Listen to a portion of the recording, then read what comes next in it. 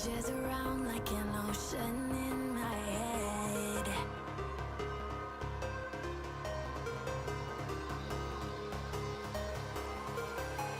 I can almost feel you walking in the distance, but I know that it's not reality. If you are echoing around inside these parallel dimensions all alone, know I'll find you in my dreams.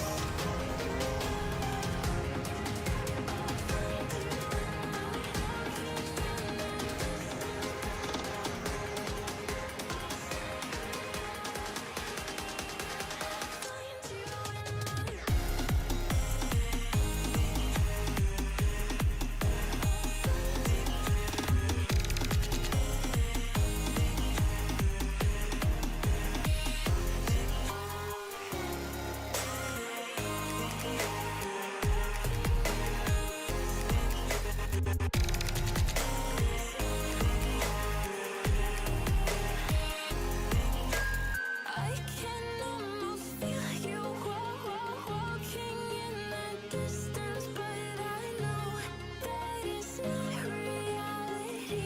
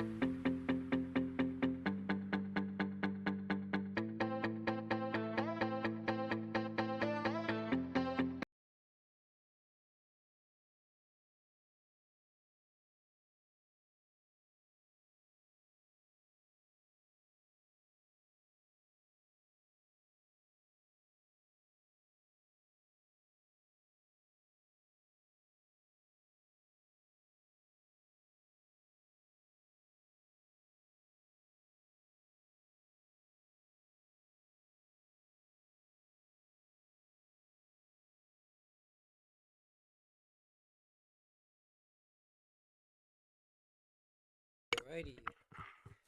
Oh my goodness. It is so much smoother now, bro. It is so much smoother now, man. Now I got so much more smoother. It's crazy. Alright, guys. So, what up? Yeah, it's unknown. Obviously, if you obviously have seen the recent news, I got a new got. Sorry, jeez, what the fuck? Got on my throat. Should have got some water. Should have had a bottle of water before I came down here. But whatever. I'll do that. I'll do that during the stream. Um, yeah. So basically, um,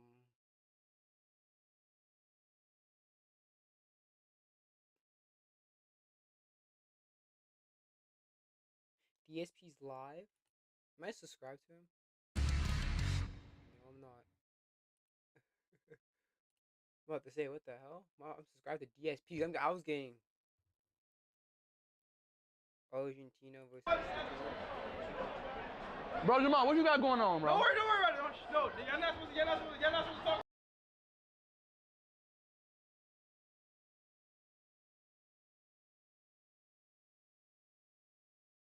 Jude Bellingham.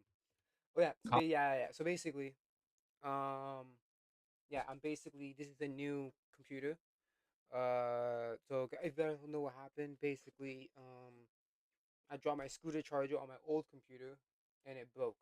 Well, not it didn't break completely, but the screen broke. And obviously, I was thinking about getting it repaired, but obviously, when I got a quote from my local because I know obviously if you go to Apple they're gonna fucking charge you even more.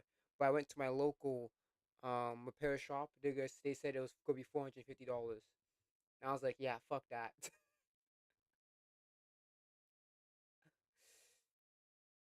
Oh man, so yeah, so basically I was like, okay, should I get it repaired? Or nah, I was thinking about it. I'm pretty sure I talked about it, but I was thinking about it, and I was like, nah, I don't really want to get it repaired. So I did my searching. And what I wanted was a strong like computer that can handle streaming like this. So I got a MacBook Pro. This is a 2021 M1 MacBook Pro. It's not like the latest version. It cost like $1,000 because I got the refurbished. Right, I got refurbished, so it cost me a little bit more money than that. But yeah, it wasn't really that. It wasn't that like expensive. Okay, let me make sure the echo's down. It wasn't that expensive.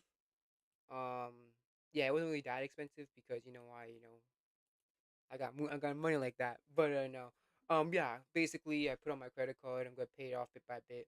I really already paid off like one third already. I'm gonna pay off the next third. Either next week or this week. I don't know. I mean, it's Saturday, so probably next week. But yeah, that's pretty much what's going on. And then yeah, that's pretty much what's going on. Let me put the night freaking thing on because I want to put. Let me put the. I don't think you guys can see it, but I'm gonna change my display. Night shift. Yeah, put it from. There we go. I don't think you guys can see it, but yeah, it's my. I mean, it's gonna get warm anyways. It doesn't matter. Yeah. So basically, I got my new computer. So the original mode I was gonna get was a 1 terabyte, 16 gig RAM. Right. That's what I wanted. Right. But then I don't know what happened with my. I don't know what happened to the computer, right? Because it's supposed to have 10 processors, but only has 8. So I don't know if it's for compensation or something like that. But for compensation, they doubled my RAM. So now I have a 1 terabyte, 32 gig RAM fucking MacBook Pro. So I think that's a steal. They wrote it down on a piece of paper. I think I have it right here. Yeah, I have it. It's like where is it? Yeah, it's like, oh, we have upgraded your device to 32 gigs of RAM. Please enjoy. I don't know why they did it, but you know what? I'm not gonna ask. All I'm gonna say is thank the Lord, and yeah. So, obviously, I transferred all my data to this one. So, basically, it's pretty much like my old computer, but as all the stuff my old computer has, but obviously on a new device. For my old computer, I'm probably gonna sell it. I'm probably not getting no. I'm probably gonna get like nothing from it because first of all, it's an Intel MacBook. That's like 2020. That's 6 years old, right? And obviously the screen's damaged. But everything works. The battery's fine, or maybe they'll scrap it for parts or whatever. But the battery's fine or whatever. I got a new charging cable for it, so that too. I still have the original box. I still have like the box that came in for it too, like the MacBook Air box. I still have it, but obviously, yeah, I don't know. I'm probably gonna have to sell. I'm probably mostly gonna sell my old computer. I know I'm not get a lot of money for it, but hey, if I get some money, then no money. So yeah, right now my MacBook is like right next to me. It's like on a little small table next to me. Just there. So yeah, I basically spent a couple of days just kind of just testing out the power of the new MacBook Pro. There's some test streams. I also put like a screen protector on it. My case supposed to come in tomorrow or Monday. I'm not too sure when, but my case is supposed to come in soon for my MacBook Pro case. So yeah, but yeah, that's pretty much it. So I got a new. I even posted on my community tab as well. Also, what I did on my community tab is that I posted that I'm on some vacation now. So for the rest of July, I'm gonna do my best to stream uh pretty much every day from for the weekends I'm streaming during the evenings, right? So like 9 o'clock, 10 o'clock. I stream during the nights, and then for the weekdays I'm gonna be streaming during the afternoon. So because I work in the evening. So yeah, that's pretty much what my schedule is gonna be. But yeah, after my schedule.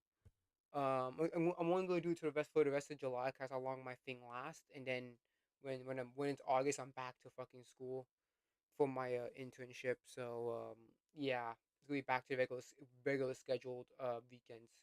But we'll get there when we get there. But for now, let's just do some reactions.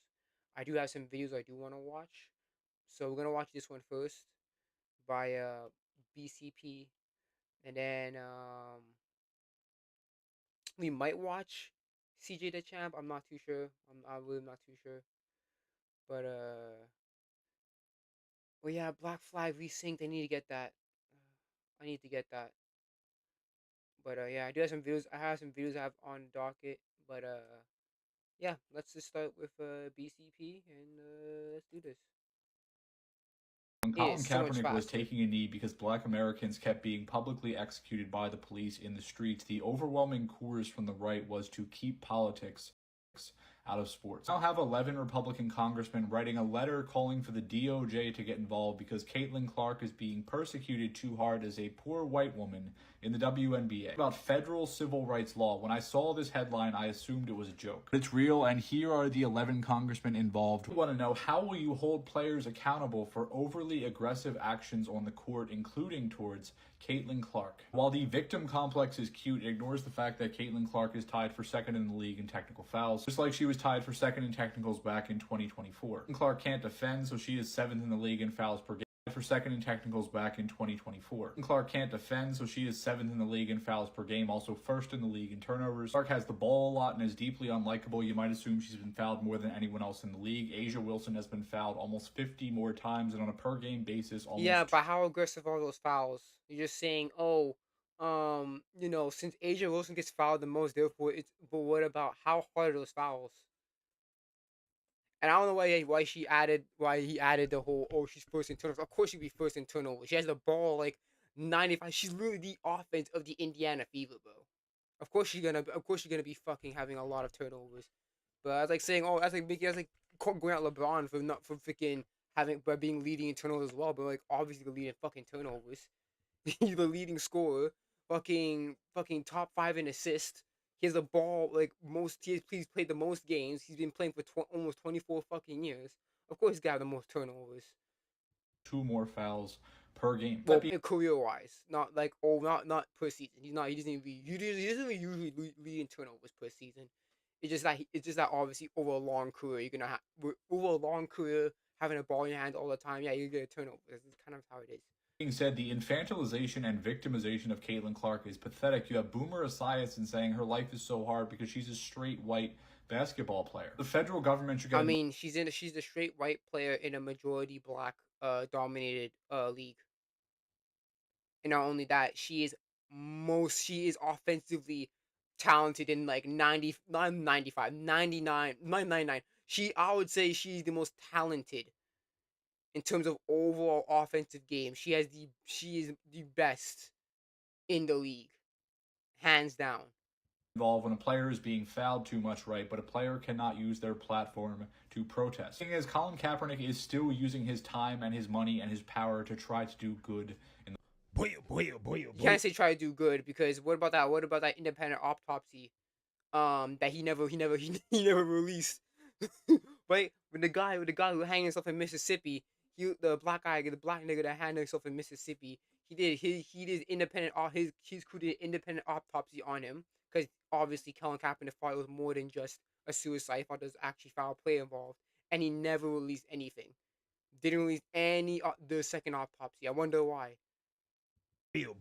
So we got to talk about liberals who are super upset with House Republicans for sending a letter to the WNBA about the abuse that Caitlin Clark is going through on the court. Now, I just find this story to be hilarious for multiple reasons, right? And the main reason is just how triggering this is to liberals, especially black liberals, okay? And I want to talk about it because they're upset, right? They're boohoo, whining, crying, right? Because the Republicans are putting the WNBA on notice about how they're basically allowing abuse of Caitlin Clark by a bunch of black lesbians. Take a look. Congress is getting involved. We just talked about it. The Republican Study Committee is threatening, saying that they're putting the league on notice. If the violent targeting continues unchecked, the league could face a DOJ or an EEOC crackdown for violating federal civil rights laws. Is that helpful, Katie? And why do you think this has gone on so long? Like, why does the league not protect her? Yeah, I think it is helpful. I think anytime you have lawmakers now using their voice and using their platform, I think it is helpful just to bring continued awareness. What everybody is asking for, lawmakers, players, I think GMs, I think across the board, is the league to find that consistency with officiating. So I think it is important that people continue to use their voice, people continue to use their platform to advocate for change. When you know that something's not right, you know, you need to change it. So I think it is good that they hear from all different sectors, the league, and try to find a way. Again, I know it's a tough job. Being an official is probably one of the toughest jobs in any of professional sports and all sports, because it's live time, but they've got to find a way, because it's Caitlin Clark definitely getting a lot of physicality, a lot of plays. Do you think it's jealousy? It is. It is. No, bro, if this girl on the right says fucking no, then she's a fucking liar. It is jealousy. The reason why these niggas are fucking mad is because Caitlin Clark is more talented than any of them. Any of them. Nobody can dribble like fucking Caitlin Clark can. Nobody can shoot like she can. She's the most offensive, talented guard in the league, period. They are jealous because they don't have the attention. They don't have not the global attention, but they don't have the popularity of Caitlin Clark. Because Caitlin Clark was fucking booming since college. She's been booming since fucking college. So it's like, and especially when you have LeBron and Steph and all these people, basically all these basketball players, all these NBA players supporting her and shit. Yeah, of course, we'd be freaking mad. Of course, bro. You know, I don't know that it's jealousy, but I do think that I think it is. You know, she does have a target. Yeah. And it's real quick. This is the motherfucking Republican, House Republicans, or whoever that was, who all over there in the motherfucking WNBA business. My question to y'all is, if y'all so motherfucking concerned about bullying, motherfucker being bullied, and if that's your motherfucking concern, why are you hiding inside about bullying and a motherfucker being nice to something, if that's your motherfucking concern, my question to y'all show him in the guard? Instead of being in the motherfucking WNBA business, why don't y'all start with 1600 Pennsylvania motherfucking Avenue? Y'all motherfucking boss. So Republicans sent a letter to the WNBA because they think Caitlin Clark is being abused. Never in my life have I heard of something like this. I just think it's time we start telling people the truth. She just ain't what you think she is. She's a very exciting player to watch in college, but that play just hasn't necessarily translated to the league. That's a fucking lie. Let's check her stats. Let's check her fucking stats right now. Okay, buddy. Okay, let's check her stats. Let's check her stats. Oh gee, 20.5 points a game, 4 rebounds. Okay. 8 okay. 8 assists. Okay, let's see here. In her career, okay. She's struggling 3-point wise, yeah, but pretty much anything else. Yeah, she's a dimer, bro. Let's see all of them. Let's see all the stats. Let's see all the stats here. So, okay. I'll say the only thing she's struggling is for threes, and she needs to calm down on turnovers. But besides that, 8.4 assists, 8.8 assists, 17.9 assists, 19 points a game, 16.5 points a game, basically 21 points a game. I don't know. It seems like she's fucking balling out. I think the only thing that's bad about her game is probably her turnovers, bro. Besides that, she's been fucking going off. I wouldn't necessarily say that her game doesn't translate, because it does. It does. She has her moments, plays well, gets injured, sits out, has controversy with coaches, teammates, other players around the league. If this was anybody else, Wait, what do you mean controversy? Everybody else in the league? Is it she making a controversy, or it's other people making a controversy that just involves her? I wouldn't necessarily say she's the one that's being controversial. It's just that she gets fucking she gets put into controversy that that doesn't really involve her. She's really like she's not really outspoken like that. Like when you really see about Caitlin Clark like as a person, she's not really outspoken like that. Like she's not like an Angel Reese or some shit like that. Right? She's more like a what? I just want to play ball. That's basically what she just wants to do. I would say she has all these controversies and shit with other people. it would be a different story. I think there's a growing concern that her clock is ticking. She hasn't lived up to the crazy expectations people thought she'd accomplish. So there is some I don't know. When you're averaging 21, 4, and 8, bro, I think she's fine. I think she's relatively fine.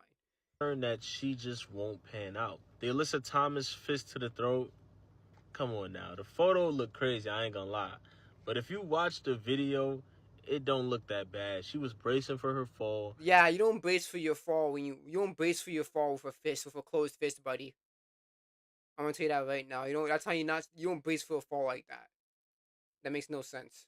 And she might have put a little something in there. But I do think Caitlin Clark, her clock is ticking. Other players around the league like Paige, Olivia Miles, Asia Wilson are much more deserving of that face of the league title, Caitlin Clark is a victim of racially motivated attacks.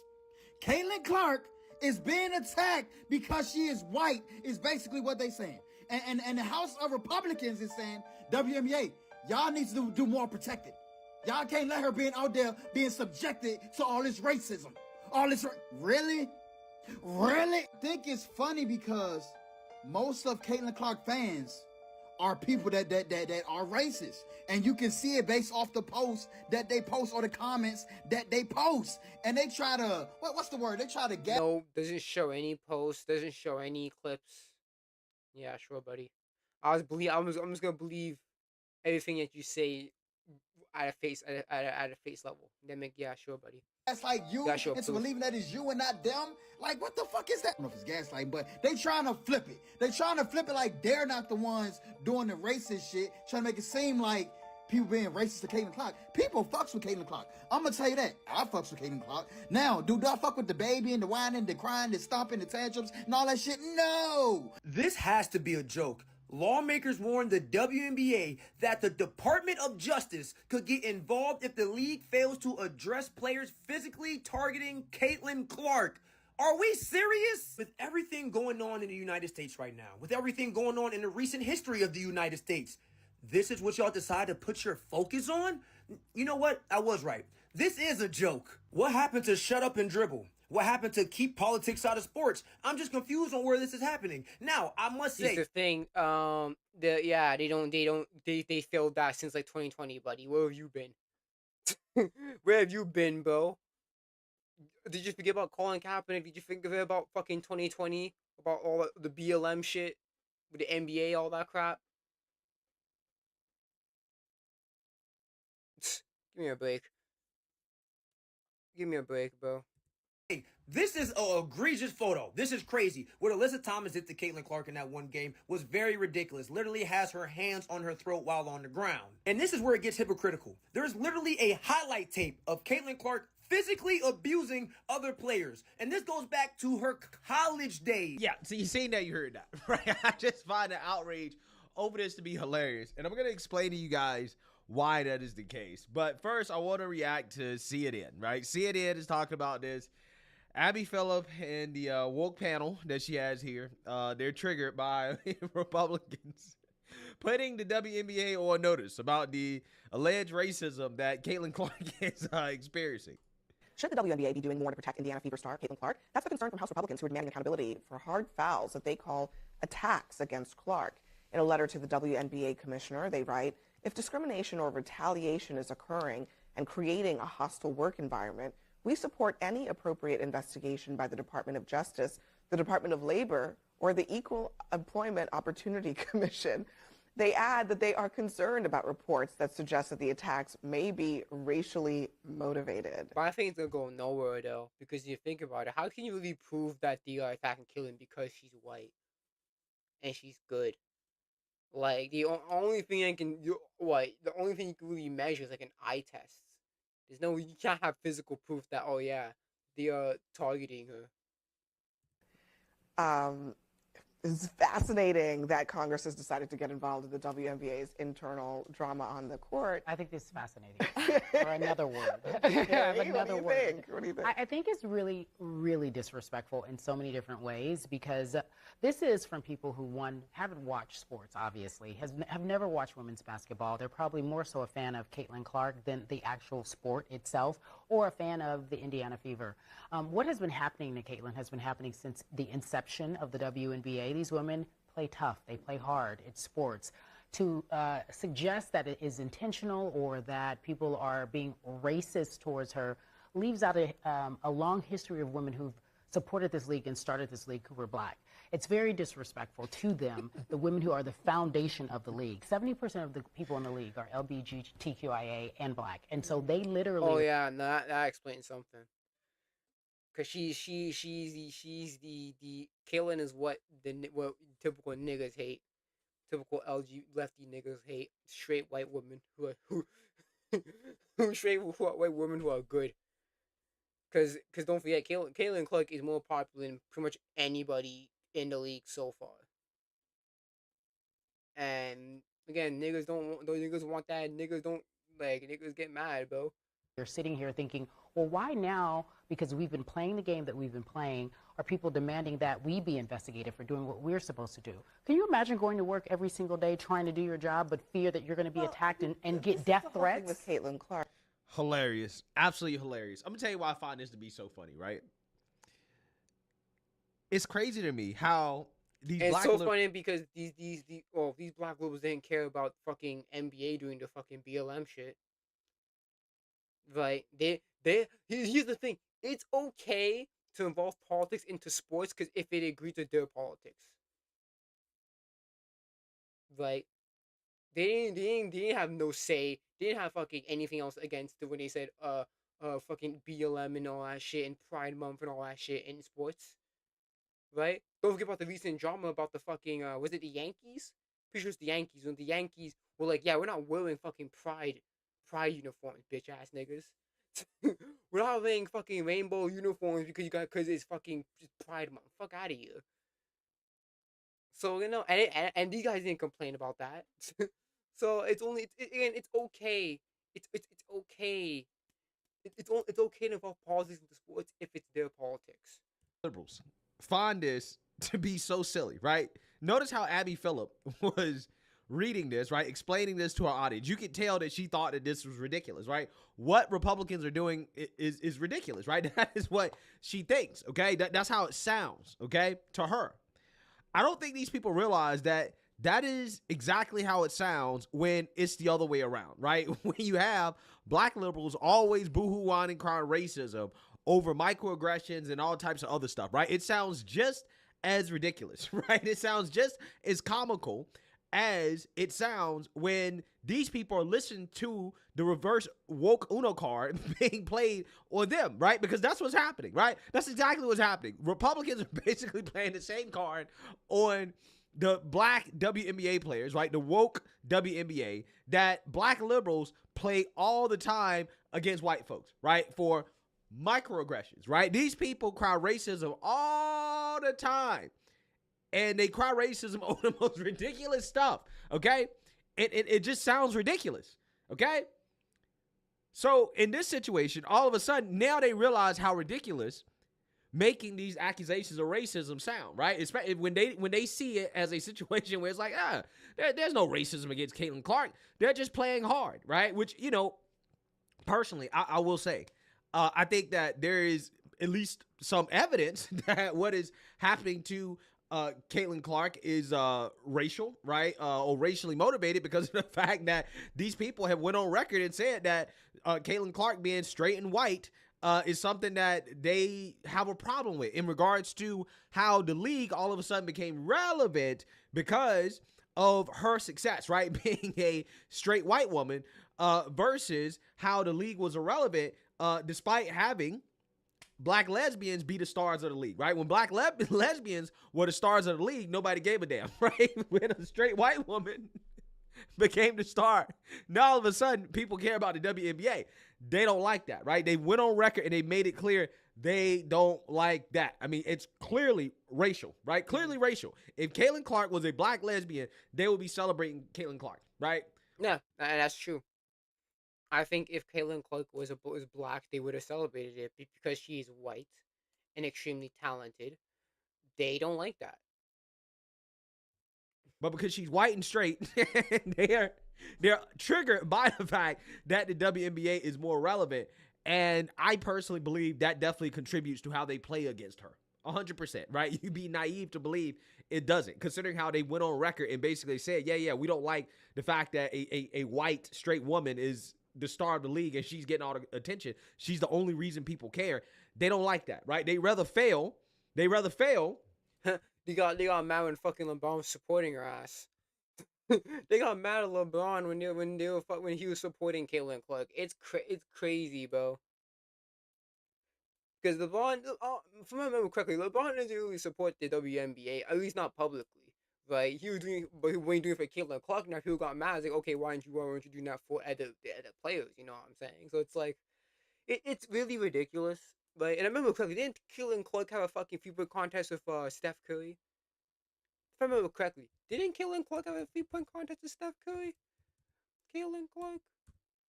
Shit, no, not AI, not AI. I don't need this. Caitlin Clark, Steph Curry. I'm pretty sure she had a fucking three-point contest.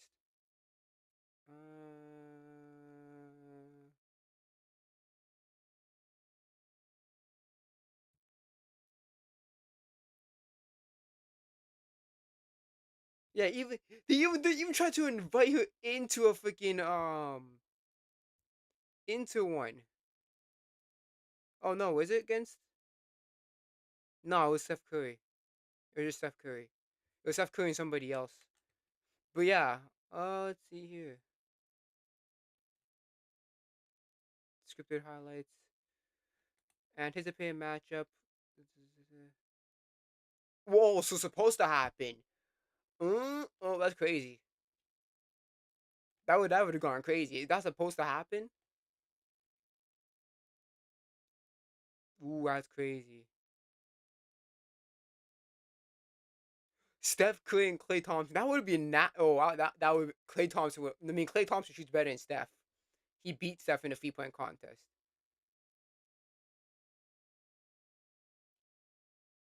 Oh shit. Honestly, it would have gone down though. okay, as black lesbians, rather than to. But it's funny though. Does Steph Curry ever had a 3-point contest than any other the black ladies? Like you only had one of Sabrina, and then obviously they were trying to pull another one with Caitlyn, but Caitlyn did the All-Star game instead. Have a straight white woman be the reason why the league is successful, right? That's how they feel. Okay, so I'm just saying that it probably is kind of ridiculous to have Republicans get involved with this. I can agree with that, but let's be honest. All of the accusations of racism that come from individuals like Karee Champion and others, right? Abby Phillip, Jamel Hills of the world, they're also ridiculous as well too, right? They're more ridiculous than what Republicans are doing right now. Fucking Stephen A. Smith. Oh, your three top players are white boys. You guys are not gonna go anywhere. Like, you see what I'm talking? Like, they even have a recent example. Stephen A. was bashing the Lakers because their 3 top players are white people. It really just shows you, like, they're so progressive, they're actually regressive. That is basically what it is, bro. Stephen A. fucking Smith, that I have been doing NBA for so long, who has freaking talked about Larry Bird and all these fantastic white players, gets mad that the 3 top players on the Lakers are white. Like, fuck out of here, bro. Because at the very least, we have some evidence that, what's happening to Caitlin Clark or her treatment is somewhat racially motivated. We actually have some evidence Larry of that. Bird, Bob Cousy, fucking Pistol Pete, right? Like, you have all these freaking John Stockton, Steve Nash, Jason Kidd, bro. And Jason Kidd, yeah, I know he's part black, but he white too, so I can put him in there. He's part white, but I can put he's mixed, so he can go on both. He can go on both freaking teams. Right? So again, there are plenty of talented white players too, but again, it's just fucking Stephen A. so dumb. Like, he thinks that fucking white people can't fuck. Even though, again, who won Rookie of the Year? Oh wait, that was a white person, Cooper Flag. Like, come on, bro. It's fucking ridiculous, bro. It's fucking ridiculous how people are still fucking talking about race in sports, even though sports supposed to be like the least racist. But we don't have any evidence of that when it comes to a vast majority of the accusations that are made by individuals like this. Is that Nikola Jokic? Like, I'm gonna stop, bro. I'm gonna stop. Back to back MVP, bro. Like, come on, bro. Come on, man. White people are talented too. She's a superstar.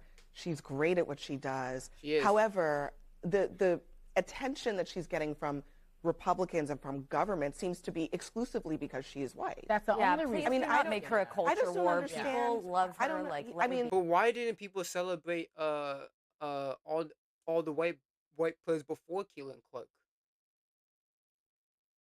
Did they do the same for all the other white players? It's sports. I mean, you're an athlete.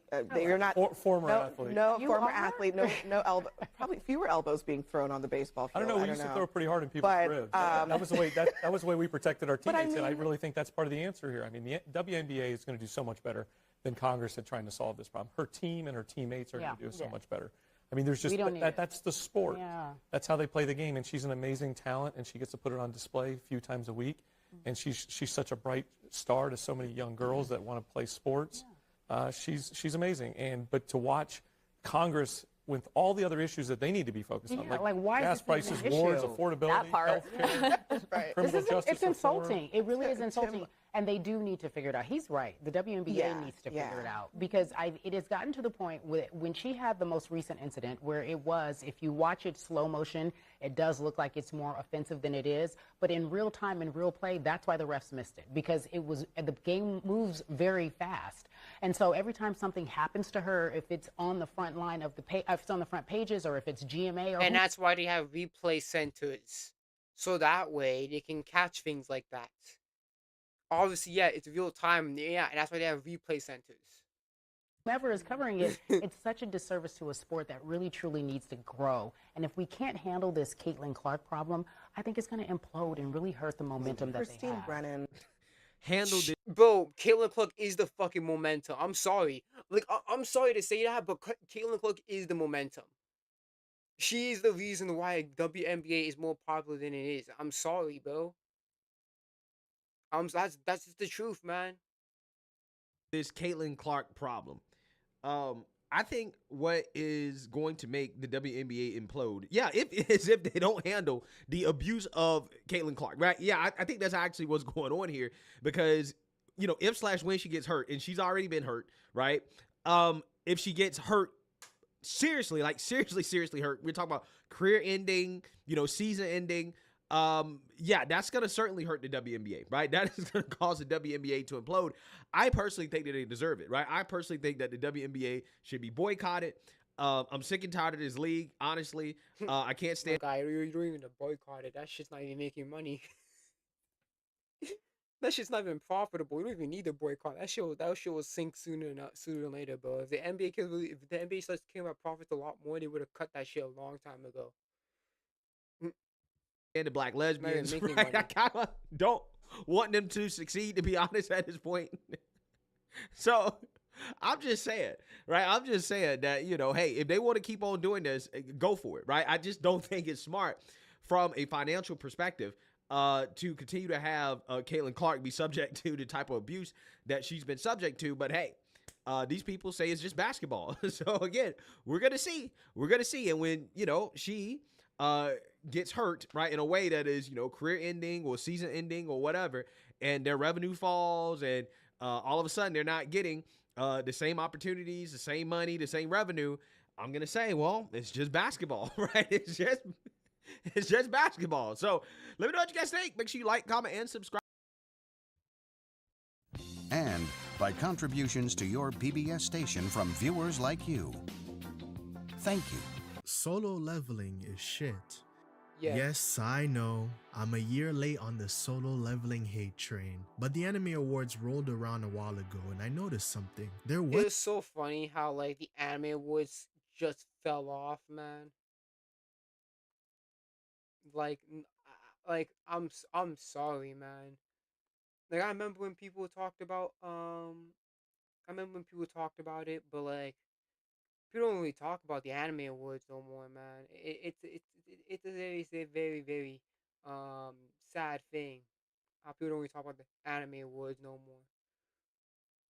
Wasn't any discourse at all. MHA's final season won like most people expected. There wasn't some big debate over who should have won. Nobody cared. Compare that to last. Yeah, I think it's because Crunchyroll has so much other shit going on with Crunchyroll, like obviously pricing, obviously the price boosting and all the fucking bullshit that they've been doing with fucking taking out anime and the subs and all that shit.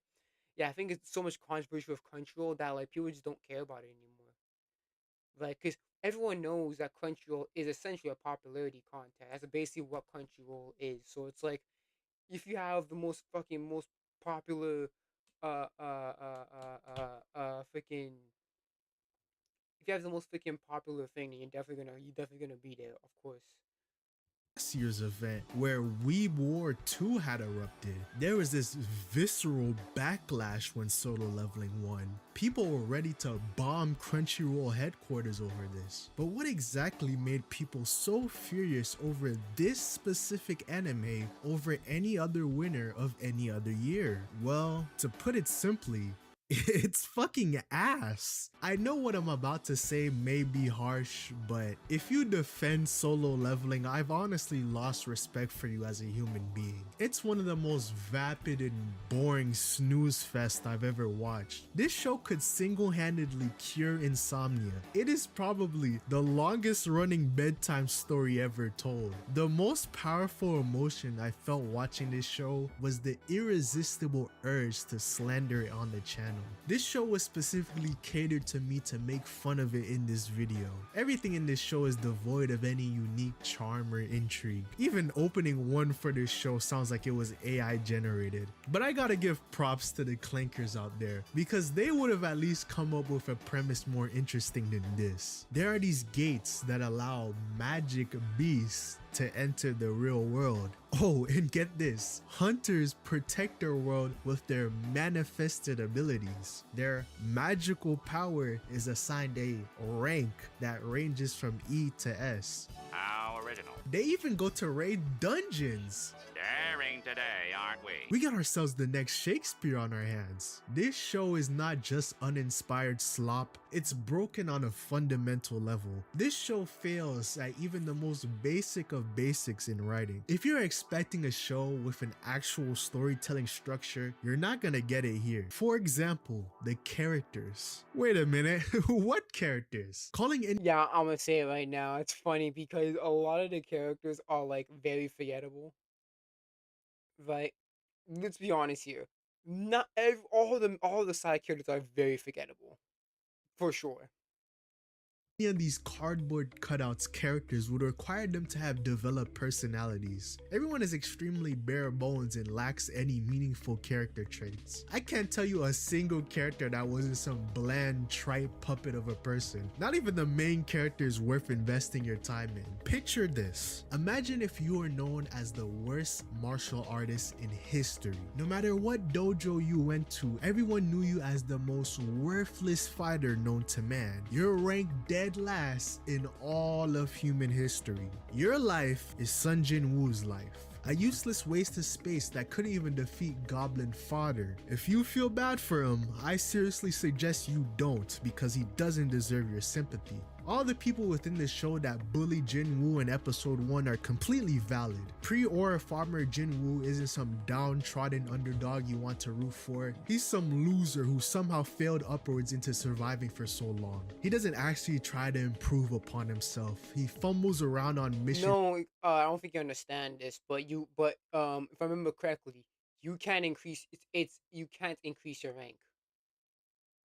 Like if your potential is stuck at C, you can't go higher than C. You can't go higher than a C rank. So that's the thing. You can't if I remember correctly, you cannot upgrade if your power is max C, you can't go any higher than that. So yeah, obviously, yeah, him like obviously there should have been more of him like training or whatever. But it's like, I mean, if you ain't got a monitor, then you're basically cooked, homie.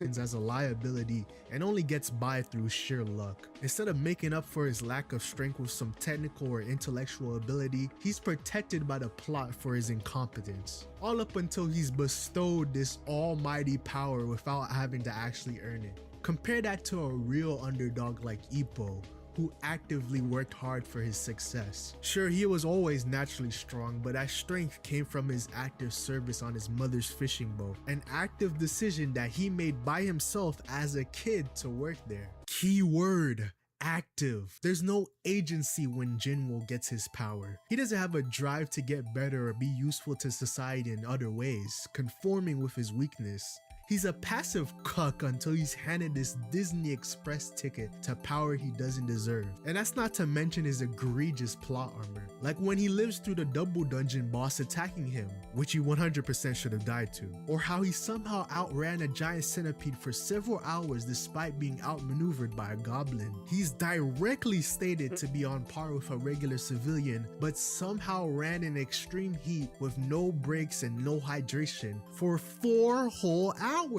Not even Usain Bolt could do that shit. Not an ounce of heart is poured into the character. The plot shields him until he's reborn through the power of RPG or grinding. Watch Jinwoo's compelling journey from transitioning into a boring nobody with a hollow personality to an even more boring soulless somebody. I know people perceive Jinwoo as the face of aura farming, but he's actually a corny, edgy geek. It's almost amusing how desperate this walking charisma vacuum wants to come off as a badass. It's like someone superimposed their Gary Stu DeviantArt OC to replace the original protagonist. Every hype moment with this guy feels so manufactured. There's no authentic depth that grounds the character. He's this artificial husk devoid of human mannerisms. 90% of his actual character revolves around the system. All Jinwoo ever talks or cares about is his system. He talks about the system more than his goddamn mother. Why spend time having him interact with other characters when he can monologue about using cheat engine every episode?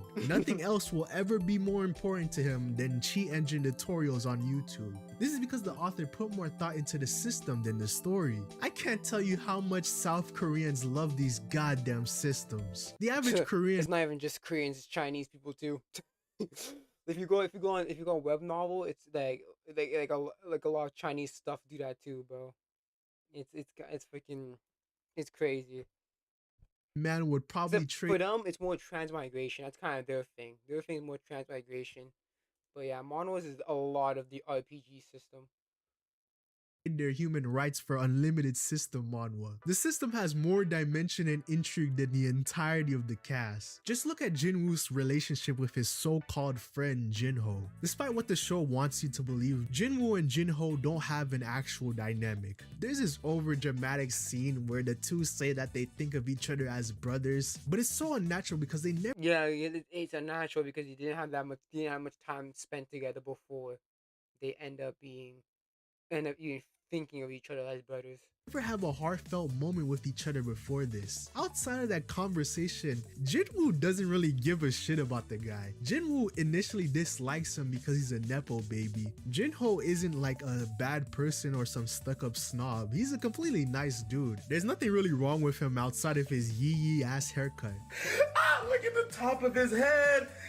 Jinwoo just looks down on him for daring to take money from his rich parents. Get off your high horse, jackass. As if you're any better, you cheat engine merchant. Most of the time these two talk to each other, it's to regurgitate exposition for the audience sake. There are barely ever any moments where they're best bros with chemistry. Their relationship is purely transactional. The only reason why they're around each other is that they both benefit from the deal they made. They act more as business partners with a common goal than close friends. And that's the writing of someone who's considered one of Jinwoo's closest allies. Can you imagine how unengaging his enemies must be? There's this purple-haired nigga, I forgot his name, who is hired by a man to assassinate a few prisoners. The man's daughter was sexually assaulted by these prisoners. His entire marriage and family was ruined because of these prisoners. But the association that manages the dungeon rage is going to reduce their sentences since they're convenient. They were going to let unreformed rapists who have no remorse for what they did out into the streets. This was the only time I felt bad for someone in this show. That's a very real issue that reflects the broken parts of our society. The show had an opportunity to expand upon this and make a compelling central theme. But they didn't. Because, again, I don't know, because from what I've seen, they don't really talk about, like, the whole hunter system. Like, that's the thing. It doesn't really go too from what I've seen in the seasons, they only go too deep in the whole hunter system. Right? Assassin. It's just like, okay, you have a shop, right? There's a shop where you can get stuff. Cool. But like, it'd be cool, like, who makes the stuff, you know what I'm saying? So if you're saying, okay, yeah, I just get the stuff there. Like, Kills the prisoners but gets caught. So there's a lot. Before I've seen is there is potential to, again, that's the thing. They don't go too deep into like the association itself and how it functions. It's kind of just like, here it is, and that's it. now he has to kill two innocent bystanders. It's later revealed that he killed the prisoners not because he has his own sense of justice and views the association as corrupt.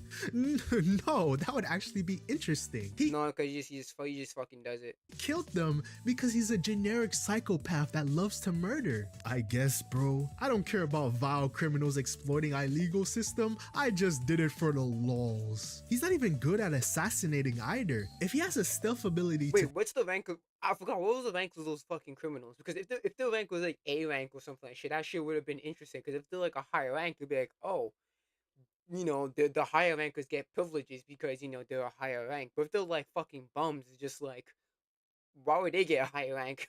Why would they get leeway? They're bums. They don't do anything. They don't contribute to anything. Completely disappear.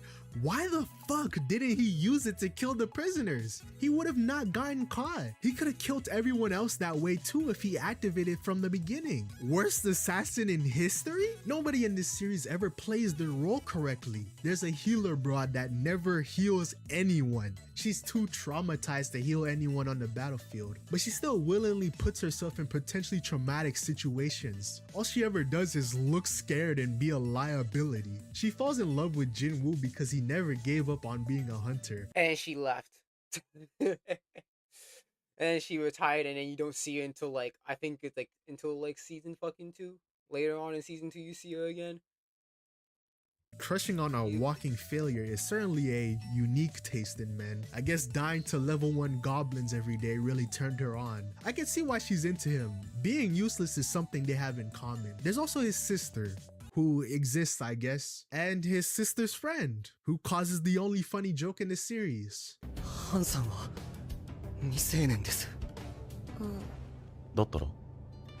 Oh, how about another female character, Cha Hae-im? Oh yeah, she's not really much of a character either.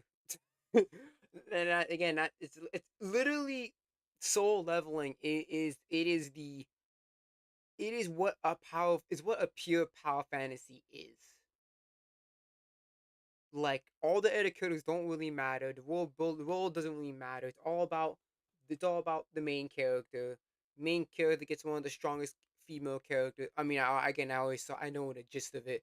Male character gets super strong, ends up being one of the most top fucking hunters.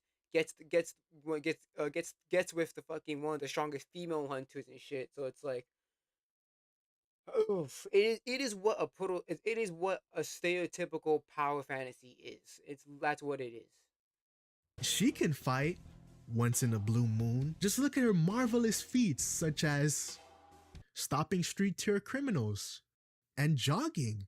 Man, I could do that shit. They emphasize how much of a brilliant and talented fighter she is, only for her to never— Oh yeah, and she didn't only like when she goes to the season 2, she gets bodied by the fucking she gets bodied up by a fucking fake ass fucking what are they called again in Hunter x Hunter? Fake ass what are shit's called?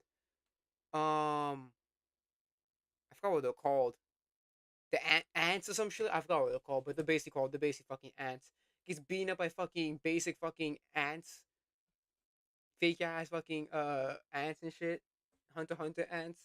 ever win a fight. I don't know why they set up this chick as being someone important when she does nothing of value by the end. This is basic show don't tell shit. Characters that are powerful should showcase it by winning battles. They don't even have the decency to give her a cool personality. Her only notable character trait is that other hunters smell like ass to her. No, literally. I'm not exaggerating in the slightest. Her sole defining character trait is that every other hunter just smells like boo-boo around her. Now, I have a personal headcanon that she doesn't have a strange condition or anything. Hunters universally just smell like booty. You wanna know why I think that? Because these hunters are pure shit. The S rankers, the cream of the crop, the top tier. Oh yeah, these S rankers, they get bodied too. And it's funny. It's funny that in literally like the first, not the I'm not the first arc, but like I'm pretty sure the second. I'm pretty sure it was the second season. The second season, they get bodied instantly by that freaking ant, by a fucking ant king.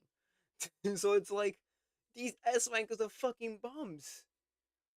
Cause usually, you know, you would prop them up, like they would be top, like they would give Sun Jin Woo some fucking trouble.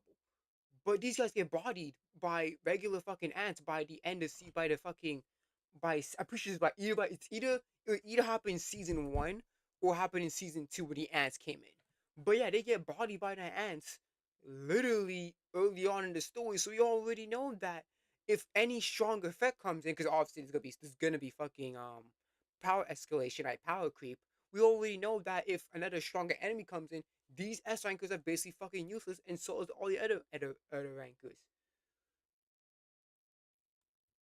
years of the verse do nothing. Red nigga, slick back nigga, lion nigga, all of these dudes suck. The S-rank hunters get mogged by Timu Merorem. Not a single one of them matters. They will waste your time with scenes of them talking about shit no one cares about. Nothing they do justifies why they get more screen time than background characters. Their conversations amount to nothing. It also doesn't help how the characters are as dull as they look. Is this the artist's first time designing characters? Did someone mix up the extras with the main cast? There's this viral meme about solo leveling where viewers forget anyone who isn't Jinwoo. People forget their names because there's barely any distinction between characters. Barely anyone has their own individual motivations, conflicts, and character arcs. Yep, that's true. And that's the problem.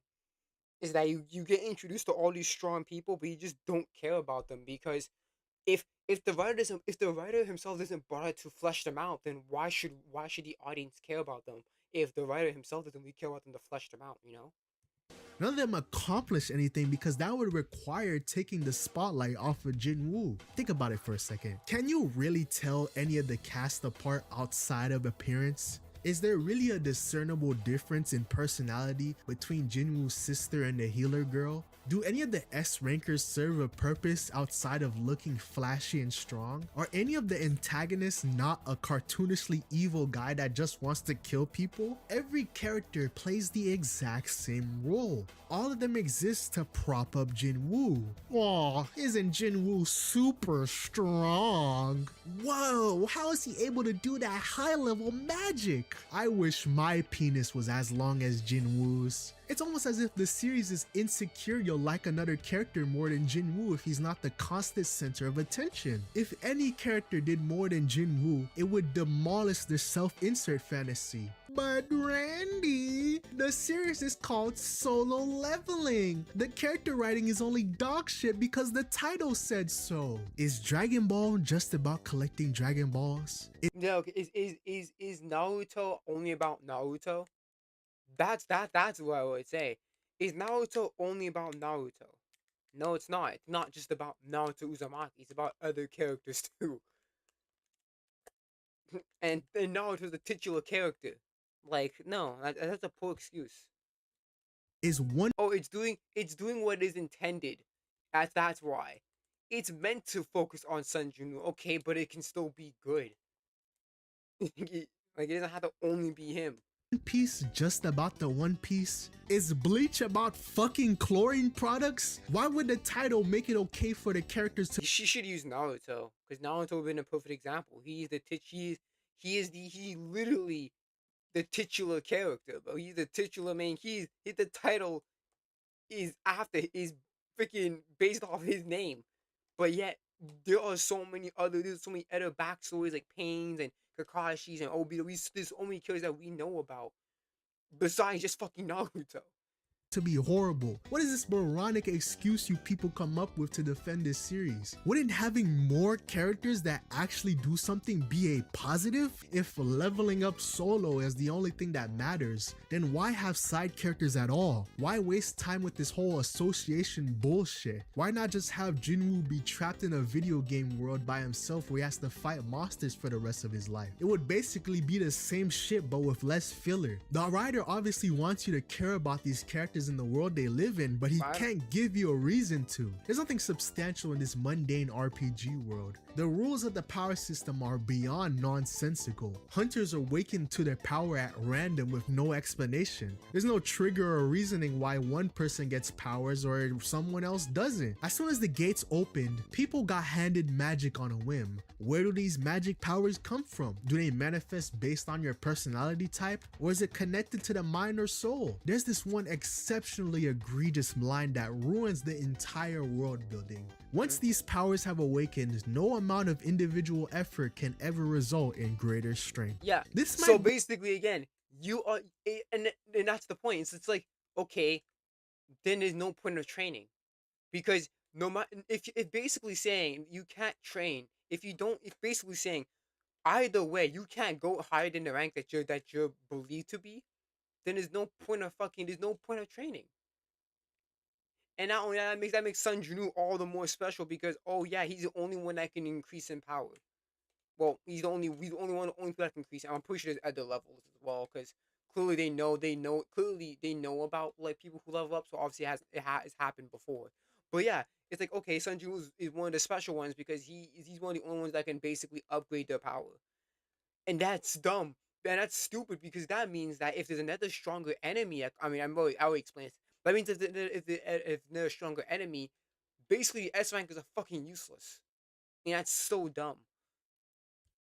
Be one of the worst lines in fantasy fiction. What could possibly be restricting hunters from growing their powers? Do mages not learn new and stronger spells? Do knights not enhance their swords or refine their techniques? Do melee types not increase their muscle mass? Do permabuffs not exist in this RPG setting? There's gotta be an endless amount of ways to improve your magical power. What's the point of showing characters working out or training if they can't increase their magic level? Exactly, That line is basically saying that no one in this show puts effort into their strength. Every A and S ranker I don't think that nobody does put effort. Nobody can put effort. Is that all that effort means nothing because you can't actually increase your in strength, therefore you can't increase your ranking. But again, it all backs to the question of why show clues of people training, right? And then but it doesn't mean anything because not they can go any higher than that. Gold on the magic lottery, and all of the scenes of them training are them just LARPing for the fashion. One of the best parts about magic systems is the growth. Seeing characters expand their skill set and arsenal demonstrates their progression. Why would you remove such a core component out of your magic system? Oh, right. It's to ensure nobody else can excel like Jinwoo. It's time we talk about Manhwa's darling plot device. The system resolves any and all conflict within the series. The glaring issue with this is that the system is limitless. There are no constraints or boundaries on what it can do. It can infinitely increase Jinwoo's stats. It can pull items and gear out of thin air. It can perform necromancy and recruit Jinwoo's previous enemies to his side. I mean, how could you ever lose with these advantages? There's no risk or trade-off for these abilities. You get all the benefits without any drawbacks. Compare that to Lelouch's Gios. Mind control is ridiculously overpowered, but there was an interesting limitation. He could only control someone once. Lelouch had to be careful with his commands to make sure each one fulfilled a purpose. Having one use prevented him from solving everything with ease. Limitations create challenges. Challenges are necessary to keep things engaging. That's one of my problems with Fairy Tail. That's one of my problems with Fairy Tail as well is that there's no like limitations on like how much magic you can learn. Like there's no limitations on stuff like that either. That's another issue about Fairy Tail. That's an issue about Fairy Tail that I have is that there's no really set limitations. So basically, anyone can learn any magic at any time because we see villains on multiple forms of magic, right? We see characters throughout the show with multiple forms of magic, but we only see our mainline characters only having their only source of only one form of magic. It's like why don't they learn other ones? Right? Because nothing's stopping them. Without challenges, It's not like My Hero where it's like, oh, you are born with that quirk, you're stuck with that quirk. You can improve on it, but you're stuck with it. Unless the exceptions, like obviously, One for All, or like something like Monoma, but you're copying things. But then again, that's temporary. So it's like something like that. If it's like genetical or something like that, or something that's permanent. But nothing for the characters to overcome, which makes for a dull and predictable show. If they're gonna add this RPG game element, then extend. I heard from Brandon Sanderson. He said that what makes power systems interesting is the limitations. Like the one like that's like one of the best. That's what makes power systems fun because and I understand that because when you're limited to only a certain when we only limited to a certain amount of tools to get over an obstacle, that can start creativity. Because if you have basically everything in your tool set and it's all a problem, you can just do one thing and I'll solve it instantly. But if you have a certain limit of like of stuff you can do, that would boost creativity because you actually have limitations. You gotta think outside the box and stuff. it to this setting too. Has the creator of Solo Leveling ever actually played an RPG? I feel like his knowledge of RPGs is limited. Like he's only seen TV parodies and writes based on those. It's like he's only interested in the aesthetics more than anything. If you're gonna do the whole dungeon and clearly he is. Clearly he just is. dragon stick, then at least make it authentic. Are there no subclasses? No clerics? Paladins? Druids? Not even a barbarian? Come on, dude. You'll always get the most generic concept that comes to mind when it comes to design. What powers do you think the guy dressed in all red has? Fire. What do you think the enemies in the snow dungeon are? Polar bears. What do you think the insect monsters look like? Ants, but bigger. Could you at least have an ounce of creativity? I would appreciate the setting more if it weren't a sterile interpretation of a fantasy game. Everything I said so far could have been forgiven if any of it was entertaining. I know people like to meme and joke about Solo Leveling not having a story, but the memes are fairly accurate. There truly isn't an actual structure on how everything is told. Oh, you don't. Yeah, it's not really because again, Jinwoo doesn't really have a long time goal because one of his goals was to help his mom, like to cure his mom, but he did that now. So what is there left to do now?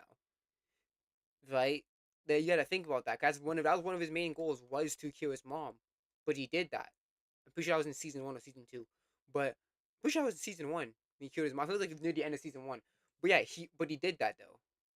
So it's like, okay, what's the next goal now? What is he gonna do? That's the thing. It kind of just feels directionless. It's just like now you're just doing things for the sake of just doing things. Don't like it because it's not a complex story. Not everything has to have AOT level writing, but it's not about being. But even that's trash. So I wouldn't call that good writing. That's just trash as well. Complex. Ippo is simplistic and formulaic as it gets, and it's still one of my favorite things to ever exist. There are plenty of masterpieces that are simple and straightforward. Complexity doesn't inherently equate to better quality. Just because something is complex doesn't mean it has any substance. If those complex elements don't serve a purpose or act in cohesion with each other, then you'll just create a convoluted mess. Solo Leveling doesn't suck because it's not a complex. That's the Saw franchise. Oh yeah, Saw. I don't know and then you have Spiral. I don't know what the fuck you're on Saw anymore, man. I lost track. Story. It can't. It feels like I watched Spiral, and it's like I don't know if Spiral is like. I think Spiral is like a sequel, like a sequel so far into the future, some shit like that. I don't know. I think it's a sequel. Competently tell a simple story to begin with. The series is directionless. The plot meanders around with meaningless scenes that don't service the story at all. You just sit there and wait until Jinwoo enters a dungeon for anything to happen. And Jinwoo's noob pro hacker ass plotline gets old and repetitive quick. Nobody outside of him ever has any actions that create change. It takes nearly forever for the association to figure out Jinwoo's power. He was literally the weakest hunter known to man. And it's dumb, and it's funny because they know about like people who can level up. It's not the first time he's done that. So it's like I don't know. It's like why are you taking so long to figure out what he is? You guys already know about people who can level up. It's possible. But somehow survived numerous mass wipeouts. Jinwoo was hiding his true self for so long that I thought that some conflict would arise when he got found out. But nothing happened. No, nothing drastic happens. It's like, oh, the chairman wants him to be one of the top hunters, and that's it. He basically just gets benefits from it. There's no like there's no like major consequences at it. It's just like, oh yeah, he's more popular. Wow. Jinwoo hid his power for no reason because the others just accept his strength. Why doesn't anyone interrogate Jinwoo about how he had this gigantic leap to S-rank? They don't see him as a threat or try to analyze how he became this anomaly. He has the freedom to do as he pleases with his power. There's no logical flow that progresses from one arc into the next. Without this, there's nothing that connects the plot beats together. It's a series of random isolated events happening that have no relation to each other. You may argue that all of this is intentional. Everything else is just a backdrop to the— I'm sorry. I don't care if it's intentional. It can still be trash. Like I don't like if you tend to make a shitty meal, right? Let's just say I did that on I purposely made a shitty meal. Okay, but the meal is still shitty. Even if you did it on purpose, it's still a shitty meal. Regardless. A power fantasy. But then why watch the anime at all at that point? Why not just watch Jinwoo's fights through TikTok and YouTube clips instead? You would essentially have the same experience. I believe this series wants to have a plot but never delivers on telling it. Random things just happen with no planning involved. Let me describe. And then obviously I know a friend who actually like read the shit, and like then it goes like the time travel and all that shit. I'm just like, what? Like, no joke, it goes like the alternate universes and alternate timelines. I'm like, what? It's literally random bullshit. Go. I don't like what. I remember that my friend told me. I was like, yeah, you know, there's time travel in Soul Level. I'm like, what the fuck? What are you talking about? What do you mean time travel? Yeah, you know, there's like different timelines and all this shit. I'm just like, how are you gonna fit that in there now?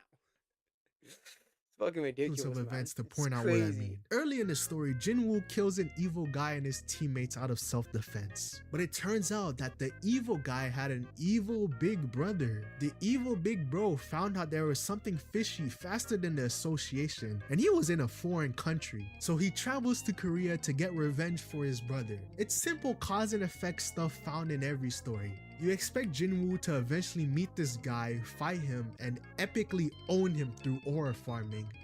But no, the evil big bro never encounters Jinwoo. Instead, he meets Jinwoo's dad.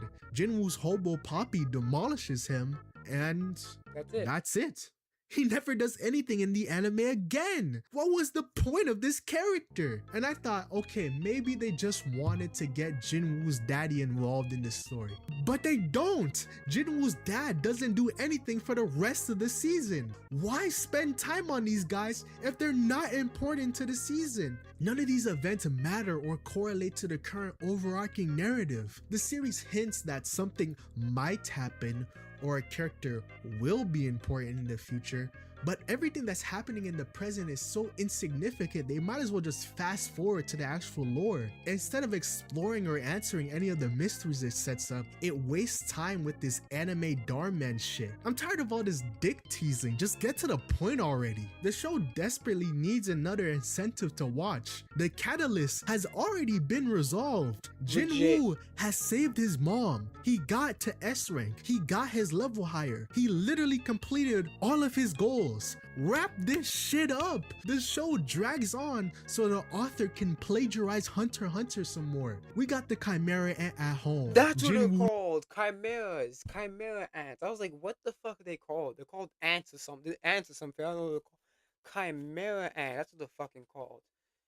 Oh, yeah. That's what they're called. Lost his humanity while Ant-Man gained his. Original, be your own you. Be your own you. Watching that arc was like eating off-brand cereal. It's the reason why I don't see any future arcs possibly being worth watching. Even if I only cared about hype moments in Aura, I still wouldn't want to watch more. People often say that Solo Leveling is entertaining to watch if you're just there for dumb fun, but I sincerely disagree. It's an extremely lackluster and mundane show with a nice action sequence once in a while. I unironically don't think there's much hype or aura at all. If I wanted to watch something that's just about hype fights, there are many other things out there that are executed way better, like Bangkok Knockout. This movie has a dumb story. I might even argue that the story makes less sense than Solo Leveling, but what makes Bangkok Knockout far superior is one thing: absurdity. Solo Leveling is everything you expect from a system power fantasy manhwa. You already know the system will give Jinwoo an ever-expanding arsenal. You already know everyone else is fodder to uplift Jinwoo. You already know any woman in Jinwoo's vicinity will become his fleshlight. It's all run-of-the-mill stuff done countless of times. But with BKO, everything is batshit insane. One scene, everyone is standing around trying to figure out what's going on. and then boom! So much crazy shit happens in this movie. There's a cage death match with spectacular choreography that utilizes the environment. There's a spider monkey mutant guy that chases a dude while they do parkour on top of a building. There's a huge free-for-all brawl where everyone is fighting all at once. Jason Voorhees shows up. I'm dead ass. This movie has a Thai Jason Voorhees. And two Thai dudes literally fight while clinging underneath a truck. And the best part is that there's no CGI or special effects. It's all done practically. Everyone does their own stunts no matter how dangerous. The amount of effort and care that was put into making this happen is beyond admirable. The team behind BKO was clearly passionate, and I feel like that's why I resent Solo Leveling so much. There's no passion. It's this stale corporate product to churn out for the masses. It exists as a cash cow, solely to be milked for an eternity. That's why I'll never have respect for the series or the people who defend it. You may think I'm an asshole who hates fans having fun, but I'm completely fine with people enjoying Solo Leveling. After all, it's perfectly okay to have shit taste. I'm not gonna lie. That's facts, man. It's perfectly fine to have people have shit taste. Oh, man. But yeah, no, it is Soul Leveling is basically the most generic power fantasy you would ever see. Like, if you want to know what a power fantasy is, what literally is, then you can literally just watch Soul Leveling. That's just what it is, bro. Okay, let's see.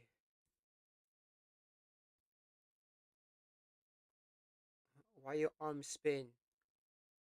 Because it's your body's natural reaction to catch yourself before you fall. Basically what it is. What about any videos? Ugh, I don't care about any of them. I'm gonna be real. I don't care about any of them.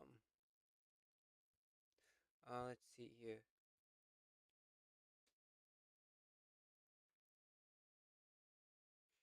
My mother and stepsisters aren't wicked. Episode 1. Oh, I'm gonna actually watch that on my own because I don't want to get fucking taken. Look, watch this. Monte Sensei. I don't know. I think that what makes this film so beautiful is that it's not centered around a man. It's not centered around love at all. But we'll see. I don't really know, but it should probably go both ways. I don't know why this has become a selling point to pitch a movie to viewers, claiming that a film is anti-love and anti-man, as if the two are a detriment to any film's success, when in reality, the past decade has proven the opposite, that the more Hollywood and Western entertainment moves away from the universal themes of love and tries to replace, push out, or mock male-led franchises, the less success your product will actually receive. But when it comes to ideology and activists, of course, analytics and what the audience wants does not matter. Regardless, failing upwards is a trend for these folks in charge, responsible for these decisions. Which is why when I got recently asked in a live stream who was a favorite waifu of mine, I mentioned Rit from Banished from the Hero's Party. Besides having the heavies, hell yes, she is a great example of being tough when need be, while also being very feminine at the same time. I stated this is why I'm so thankful of anime more than ever, because it still embraces these. Yeah, because Japanese people embrace traditional beauty. They embrace basically traditional femininity, traditional masculinity, all that shit. That's basically what they do. They still believe in that. The West hates that. The West starting to hate that. And that's why they don't like Japan. That's a lot of niggas. That's why they're trying to corrupt Japan slowly, bro. Right? With all these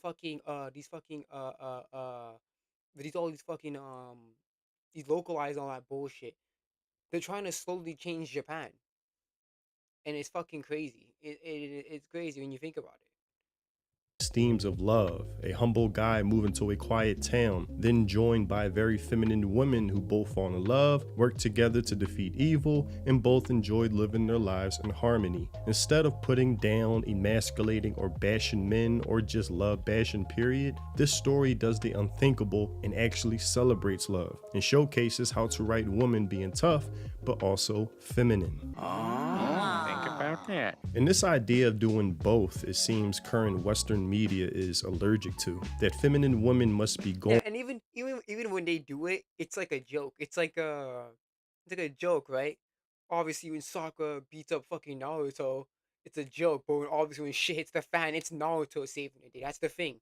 When they do it, it's like a joke. But when the Western people do it, it's serious. It's like, yeah, this is not a joke. This is actually what we think.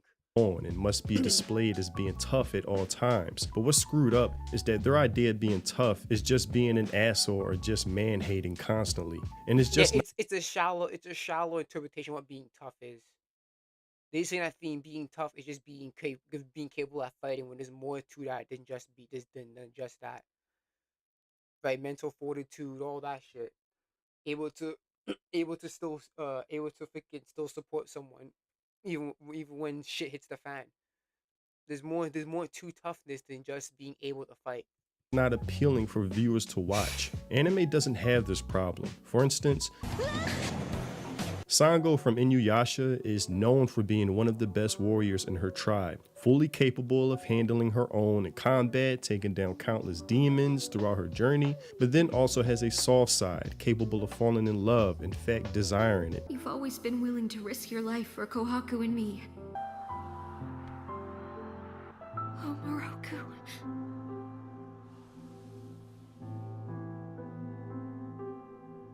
And is happy at the thought when asked to have a family with Miroku. If we made it that far, would you come live with me? Would you bear my children, Sango? Jeez. If people actually say that, if people actually say that back in the day, it's like, yo, do you want to hold my kid? It's like, damn, man. Like, we already understood. You say, if you go far, would you want that? I like that. That's already enough. I don't need to hear, hey, do you want to hold my kids? Like, I don't need to hear that, bro. That's a little too direct. God damn. Sango? Yes. You'll have my children? Yes. Moroku? Thrilled at having his babies rather than reacting nasty to it, referring to babies as parasites. Also, and sentenced to be a hero, Kivia, who has a masculine temperament, leader of an army, exceptional warrior on her own, begins to have a crush on Silo as she slowly begins to realize him as an honorable character. And when wearing a dress which is uncommon for her, she blushes, actually enjoying it, then fishes for a compliment from Silo while pretending not to need one. But when he does, it's almost like a shockwave that hits her.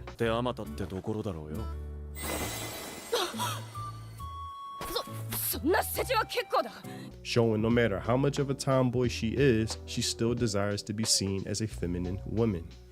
May I ask one final thing? Scarlet, who is an all-out brawler, enjoys fighting, tomboy all the way, yet is able to get into her femininity from one man who catches her off guard, bringing out her soft side, which serves as a joke later, but the desire is still there. Oh yeah, I still need to watch that show because I only watched like a few episodes. I stopped.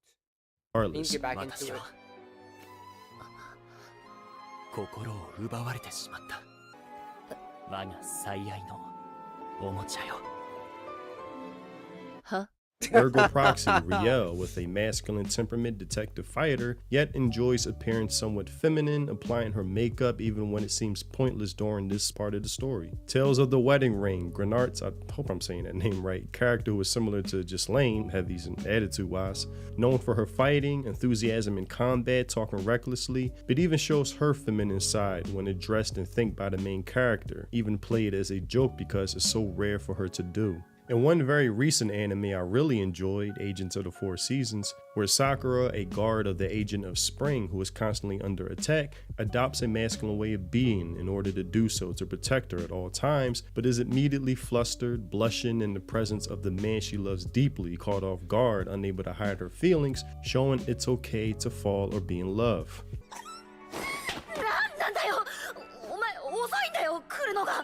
Also, just in time for this video, Mushoku Tensei Season 3 just dropped, and Aris, who we haven't seen in a while, her whole training arc in order to progress as a worthy fighter revolves around getting more in touch with her femininity in some type of way. Now, we all know Aris is quite the masculine temperament, tomboyish, don't mess with me attitude, even described by the characters around her as a mad dog beast full of animosity. よろしく。まるで野獣だね。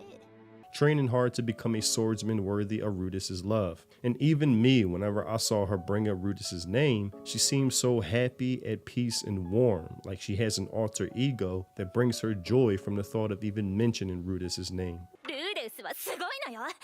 And one piece of advice she receives from her peer is that she ought to try to think of Rudis more while taking better care of herself with regards to being a woman, like taking a shower. If only she knew who Rudis really is. Which is almost foreign to Aris. His past life. Because her peer notices she's at peace and her murderous intent isn't as detectable, which is holding her back in her training whenever she talks about Rudis. And the moment she receives this advice and actually does that, she smiles naturally, realizing, damn, her friend was instantly right. まあ、確かにルーデスは選択とか豆だったわね。 Then, as she carries this advice into her next sparring match, she smiles genuinely, catching her opponent off guard, finally beating the one she couldn't, blushing after the fact, feeling proud. So in order for Aris to progress as a fighter and person overall, she had to tap into her love she has for Rudis, getting in touch with her femininity in order to do so. The perfect example of being tough while also embracing her femininity. Now, while making this video, more examples keep popping up in my head of woman characters who drive this point home for me. Like Casca from Berserk, who is known as an ultimate warrior amongst the band of the Hawks, but at the end of the day still wants to be seen as the woman she is in a feminine dress. It's silly. I can't believe I came wearing something like this. And look at all my muscle. I look silly, don't I? The truth. No. You look very lovely. Really? Sure. Examples I could keep giving that would make this video seem infinitely long. This idea of a tough but feminine woman, anime still does effortlessly to this day, able to give us woman characters that are appealing to watch and read, which is why when compared to Western media, anime and manga's writing are far superior without a doubt. Hence its popularity in current day, whether people realize it or not. Message! See, anime uplifts what Western media puts down. Women characters who nurture and heal are seen as something degrading. Like, she's like the really kind girl who has superpowers, like to like heal everyone and like make the world a better place. Poor women, we have to heal everyone. And then Tifa's like this like sexy little thing who's like a thief and stuff. She wears a short skirt, and you're like, I can't decide. And then the one that's gonna heal everything and the one in the short skirt. These are the options. Oh my god! This is the problem with the world. While anime presents them as something sacred to be cherished and not to be looked down upon. Even in harem-like anime, where multiple women are seeking love from one man, there's still a sense of genuine romance and love being sought out and offered. A sense of protection from the man and the woman accepting his willingness to die for them. In modern Western media, the idea of courting a woman is seen as toxic, evil, or just stalking. There's a big focus on her love story with a guy who literally stalks her. Yeah. Weird. Super weird. So we didn't do that this time. While in anime, it's appreciated and something the woman desires even if downplayed comedically. In Rama, one of my favorite characters, Ukyo, who is known as a tomboy actually being mistaken for a boy at first, until the heavies are revealed, that is. Gotcha!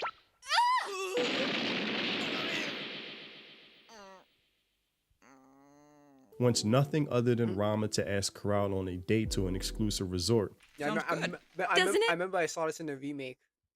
Asking herself, will he notice her more if she dressed like a girl tapping into her feminine side? Would he like me better if I acted more like a girl? I'm his fiance, but he treats me like one of the guys. Maybe I can show him another side of me.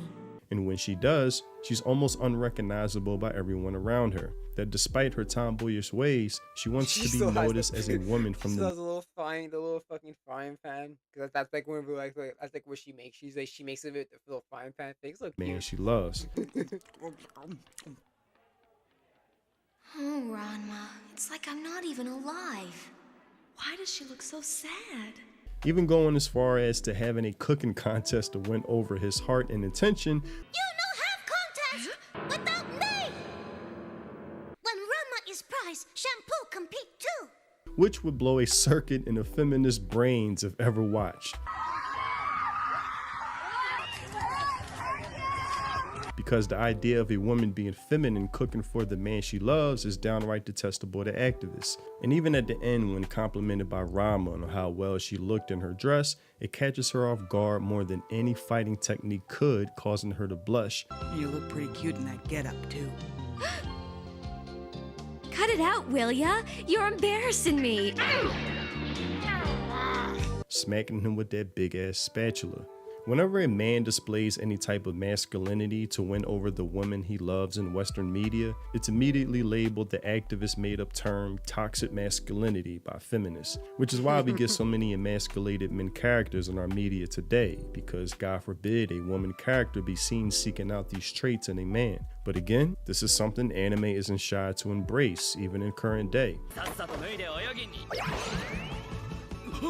The Frontier Lore Begins with Zero Subjects is an anime airing right now. It has a burly man named Diaz who meets a bit of a tomboyish female named Alna, who at first deems him as an unworthy man to be, maybe dim-witted as well.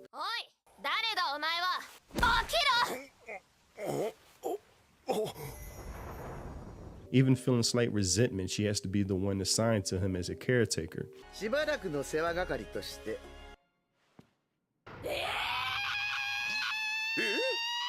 But once his skill as a fighter and hunter are displayed, her perception is immediately flipped upside down, surprising even him at first by her switch in expression, probably seeing her smile for the first time with such glee and proudness. Describing him as manly, seeing him as capable and being worthy of such praise.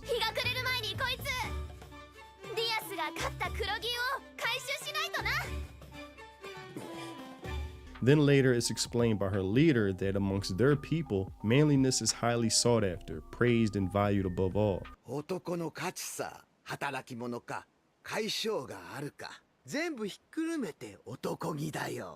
That a man is determined by how much he's a hard worker, reliable, and that Alna is a grown woman and is delighted to be in the presence of such manliness, which puzzles him when he asks, but isn't a man determined by other things as well, such as good looks and conversation? To which the leader responds, don't be ridiculous. Which I just thought was funny, because she says, that doesn't matter. Can you bring the bacon home or not? Are you able to provide for a family? That's all that matters. And that alone, I can hear the feminist seething over.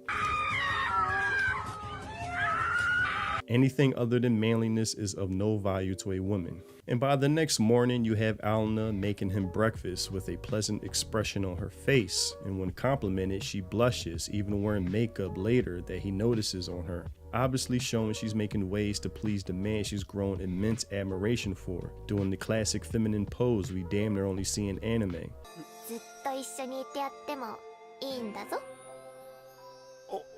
And later, during her hunt against a monster, she's left helpless facing death, but is saved by Diaz, showing a level of manliness she's never seen before, instantly jumping on him, saying he'll be the man that she marries without a doubt.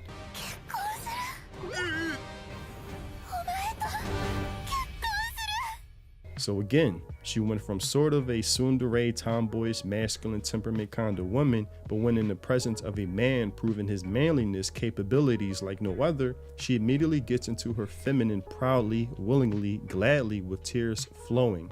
Good luck trying to get any modern Hollywood screenwriter, game developer, storyteller, whatever it is, to implement these themes into anything in current day.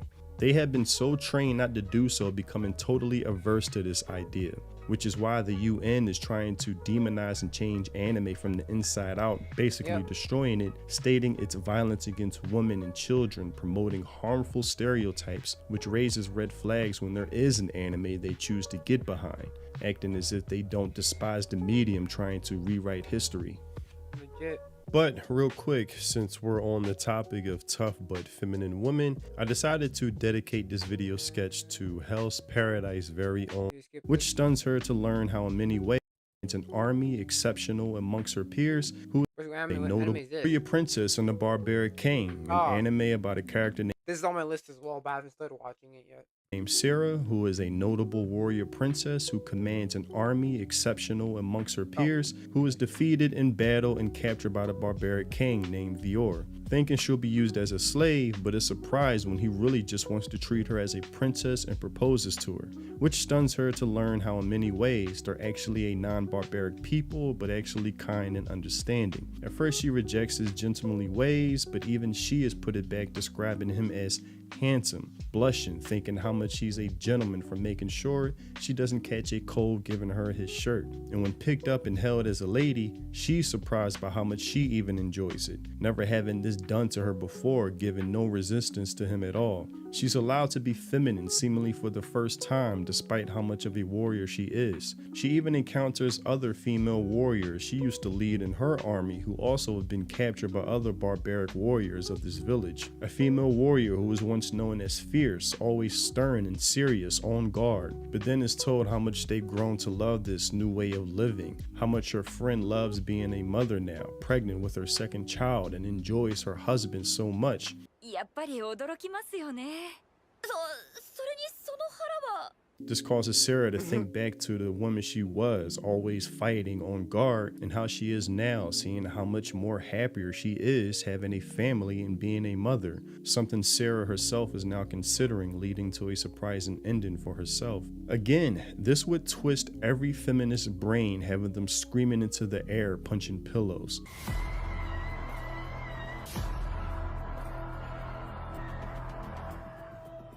Because over here in the West, you have this overgrowing, evil, demonic, devilish, cultish, indoctrinated mindset that babies are parasites and having babies is one of the worst things you can do as a woman. A fetus is literally a parasite, like it is sucking the life from a mother. What? Something that expands in our current storytelling as well. But again, anime will proudly celebrate womanhood and that makes you a parasite because you don't know because you're in the exact same position, dumbass. mothers and their storytelling, which again makes the UN very angry. All of this is to say, Japanese creators within anime know how to write tough but feminine woman characters, while also including a variety of different woman character personalities as well. They know what the viewers and readers want, what we find appealing. Girl bosses suck, are annoying, and a nuisance to watch, while every example I laid out in this video isn't that at all. They're fun to watch, strong but feminine. They're not some character written by a feminist just to channel their hate for men. And again, people don't. Again, I don't know what's people with. Oh, you guys hate strong women. You know, people don't hate strong women. Okay, people love strong. People love strong women, but you know, there's nothing wrong having femininity too. to stick it to the patriarchy, saying this isn't made for men, then complain when men don't show up. Anime doesn't spend time letting their audience know how much they hate them, but creates stories and fun characters as an appreciation for what we enjoy. In the West, femininity for women characters is considered acidic, toxic, and poison to the feminists, while in anime and manga is considered a treasure, and the audience has voted of where they want to be, contributing their viewership and readership towards anime. Message! But that's all I have for this video. Tell me what you think in the comment section below. I don't know how many times Hollywood, Western, AAA, just Western entertainment overall has to fail before they learn what the audience actually wants. They try to push the narrative that we hate female leads in media, but our interest in Eastern media completely disproves that when they actually— Yeah, literally. When God of Alafe came out, we're like, oh yeah, you guys hate women, but yet when Cello Blade Bloodwing gets his new trailer, everyone's hyped for it. All these people are hyped for it. It's like, okay, yeah, it kind of proves that kind of disproves you, doesn't it? That we that people are just not just don't like female led characters, dumbasses. Fucking hilarious, bro. You see God of Alafe, people complaining and shit, right? Oh, you don't like female characters. Like, oh, I don't think it was a week later, Celebrate Bloodring comes out. Everyone's hyped for that. And it's like, oh, you guys are just PDF files. It's like, oh my goodness, man. Again, if it's not one thing, it's the other thing. If it's not the other thing, then it's back to the old thing. It's crazy, bro. It's crazy because they were calling Eve like a PDF file because of her face, because she had a youthful face. Not freaking talking to Asians before. Ah, man. It's kind of it's crazy, man. Apparently, the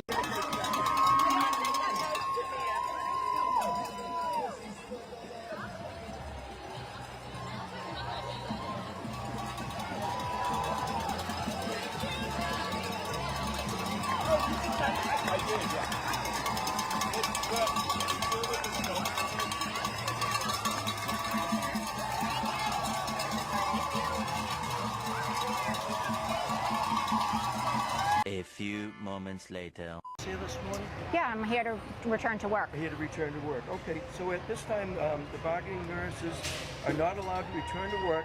It's 6:59. Our strike is over. We'd like to return to work and take care of our patients. Right, like I said, the hospital stated on Monday what their position is, so we locked down. Okay? Again, it's what about the patients? We want to take care of our patients. Let us return to work. I'm afraid there's no more comment. Okay? Let us in. I can't do that. You can't Let do that. us in. You know they can't. Let us in. Let us in. Let us in. Let us in. That's funny. You're doing strikes. You're doing strikes for the hospital, and I need to get back to work. Nah, bitch, go back. Man, you guys want to do strikes? Fine, man. Go ahead, do strikes. We don't care.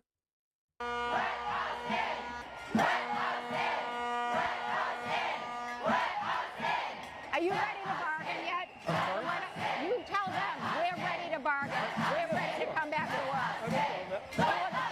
I will tell them. No, seriously. Tonight, an update in the labor dispute between nurses at Brigham and Women's Hospital. Mass General Brigham just sent the nurses union a cease and desist letter. The hospital says picketing nurses are causing too much noise and interfering with patient care. Boy. So we got to talk about a woke strike that basically backfired in one of the worst ways possible for these woke nurses who decided it'd be a good idea to not show up to work. Now, I mean, look, here's the thing, right? If you work in healthcare, you work with patients, you work with individuals who are sick, you know, I think striking, not showing up to work is a big deal, right? I think that the decision to say, hey, I'm not going to show up to work and essentially cause the hospital to have operational stress is not something to be celebrated, to be honest with you, right? But again, this is something that Democrats and liberals and progressives and socialists and communists, they celebrated this, right? They showed up and they said, hey, we're going to strike. We're not going to work. And again, this was something that was orchestrated alongside the Democrats. Breaking news. Breaking news right now at 7, thousands of nurses at Brigham and Women's Hospital are on strike. We are taking a live look at the picket lines outside the hospital in Boston. Now, that strike began just minutes ago. Good morning, everyone.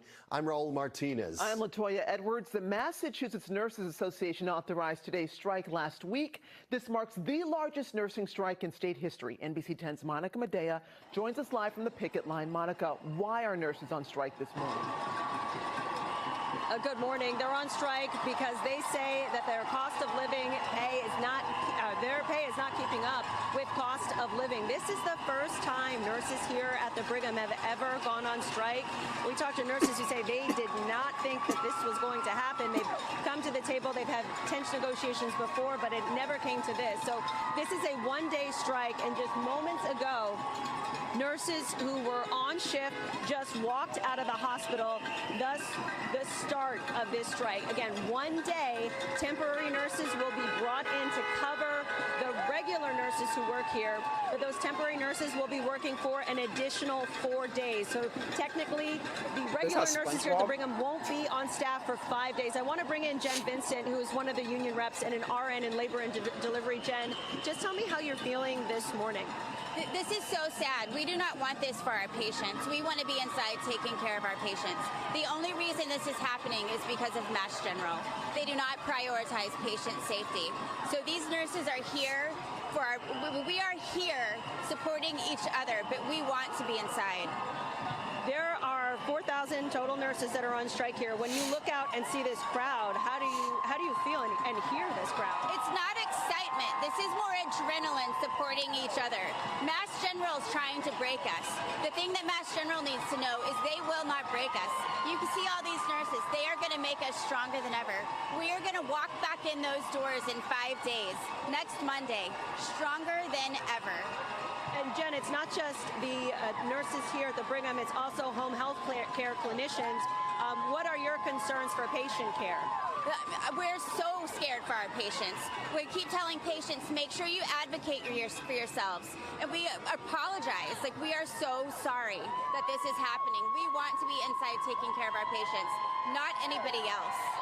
And you were involved in negotiations, and you say when it came to the vote to strike, most of the nurses voted yes to strike. Tell me about that. Not most of them. 99.6% of the nurses voted to strike. We had 2,810 nurses to come vote. That is huge. That's the largest strike vote in history. And as far as moving forward in negotiations with the hospital, is anything scheduled, and what's the hope after at least today? We are here, we are ready, we are willing. We were ready last night. We've been ready. They know this. This is on Mass General. When they're ready to come to the table, we are here. Just back inside taking care of our patients. Yeah, so they claim that they want to be inside to take care of their patients, right? This is what they want to do. However, to me, I don't understand how are you accomplishing that by going on strike, right? You're striking while at the same time claiming that you want to be inside taking care of your patients. If you wanted to be inside taking care of your patients, then you wouldn't be striking, right? I'm just saying, like, you would be inside taking care of your patients. So these woke nurses found out after trying to return to work before the hospital was actually ready for them to return to work. Apparently, the hospital had temporary workers ready to come in and work, right, to replace these nurses. And when the nurses showed up to go back to work, right, they weren't let in, right? They were turned away. So without further ado, let's go ahead and get into this. Fighting for our patients. Fighting for our patients. Everywhere we go. Everywhere we go. No, you're fighting for yourselves. Like, let's keep on. You're not fighting for the patients, because if you were fighting for the patients, then you'd be working. You're fighting for yourselves. I love how these leftists, these woke people, always try to pretend as if they're not doing what they're doing for themselves. They try to claim that we just want to give health care to everybody, right? Yeah. It's funny because, you know, we want more money, but I hate capitalism. I thought you hate capitalism. So why you want a little more money? Why you fight for a little more money, huh? Thought you guys are for socialism, right? And capitalism. What? You guys want more money? What? You guys want more money? What? That's crazy. We just want to give everybody a livable wage, right? They claim all this stuff, but honestly, all of it is about themselves, right? It's about power and control. It's about enriching themselves. It's always about them, right? It's not about everybody else. It's not about who they claim that it's about, okay? It's always selfish motivations and reasons. Don't let these leftists fool you, right? Don't let them fool you. Happening now, thousands of Brigham and Women's nurses remain on the picket line this morning. Their planned one-day strike set to end at 7 a.m. in about an hour. They say they are planning to return to work at that time, but the hospital has already told them to stay away until Monday. Boston 25 News reporter Ryan Breslin is live at the Brigham this morning, where both sides continue to battle for an agreement. Ryan? Catherine and Ray, more than 4,000 Brigham and Women's nurses walked off the job, marking the state's largest nurses strike. Now you can see that they are still striking here this morning, basically walking in a circle in front of the hospital here. Now, while they are out here, the hospital says 1,300 trained replacement nurses, they are continuing patient care. The strike comes as the union and hospital, they have been unable to agree on a new contract. The union saying that they want Mass General Brigham to negotiate fair contracts that invest in patient care and respect for frontline caregivers. Brigham and Women's says nurses receive an annual 5% step increase on wages for 20 years worked, and then a 2.5% increase for the years following. Back in October, they also received a one-time 3% across-the-board increase. It's about how they've corporatized this whole system in here. I've been at the Brigham for over 34 years and seen so many changes, services being cut. It's so disheartening to me. We're scared of the condition that the hospital is going to be in. I think it's unnecessary that we voted for 1 day and now we're kept out of the hospital for 5. That's probably the worst thing that could be happening for the patients. But I mean, you're on strike, right? Isn't that the whole point? The whole point on strike is to... The whole point of a strike is to force the person, the fucking company's hand, not the company, but the fucking hospital, wherever your workplace's hand is to force their hand into paying you more. That's the whole point. That's the whole point of a strike. Right? Teachers do that too. I've witnessed, not witnessed, but my school year was like affected by that a couple of times. When I was in high school, it was affected by teachers, striking and shit. That's the whole point, is to force their hand. You have to. That's the whole point of a strike, is to force the point of a strike is to force the company's hand into paying you more. That's the point of a strike. No, it's the worst thing that can be happening for you. The patients have temporary trained workers coming in, replacing you guys, right? And that's what they're really upset about. They're realizing, oh, wait, we've been replaced, right? That we're not needed. Yeah, exactly. That's the thing. That's the thing about strikes too, is that people who do strikes, they can be easily be replaceable. That's one of the negatives about like strikes. It's like if some companies, they'll do, sometimes companies, they will bow down to that, but most times they'll be like, okay, we know how many workers we got on our system, bitch. Fuck, man, fine. Here you go. I always give people who need more hours. Here you go, work more. I always give to the other people. You guys can go home. This strike is backfiring, right? Now, I personally believe that the hospital probably should fire at least half of them, right? Keep the temporary ones, okay? If they want a full-time job, right? Give them a full-time job, give them a full-time position, right? And then fire at least half these ones that went on strike. That's honestly what they should do. Because, I mean, let's be real. This places operational stress on the hospital, right? The hospital clearly was prepared, right? This is how they got all the temporary replacements to come in, right?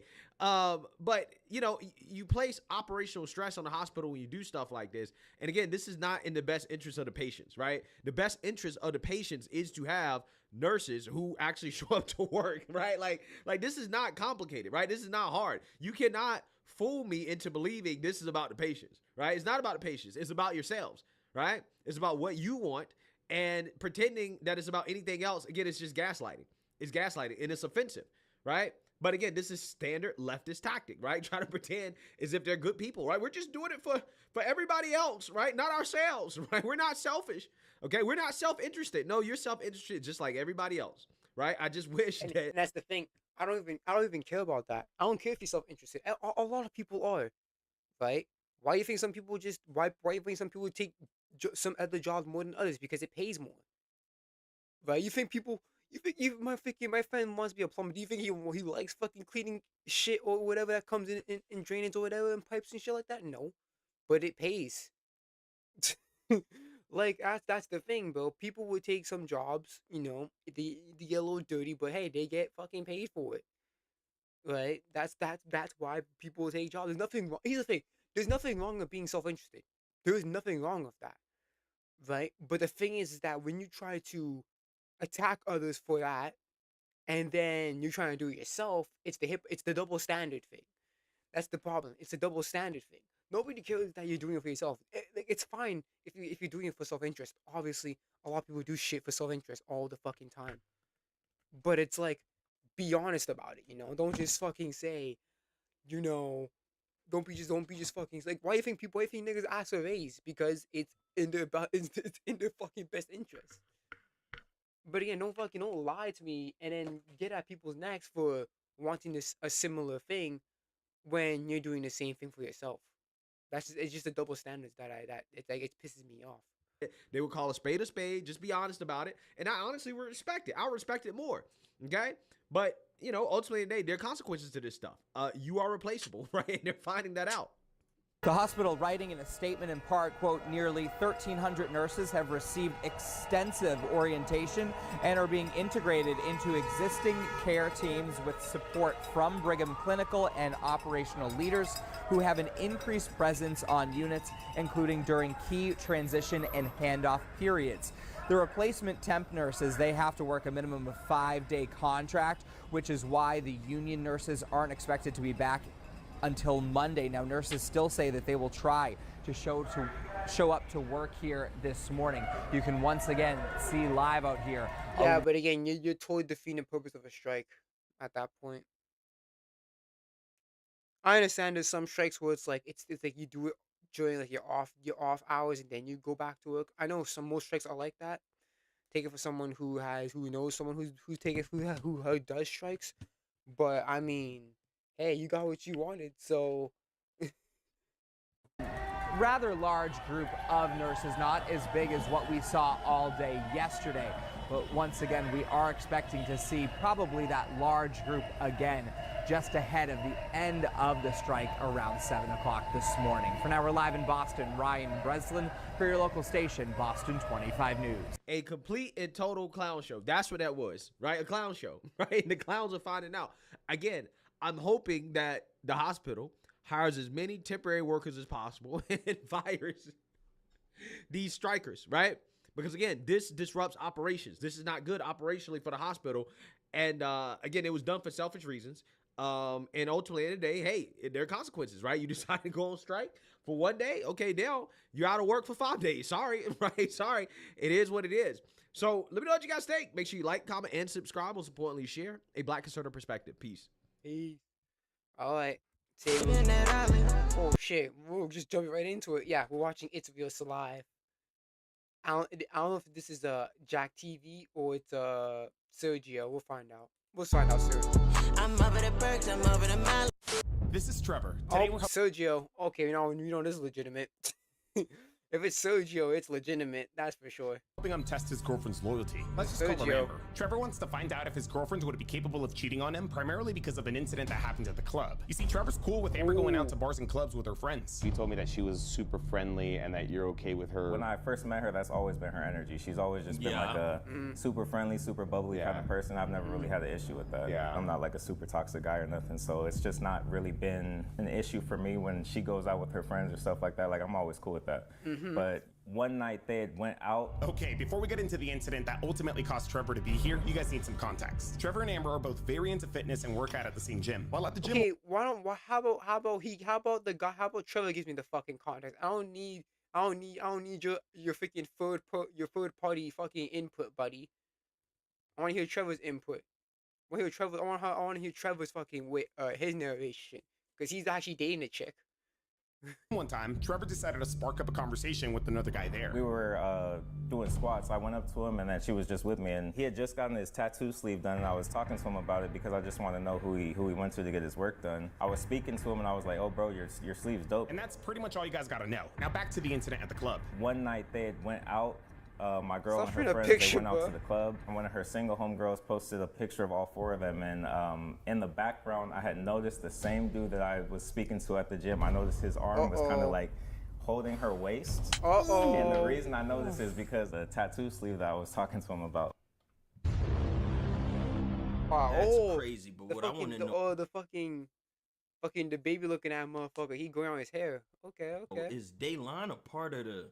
Sergio. Yeah, Daylon, that's his name. Daylon. He's one of the best fucking decoys, bro. He'll make any girl fail. He'll make almost any girl fucking fail, bro. But it seems like he's growing out his hair. He used to have a fade, but he's had a fade when I last time watched him. But now he's a fucking he has like a mini fro going on. He's probably trying to get some braids or some shit, knowing his black ass. Payroll, cause he up in every video. I just want to know, cause based on what the Gabe went through, you can't trust nothing with nobody. That's all I want to know.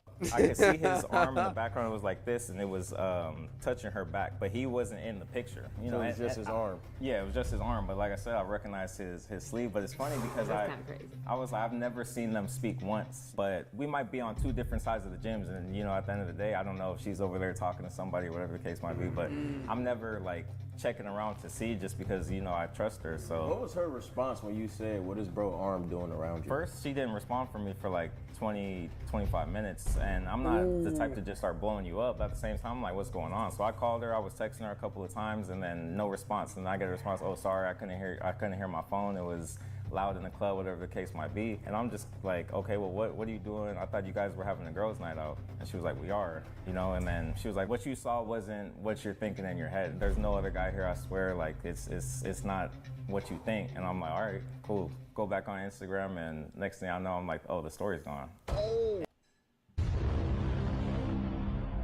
Got rid of the evidence. Yep. And highlights were gone off the page. So I was thinking, I was like, yeah, she blocked me from viewing the story. So she didn't delete the post? No, she just blocked me from viewing the story. Oh, that's even worse. I'm about to say, oh, I thought she deleted it, right? That would be suspicious as well. But like, if she blocked specifically him from seeing the story, yeah, buddy, you may be dealing with a big problem right now. You know what I'm saying right now. Did you tell your girlfriend that? Like, why did your friend block me from the story then? I mentioned all of it. She was like, oh, you know, she didn't block you. And I'm like, I know she blocked me because the highlights are gone. I was like, the minute the highlights disappear off the page, I'm blocked. And that's actually a thing? I never knew that. Once the highlights are gone from the page, that means you're blocked from IG? You're not blocked, but they hid you from viewing the story. The gym guy with the tats being at the it's like a temporary block type of thing. It's like a temporary block. It's like, obviously you can still see all the accounts and stuff, but it's like specific posts. It's like limited access type shit. That was probably a coincidence. I mean, it's a public venue. On top of that, maybe Amber's friend took the photo at the wrong time. Maybe he was trying to talk to her, but Amber wasn't interested. But then the question becomes, why would her friend hide Trevor from viewing her story? I mean, I guess in a moment of panic, Amber could have asked her friend to delete it, but her friend didn't want to delete it, so instead... This Nego too soft, shaking my head. Oh my gosh, shut up. She just blocked Trevor from viewing her story. Insane. That happened to me before, so like it could be like, oh, they just posted the wrong picture, and they're like, yo, like you shouldn't have posted that, and then they just hide you real quick. But it doesn't mean that there's something sus. Yeah, but wouldn't you just delete it in general? Why you blocking specifically him? That's the thing. If you block specifically him, then just just delete the thing. It's more easier than delete the thing than to choose who you're gonna block from that specific highlight and choose specifically him. Going on. Might as well just delete it. That's really all I have to base on right now is the photo. So I'm trying to. I mean, Daylon don't believe that shit. you like nigga. Let me go back, bro. Let me go back to Daylon. Yeah, he's like, yeah, and nigga, she cheating on you, bro. I know Daylon is like, yeah, man, she cheating on you, bro. Like, sorry, man, you seem like a good dude, but she cheating on you, nigga. She cheating on you, bro.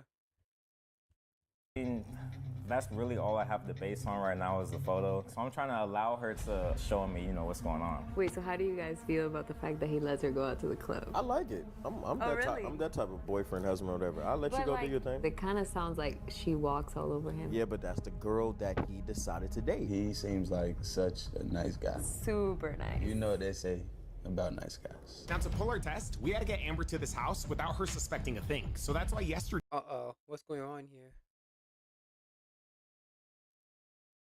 I'm realizing something. Oh, no. I can't full screen it because it goes too low. Hold on, maybe I can do this. Give me a second. If I can full screen it, and then I would... Oh, I locked it. Okay, let me unlock it. And do some. Maybe I'll do something like that. There we go. That can do better. Day, we had Trevor take her to a local track. Instead of going to the gym, Trevor had to convince Amber to come here for a good cardio workout. Thankfully, he was able to do so. So an hour before he would get here, we got here to set up. Beautiful. What up, Trevor? Oh, where were those whack-ass shoes, though?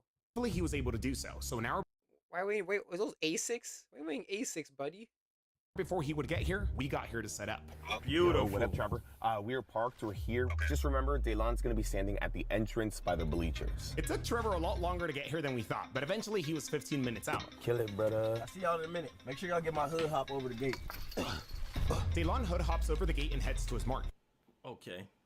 He stands exactly where we told Trevor he would be. We need some binoculars from here, bro. I don't know if we'll be able to get a good look at her. Our goal today was for Amber to think that Daylon and Trevor were friends. You see, Daylon's gonna pretend to live at this house, and if we want Amber to come over, he can't be a stranger. You see, there's a reason why you wouldn't go over to a random person's house, just like there's a reason why Morgan and Morgan is immersed. All right, here we go. Oh, he texted me that he just. I didn't skip that. It's Jeez. Morgan and Morgan, sponsored by Morgan and Morgan. If you ever get injured by a car wreck or some shit like that, you go to them. If you win the case, you don't get to pay anything. Morgan and Morgan, bitch. Okay, he's here. That's basically the gist of the damn fucking ad. Trevor had finally arrived. A little late, but it's all good. There was still a little bit of daylight left to make this believable. I'm zooming in on my phone. With the help of the iPhone, we eventually got eyes on the couple. Oh, is that them all the way over there? Oh, I think that's him. I think that's Trevor. Trevor had indeed finally arrived. Unfortunately, though, he starts walking towards the wrong gate. No, he's going to the wrong gate. No, he's going to the wrong gate. Let me text him. Let me text him. I scrambled to text both Trevor and Daylon. Honestly, I don't know if that's why Trevor corrected course, but eventually he swung back the other way. Oh, perfect. He was coming to this gate. Hey, you heard me tell him, right? Look for bleachers, the gate to the left of the bleachers. With Trevor now at the correct gate, all Daylon had to do was intercept them. Yo, Trevor? What the Yo. What the hell? You work out here, bro? Lock in. I was on Google and it actually looked like a cool spot, so I just pulled up. Good to see you, brother. Long time no see. Man, likewise. How you living? Looking good. How you doing? Don't mean to be rude. How you doing? Daylon, pleasure to meet you. Daylon is pretending to be Trevor's friend. Trevor will later tell his girl that they met in college or something. More importantly, though, Trevor will tell her that Daylon is a personal trainer who rents out his home gym to other personal trainers. Supposedly, he just renovated it, and he's been wanting Trevor to check it out to see if it'll work out for his clients. Makes sense. Trevor is actually a personal trainer. He's not pretending. All that mattered right now, though, was for Amber. Where'd he come in, or is Daylon the decoy? To just listen into the conversation. I'm trying to get like you, bruh. Yeah. What's up with the personal trainer? How they been? It's been good, bro. It's Good? been really good, actually, yeah. Client still good? Yeah, they're still good. What's up with the space? You know, I just got it renovated, 800 square feet, LED lights, all new equipment. Okay. It's calling your name. What we gonna do? We gonna link up, talk business, or what?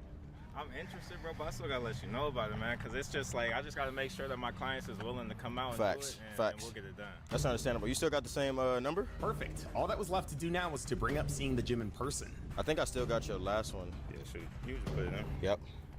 This conversation flowing natural. This is crazy. Yeah, big, bro. Hey, come on, man. You know me, bro. I gotta stay in shape, man. We need to get a session in, bro. If you're for real about the home gym, bro, let me know. What's your availability like? You down to come look at it tomorrow or next week? Let me let you know. Okay. Just so I can kind of see with my schedule. Let me know. And then we'll figure something out. Trevor sounded hesitant on seeing the gym because of his schedule on purpose. You see, the goal was to convince Amber to come see the gym for him. Thanks to Trevor, we're for him. I don't like this plan. Why the fuck would she go and check it out when you need to see if you like? We knew she was what? free tomorrow or next Sunday. That was a good little workout, man. Did you get a chance to talk to her? Yeah, she was cool. Did she listen in? Yeah, she heard everything. Man, you know it's always crazy and funny to me. How come they never recognize Daylon in almost every video? What you want people to... These aren't like superstars and worldwide celebrities. People don't watch Sergio videos to know who he is. She was close enough to hear everything. The ball was now in Trevor's court. It was up to him to convince Amber to check out Daylon's gym for him either tomorrow or next weekend. All right, we'll get a good look at her from here. I ain't gonna lie, they kind of a cute couple. I mean, after this introduction, if she likes chocolate. What happened? Cute couple. I mean, after this introduction, if she likes chocolate. You can't trust this bro. What is his problem? I keep telling y'all Daylon is not to be trusted. Sergio is really a villain, bruh. Of course the bad guy never think they're the bad guy from their point of view. This man real life be trying to get the girls. But her man is not chocolate. Look at her in the bag. Just a Look little at more, her. She know that they wildin'. It don't matter who you choose, man. Both undefeated.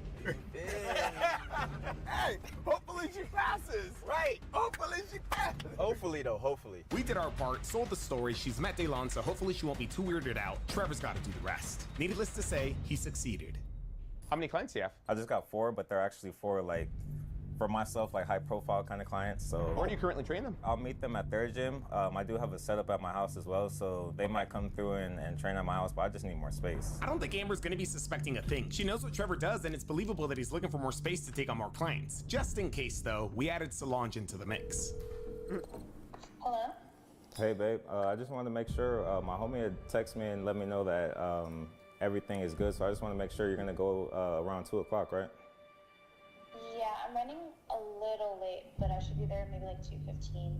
Okay. Either he or his girlfriend is gonna be here to show you around and show you everything. Okay. Can you do me a favor though? I just want you to get like some videos and some pictures just so I can make sure like, you know, everything matches up and it looks good for me. With Amber confirmed to be coming, we finished setting up our equipment, had Trevor text her one last important message, and eventually got to our positions. This is where we want Jay to make his move, right in front of this crazy view. You ready to see what happens? Yeah, I'm ready. After waiting for a little while longer, the moment of truth finally arrived. Oh, she's calling me right now. She's calling? Yeah. She's calling.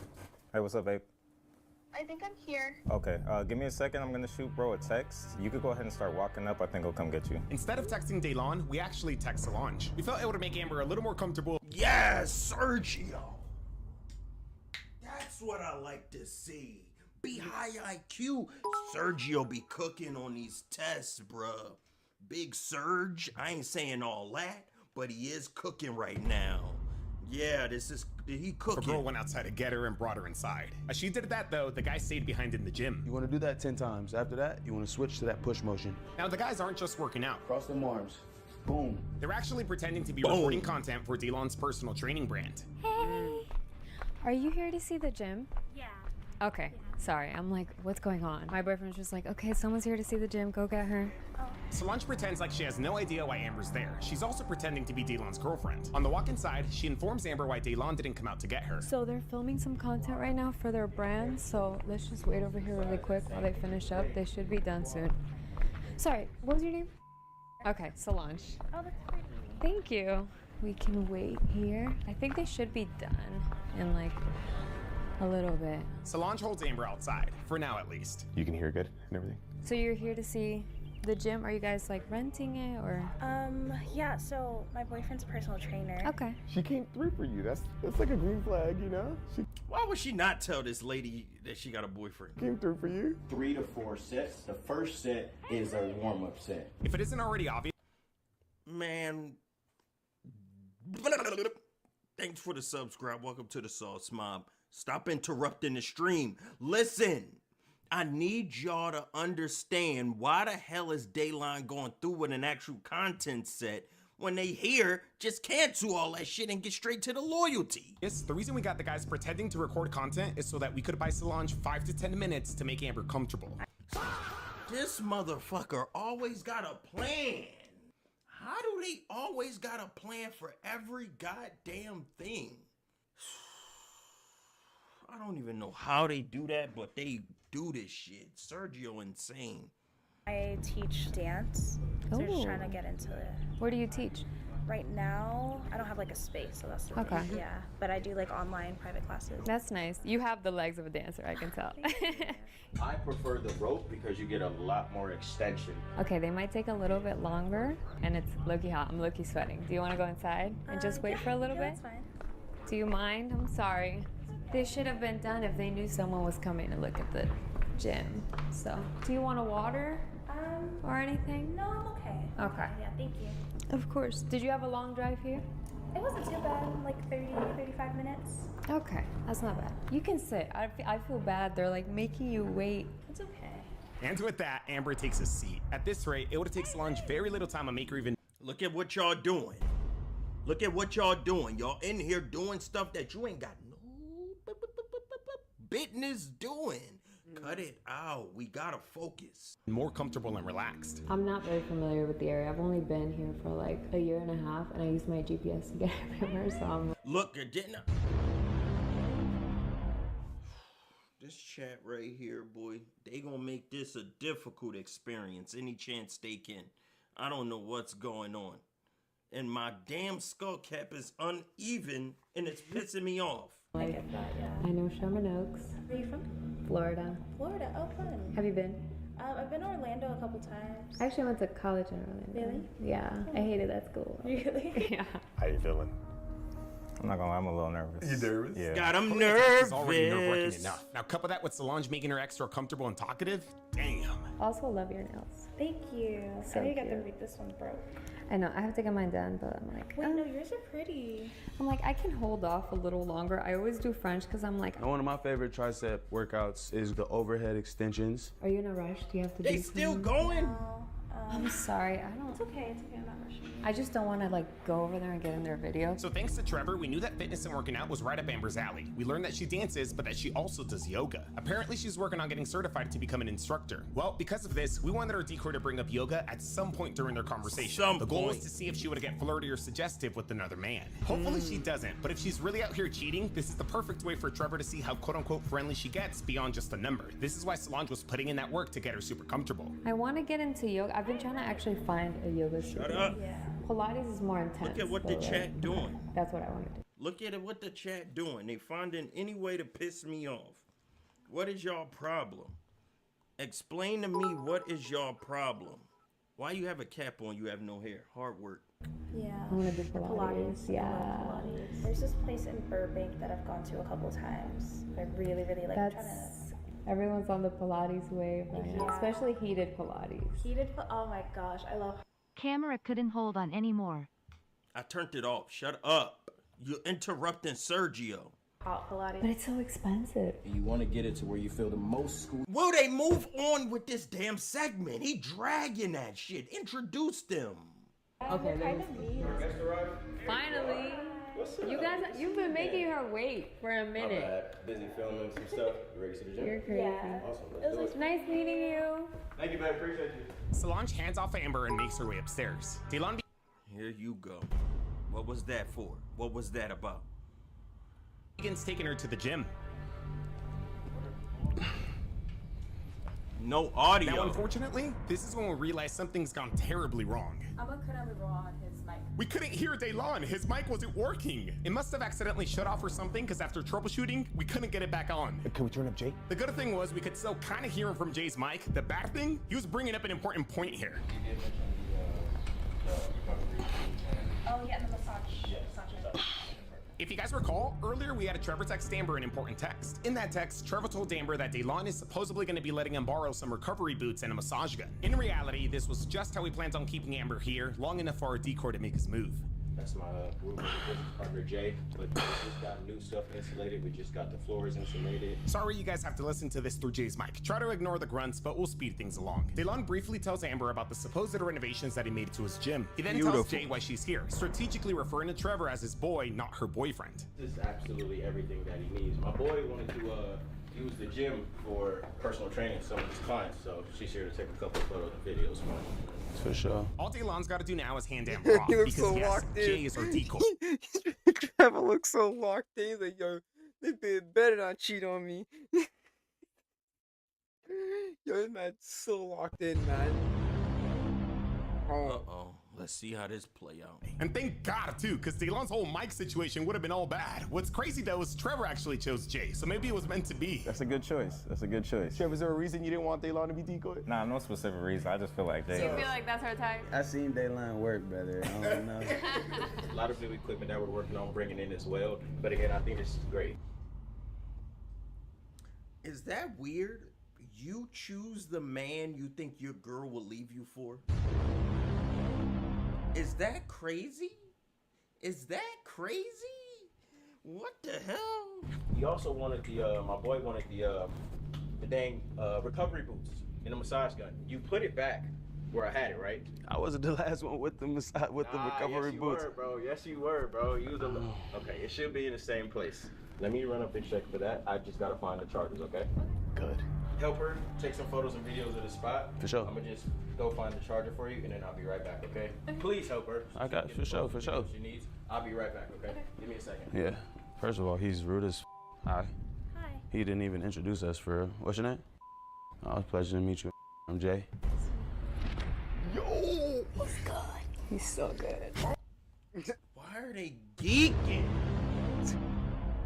What is hope? What was all that for? Yeah, they love chaos, bro. It's so good. Shut up. And see how it goes for an hour? Though there must have been something going on. Shit must have hit the fan real quick if it's going for an hour. Bruh, he ain't even do nothing. Come on, Chad. Everybody could do that move. Golly. Oh, she going.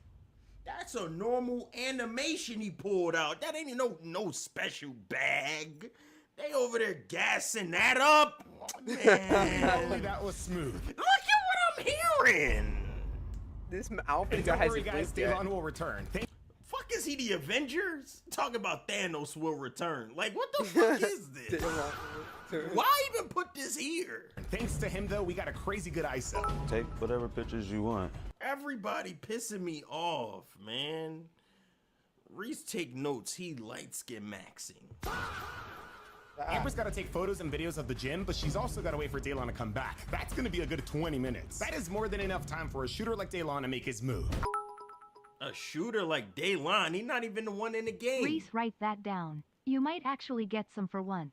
Shut up. He mixing up the decoys. He said that's enough time for Sergio to shoot. I mean, Daylon to shooter. I mean, Jay, for a shooter like Jay, you guys know minutes. That is more than enough time for a shooter like Daylon to make his move. I mean, Jay, for a shooter like Jay, You recorded this. You could have re-recorded the set if you messed up. Why would he leave that in there? You guys know he's just as good. Hopefully she passes.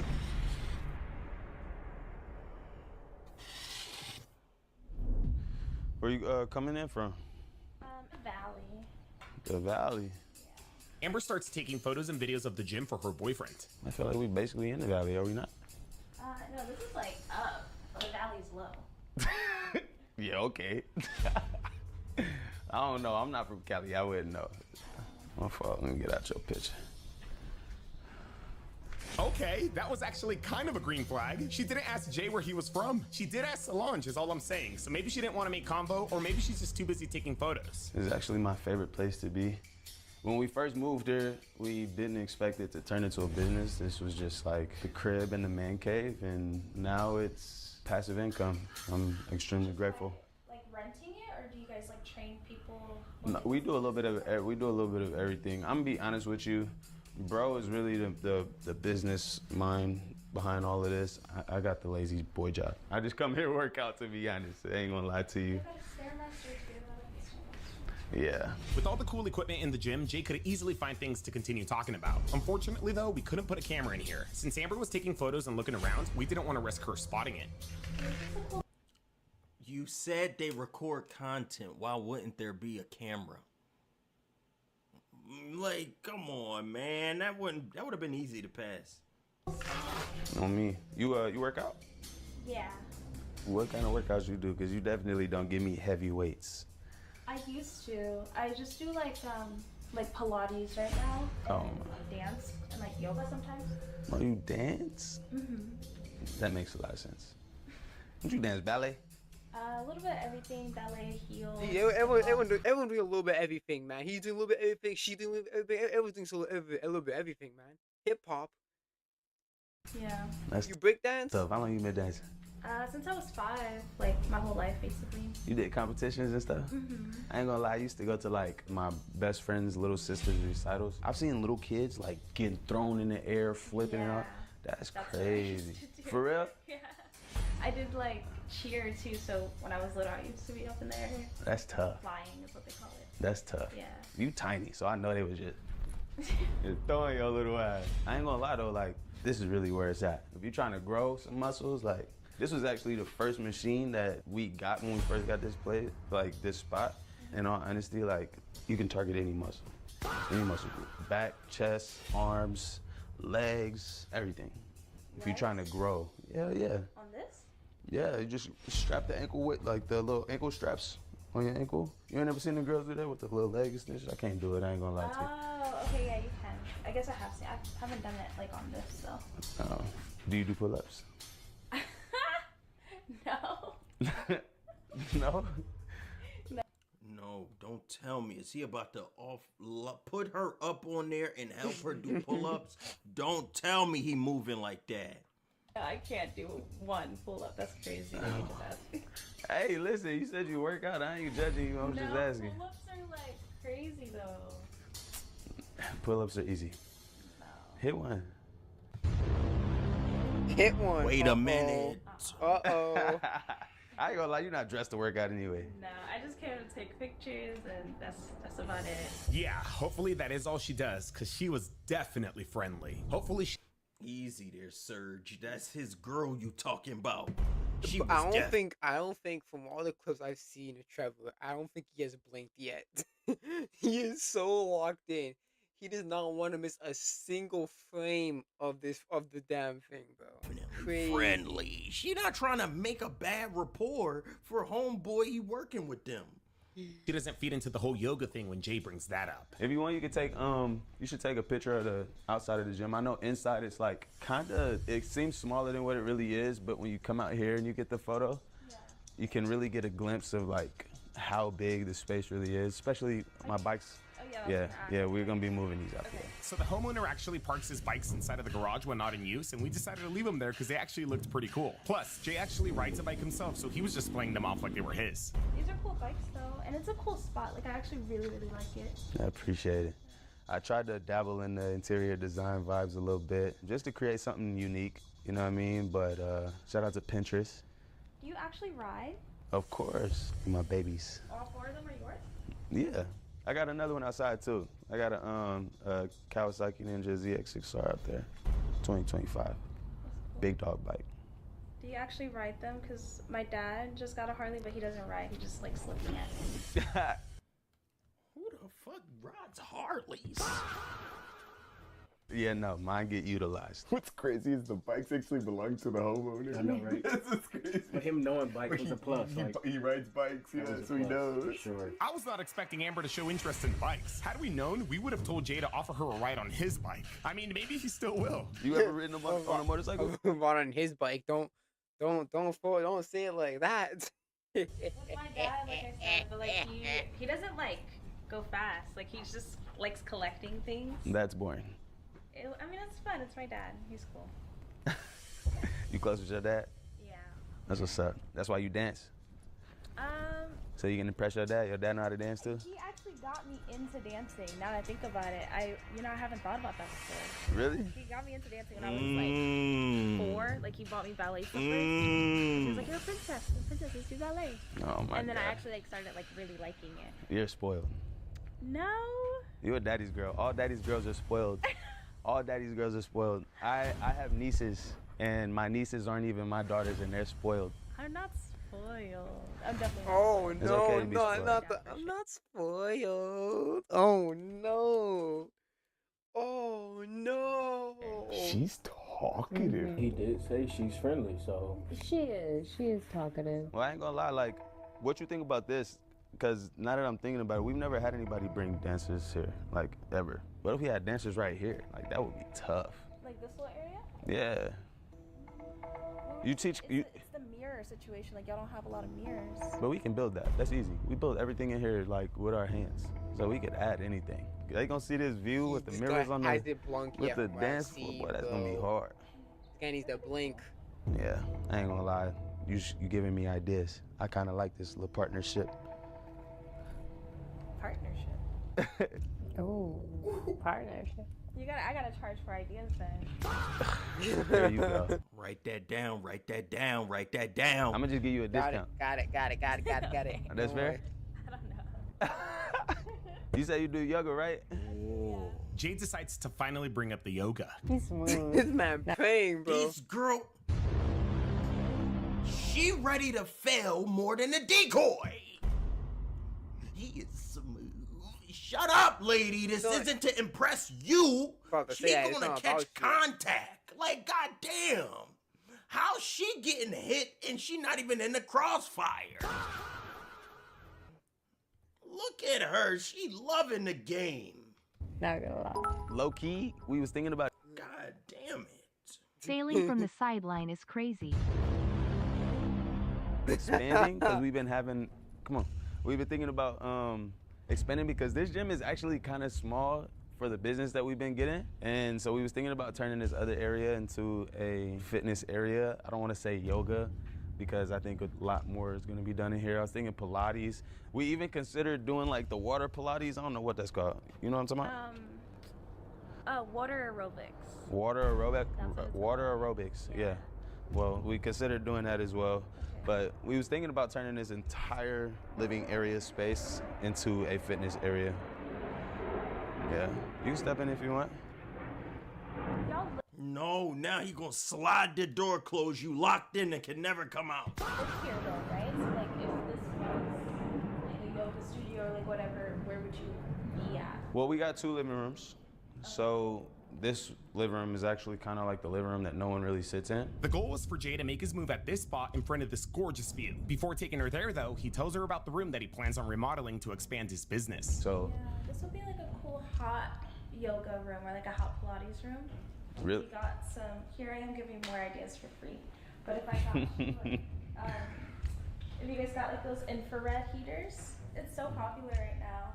Hot yoga? That's what I'm trying to get certified to teach. And so it's gonna be like, basically like a sauna with yoga? Mm-hmm. Or mat Pilates. I don't know how well that will work. It's really good for you. These ceilings are high. That's how it is in the yoga studios. Really? Yeah. You're gonna have to teach me. I ain't never seen none of this. Why the fuck is Sergio? Oh, like he injured. What are you doing with your wrists? Sergio. He's too smooth. Shut up! What am I watching? Ooh, he is so smooth.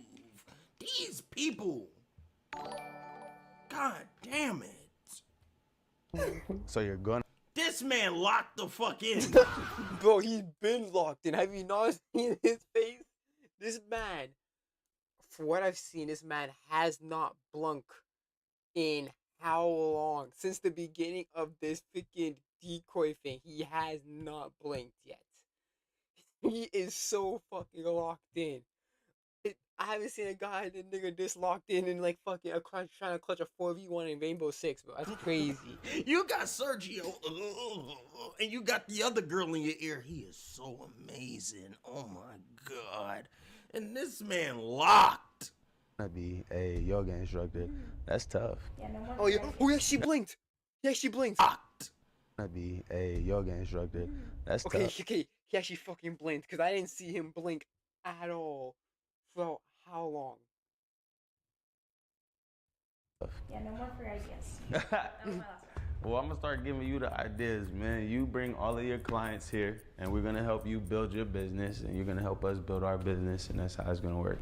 How long you been yoga? You said you've been doing yoga for? As a practice for a couple of years, but I want to start teaching it. So I'm just starting the process of like certification and stuff because there's different types of yoga. And then like hot yoga is its own process because breath work is different when you're in a heated room versus like when you're not. It's like a whole thing, but I think she's just being nice. Hey, maybe she just had a coffee. So you be meditating? What? What?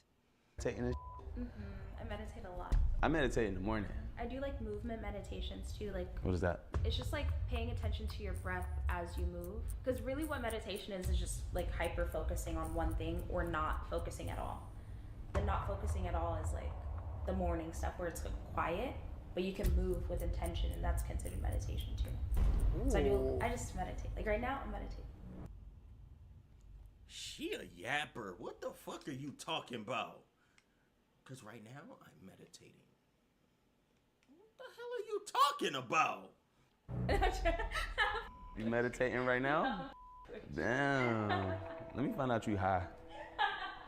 She's getting comfortable. Bro, Shut before we get up! to the Ascot, you haven't said a word, bro. Like, how are you feeling? How's everything? Is it normal? Like, he's been locked in the entire time, bro. Yeah, I'm like, I don't necessarily care for how she's just following him around. I mean, she knows she came for one thing, but I mean, she still hasn't done anything that's like, I don't know right now. I don't know what to expect. Yeah, nah, this is an interesting space. I ain't gonna lie. He actually care, he actually You have talk. to come through and see the rest. We got Trevor, what the multiple fuck you mean you don't care? Yeah, Trevor, come on, bro. stories, multiple bedrooms. You know how to cook? For me. And you tiny, you barely eat. You probably eat out every day, don't you? No. Like I said, I cook for myself. Like Whatever. Let me show you my favorite part of the crib. Oh. yeah, watch out. Hey, chill out. Not gonna lie, guys, I'm a little conflicted. Part of me thinks she's doing too much. The other part of me thinks that's just her personality. I haven't seen her do anything, honestly.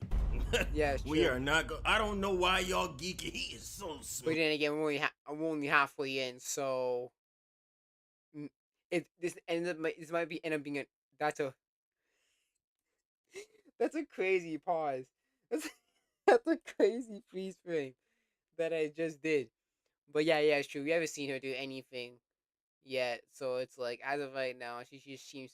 The only thing that's like a bit kind of annoying that she just talks a lot. But besides that, no. Besides that, again, that's not really much of an issue.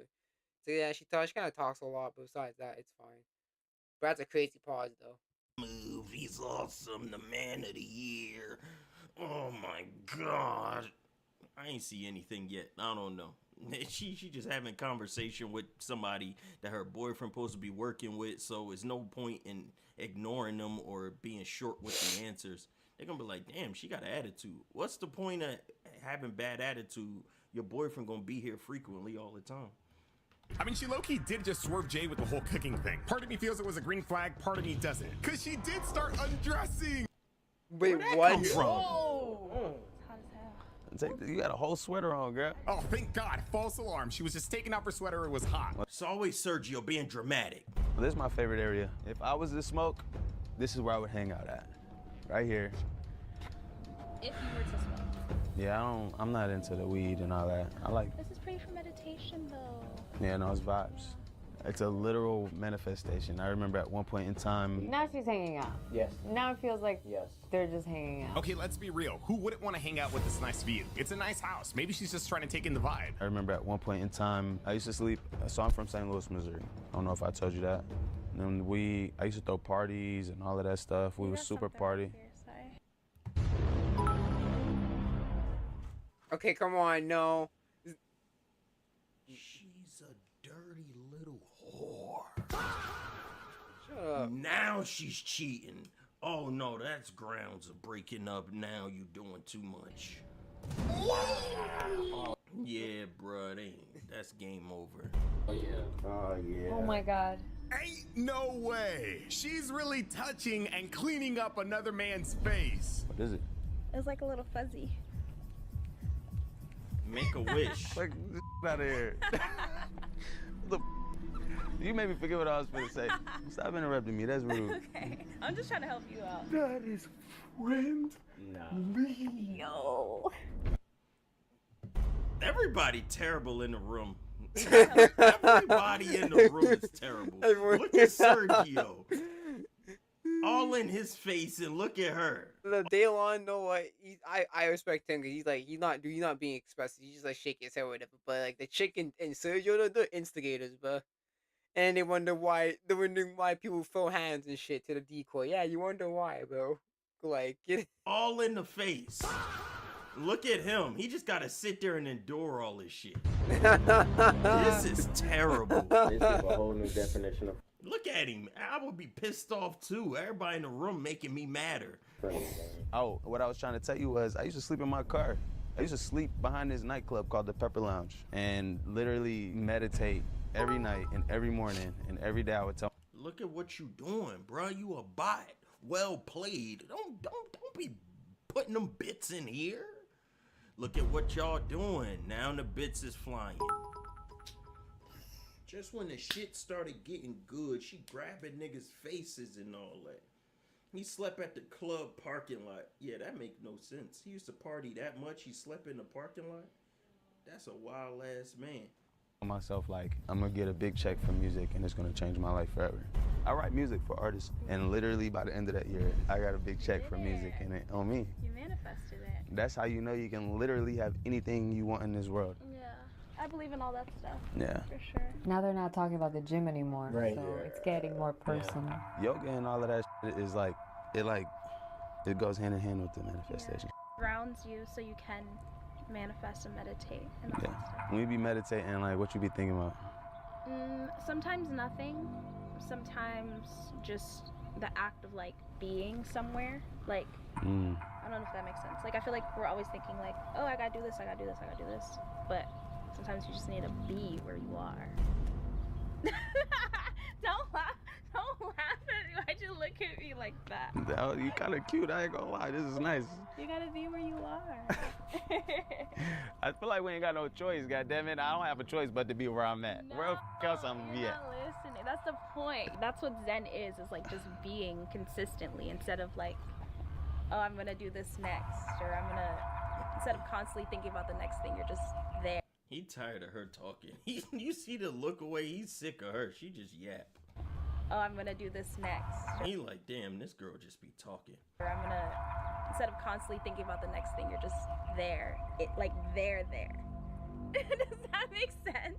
I guess so. Have you ever done shrooms before? I have. Jeez. I love That's shrooms. okay. Jeez, man, that. What are we talking about now? We're talking about Zen and shit. I ain't talking about doing drugs, bro. What are we doing here? We are cooked, man. GG's, bro. What are we doing here? That's that feeling, but always like I don't know what's going on now. without having to be on shrooms. Honestly, if I was to always have that feeling, I would never stop laughing. Yeah, no, she's acting single. Yeah, bro. I don't know how much longer this I could take.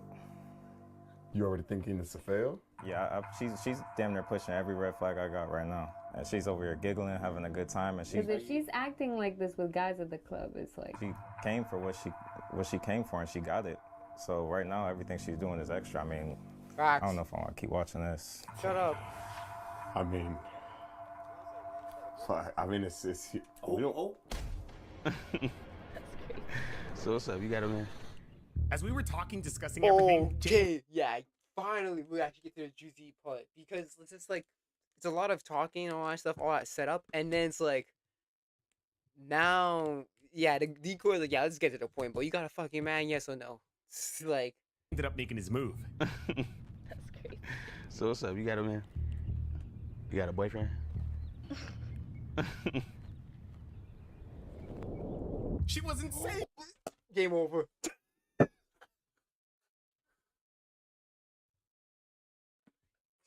Game over. She lost, bro. She hesitated. Look at why am I so good at pauses, bro? Look at Sergio's face. Look at Sergio's face, bro. Yo, yeah, bro. I'm tired. Yeah, I don't know, man. The fact that she's being hesitant, it kind of told me that she kind of losing it. Anything. Yeah, nah, bro. Nah. She didn't say no, but at the same time, she didn't say yes. This was very telling. What the hell is there to think about?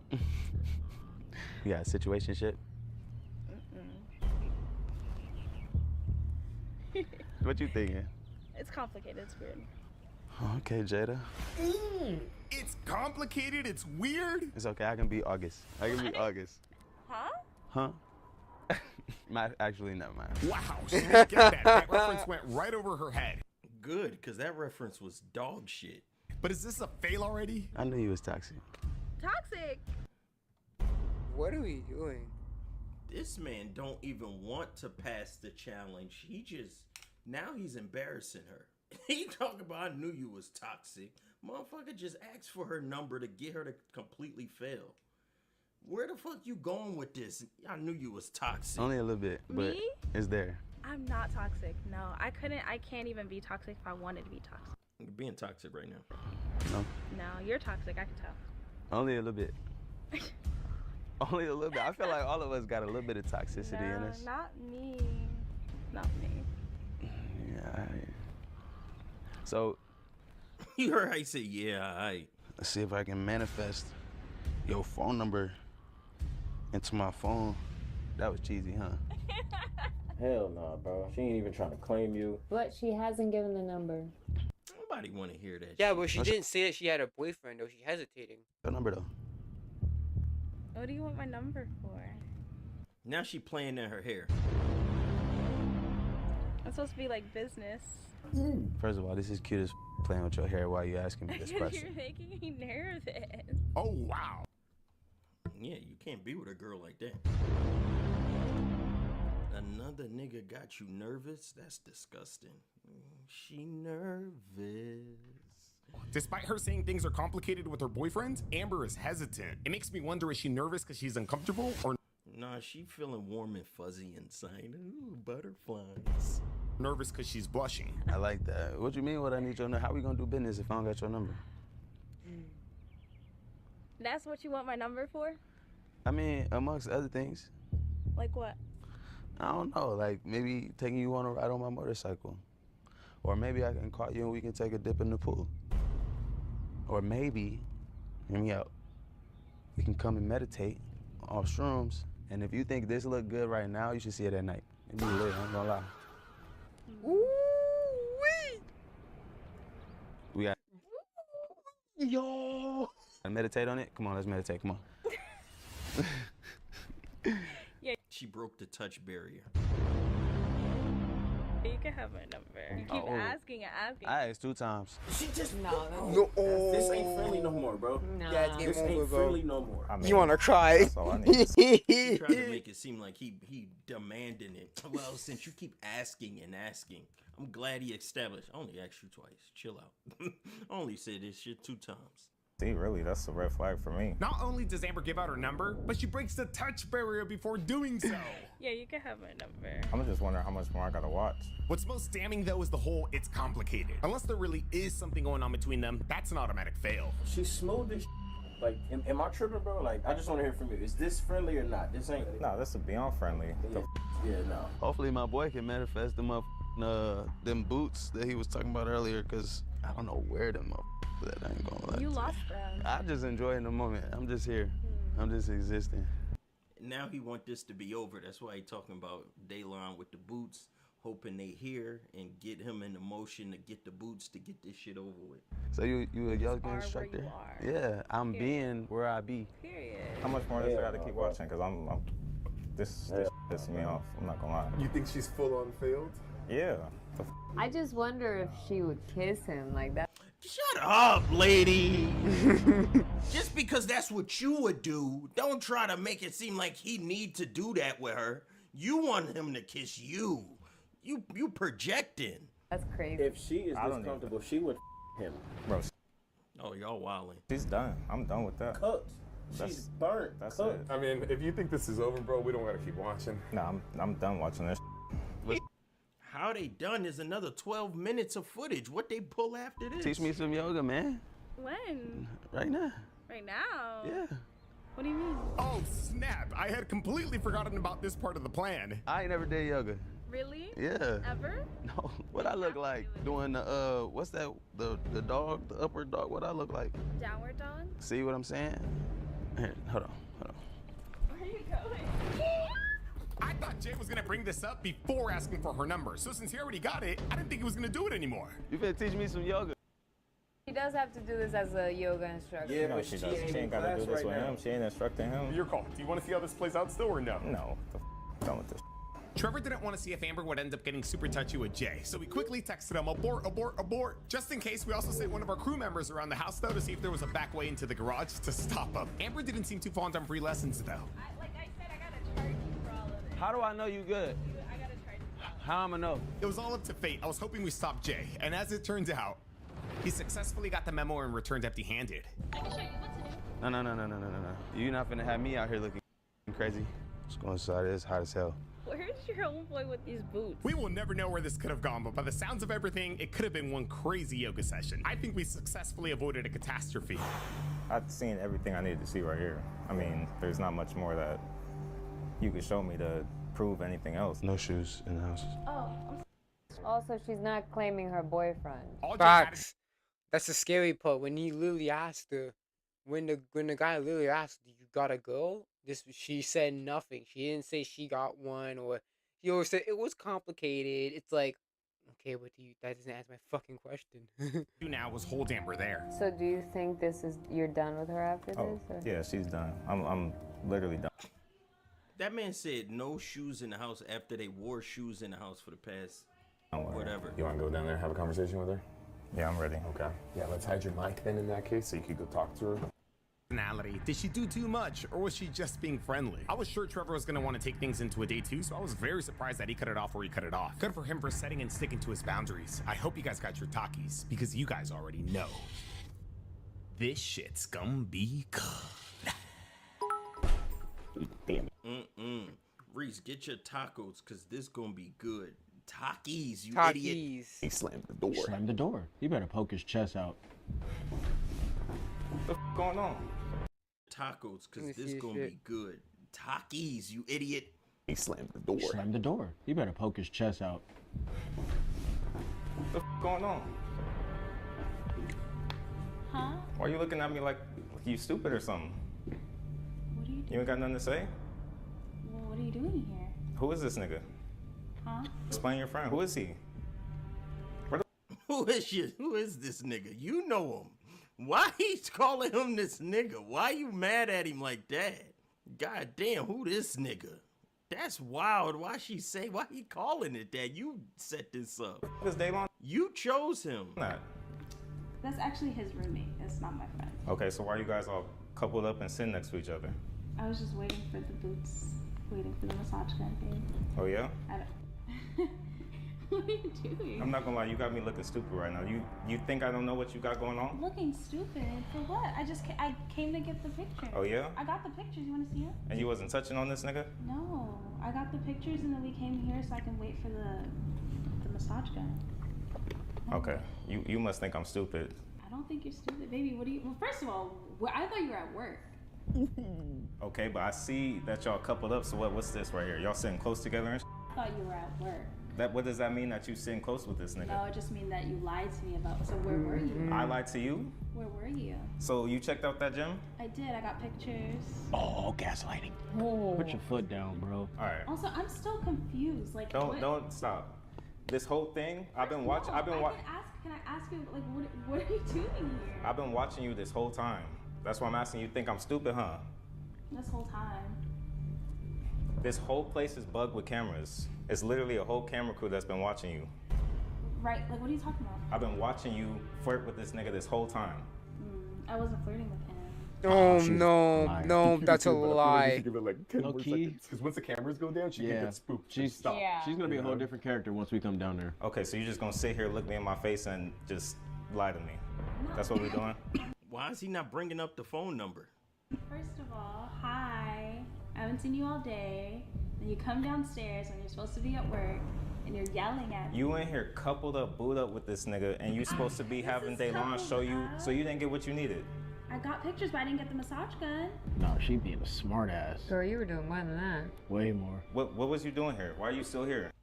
No point. I didn't do anything, but it's whatever. So you're not gonna explain yourself. You're just gonna keep lying. I just tried to. I literally just tried to explain to you. Can you like come? Can you come here? Like, can I say hi? I'm literally not about to even. I'm not even trying to talk to you right now. Nah, she's a manipulator, bro. All right, let's go down. I'm just trying to figure out if you're gonna tell me the truth or if I'm just gonna have to expose your I'm ass. telling you, come here. Why are you mad? Come on, don't play with me.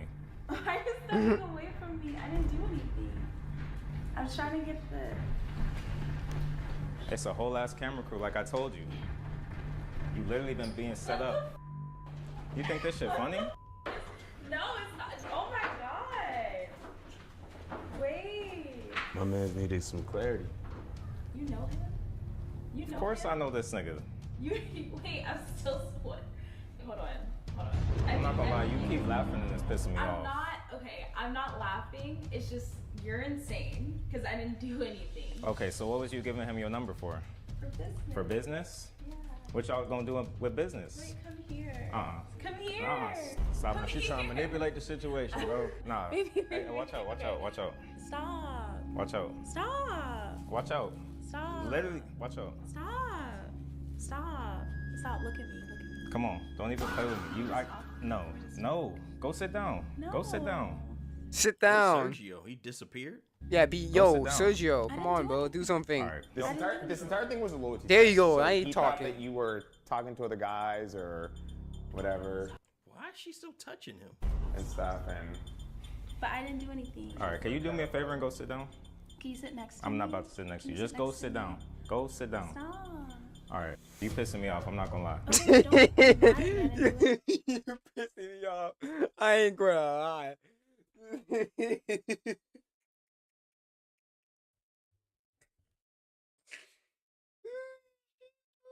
Yo, it's funny, bro. You would piss me off. I'm not gonna lie.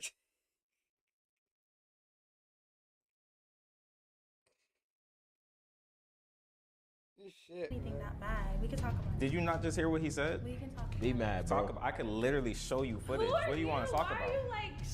Don't worry about me. Can we talk? Exactly. There's Daylon right there. Daylon's right there. So none of this was real. So this whole scenario, they don't even live here. This house is a rental. They're not really friends. So you're lying to me about everything. You're supposed to be at work. Don't fall for it. You're supposed to be at work. You're lying to me about.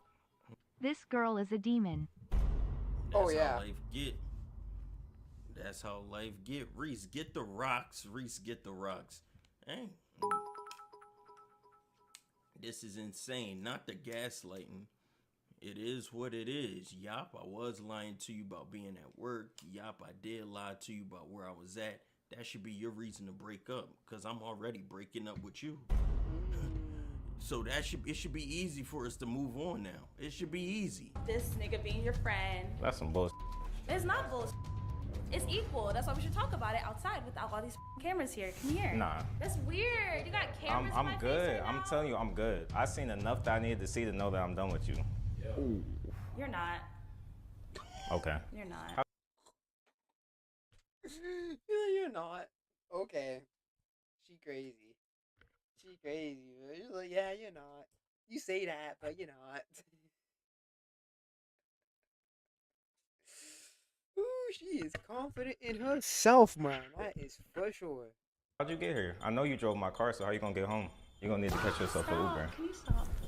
Please stop touching me. For real. I'm telling you, I'm really, nah, please get your hands off of me. Pack her friendly ass Can up, you bro. please get your hands off of me? Just go, really, nah, please get your hands off of me. Pack her friendly ass up, bro. Pack her what ass up? Her friendly ass up. What did he say? Pack her what ass Her up? friendly ass up. Please get your hands off of me. Just I'm go literally- take a seat. I don't want to take a seat. Go Cause ta- why you got cameras in my face? Because I know that you've been Oh, you bullshitting know me it's for so fucking now. She's being all gentle, like, oh, stop. Why you got cameras? Like, oh, it's not even being all gentle and shit. Fuck out of here, man. these past couple of weeks, and I just had to prove it. Weeks? Yes, you've been doing weird and you continuing to do weird. You don't think you did anything wrong today? You don't think talking to Jay or getting too flirty with Jay It was can wrong? be interpreted as that. Oh, yeah? If you want to interpret it as that, but I think we should talk about this outside. Girl, you didn't Why is even your claim jacket him to off? be your man. Trying to manipulate with the sweet voice, bro. Don't fall for it. Put your foot down. She Come know on, you a sweet please. guy, bro. Don't fall for it. Come on, bro. Come on, bro. Stop. Bro, go sit over there. Bro, we're not even a thing, bro. Go sit mama over there. call her, bro. Please go sit over there. Get your hand. She abusive. Yeah, she is This lady can't keep her hands to herself. She is not listening to the consent of don't touch me. This lady disgusting. You can't trust her. She don't take no for an answer. Why she won't let him go? She the bro. Please get your hands off of me, bro. Stop. Bro, you just Come on, just go sit down. Go sit down. Now she playing victim. No, I'm just gonna go. This is So you don't want to see the she was doing? Oh, you feel stupid You know what now, the hell huh? she was doing? I'm telling you, how are you getting home? You're not taking my car. All right, I had no idea that Trevor let her borrow his car to get here. I don't know if it was his main one or a secondary one, but he didn't say anything. I even gave him parking instructions and he just liked the message. You can get in the car with me. We can talk about it if you want. I don't know how you gonna go. These niggas gonna drive you home? Yeah, we'll drive him home. We'll drive him home. I'll literally call the cops on your ass right now. You're not taking my. It got my name on it, not you. It got my name on it. The keys are Okay, in but my whose car is it possession, though? So I don't know what the you're talking about. We can talk about it. You can be a man. You can have a Oh, conversation. shut with me. up. You know, bitch, shut up, man. Yeah, bro, break up with her. Break up with her, man. She's clearly just gaslighting. She is really manipulative. She's very vindictive, bro. Like, look at this shit, man. You can be a real man and talk to me. Like, shut up. Man, you know what? That's cheating. Fuck out of here, man. How about actually be a loyal partner and don't cheat?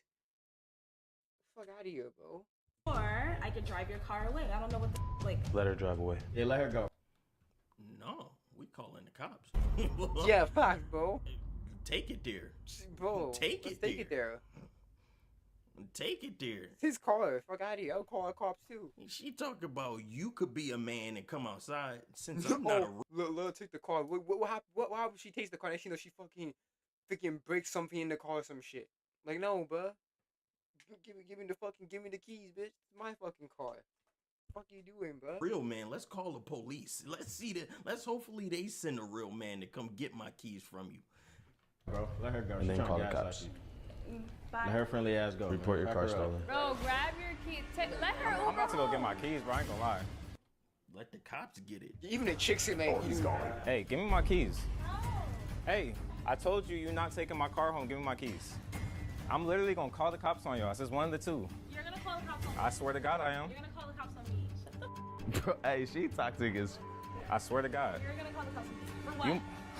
For what? You You have his car key. If he said, don't forget, it's in his possession. So if he says, you give me the keys, you give him the keys. Fuck you mean, bro? Understand that You have my. Do you understand that you It don't gave, matter. You You gave have It don't my- matter. You That look doesn't matter. crazy. You give him possession. If he want, it doesn't matter if he gave him if he gave him consent. If he says, "No, what? I want my keys back," you give him the freaking keys, regardless if he originally gave you consent. It's his keys. It's his possession. It don't matter. You have my. doing this psychopathic, honestly. That's fine. That's projection. Fine with me. You're a psycho. That's completely fine with me. You're a I knew you've been psycho. bullshit. Projection. You're a psycho. Yeah, he is. Now give him the keys so you could get away from that psycho. Facts. Facts, but facts, but if you really the psycho, give him the keys and get out of here. Right? You give me a bit. Why you standing up to the psycho? Whole ass cheater. So I'm a cheater. yeah. Yes. What did I do that cheated? Okay, you just gonna keep asking Did me I the kiss same him? questions. Did Are I you? kiss All him? that matters? Did I, You need to do? did I kiss him? That's all you need to do to be cheating. Now you. Let me get my keys. Give me my keys. You're a psycho. That's And then completely mind fine you, with You're gonna make all of them look stupid because you know you're gonna end up in my bed tonight. Okay. Go ahead. Give me my fucking keys, bro. Yo, yeah, she is really toxic. Holy, yeah, he was being a nice guy. She was using him. I don't want to say it, but I mean, from what I'm seeing here, she was using him. She was using the dude, but I'm sorry. I don't want. It seems like it's an implication that she's just using the homie, bro. That's the thing about being nice, man. I think I'm being too nice, bro. You let people walk all over you, man. You gotta do some things. You gotta put your foot down and say, no. And honestly, I would, if I was him, bro, my hand would be deep in her pockets for them damn keys, cause you bet you can take an Uber home, you can walk home. I don't care. You're not taking my car off this damn driveway. I'm telling you that right now. So it's either you leaving in an Uber, or you leaving in a cop car. You ain't leaving in my car. That's for sure. Give me my keys. That's Hey. Let her do her thing. Let her. I'm gonna call the cops on your ass. I ain't even gonna lie. Hey, look. No.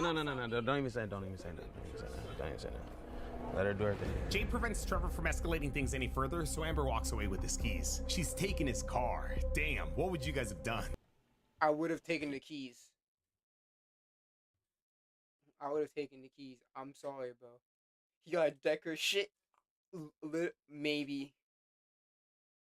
She think you'll calling back tonight. Low-key, he could be in her bed, LMAO. Looking like a true narcissist dad. Kiss him? No, but you gave him his phone number. You gave him her phone number. You gave your phone number to the dude you just met the same day, bro. Come on. Cops involved.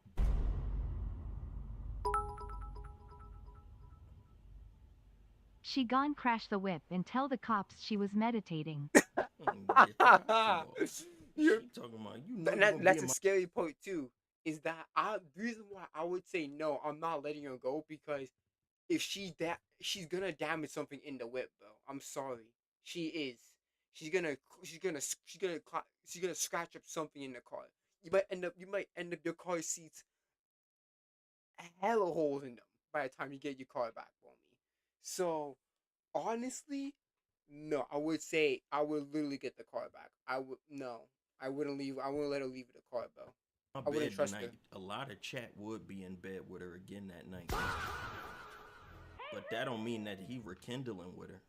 I would have made her Uber home. I ain't gonna lie to you, brother. The best thing you could do is let her do her thing, because all it takes is her call to the cops, and then you turn it to the back. That's not even. They logic don't even make no sense. Cause how he gonna turn into the bad guy? It's his Again, vehicle. it's his vehicle. But no, that's dumb. It's like, first of all, it's his vehicle. He says it's his. It's his name. He says it. He said to give it back. You give it back. It's his freaking his possession. He gave me permission to drive it up here, and now she up here doing weird things with other men. I want my vehicle so I can go home. 27 days, 27 nights, smack 11 Ks. I'm not letting that slide. What does that even mean? Oh, that means he would. It means 27 smack 11 Ks. I'm not letting that shit. It literally means that he's going to. He rather go to jail because he ain't letting that. Yeah, legitimately. I would legit not let her leave. I would literally take her car. I would literally dig in her freaking pockets and get the keys out of her. Cause there's no way I'm letting her freaking damage any. I know if she's psycho like that, she's gonna damage something inside the vehicle. Whether it be the car seats, the something of the buttons. Maybe she might damage the fucking brake stick or some shit. Like, I'm not letting her touch my vehicle, bro. She might end up tearing my fucking registration papers. You don't know. Now you the aggressor. You don't want to let her get her last little memories of you while she driving And home. if she crash, you got insurance, right? Yeah, I got insurance. Don't trip up there. They trying to let it I am rock. still hitting, but she not my girlfriend. I already knew y'all gonna do that, cause y'all goofy. Ah. Y'all goofy. And then what? You get freaky deaky with her. You're not gonna wear Jimmy Mac, cause that's your ex. So you feel comfortable not wearing Mackie Jimmy. Now she pop up pregnant and you stuck with her for the rest of your life. Glad you had fun. Y'all be doing goofy shit. Jimmy Max.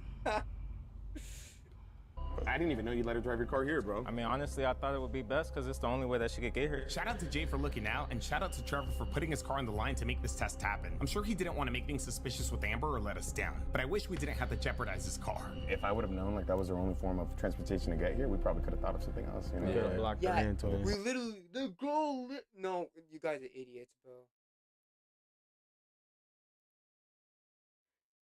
Because the chick literally said, "Hey, we could just get her an Uber." He takes the car. They call an Uber home. Bam. Like, what are you guys talking about? The girl literally said, the wave-haired chick, she literally said, "Yo, get the keys. You can call Uber." Man, make an Uber home. Literally, I would listen to her. Like, yeah, sure. I take my car back. She can Uber ass home. Usually pay her damn money. Man, get out of here. Man, yeah, But you handle that so well. You were so calm. But be honest, would you take her back? Hell no. No. I feel like I was about to say, trust I know me. because you're so nice and like. But it's a difference between being embarrassed from the Instagram post versus seeing something physically. I'm like, would you take her back? I wouldn't have gone through all this if I wanted this type of partner. I wouldn't have put her through all this of a test if I'm just gonna turn around and be with her. That don't make no sense. In my face showing me like how she don't respect me. Shut up. Exactly. So it's like the minute you lose a woman's respect, twin, is finito. Yeah, that girl weird. That girl Yeah, is she definitely was cheating. She definitely was cheating with the guy with the tattoo. if she acting like this, bro, yeah, she would definitely cheating on the girl with the tattoo. Okay, okay, ref stops in. Yeah, Conor McGregor got freaking injured for freaking 30 seconds.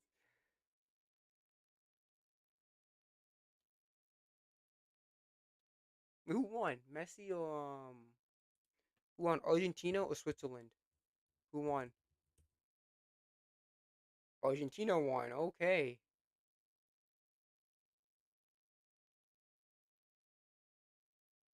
So that means it'll be So that means the bracket is Argentina versus England. Right? It'll be Argentina versus England and then France versus Spain. Yeah. Yeah, so it's Argentina versus England and France versus Spain. Oh, actually, that shit might be crazy though. Ironically, July 15th. Where's it gonna take place? Ooh, it's kind of like People saying it's kind of edging on to England. Atlanta. Oh shit. Heading to Atlanta, Nikki. What about this? Is it Atlanta as well? Oh, it's in Arlington, Texas. Okay.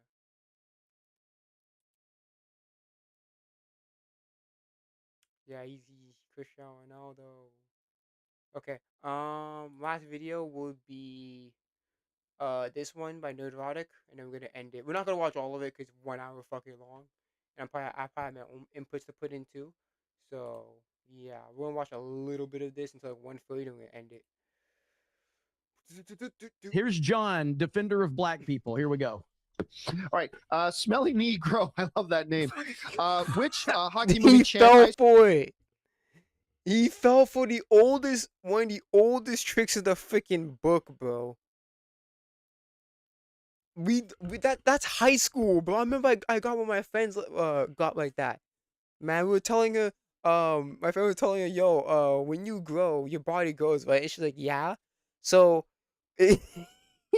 so if my body grows, therefore my knee, she's like, grows. And I'm like, oh, I mean, yo, it's the fun, it's one of the most basic jokes. He freaking fell for it. Swallow knickers come. No, I.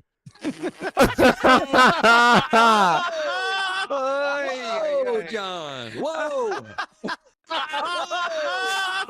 Knickers come. Smelly Negro. I love that name. Which hockey movie chant? I swallow knickers come. No, I. such a freaking basic joke, and he fell for it hook, line, and sinker, bro. Whoa!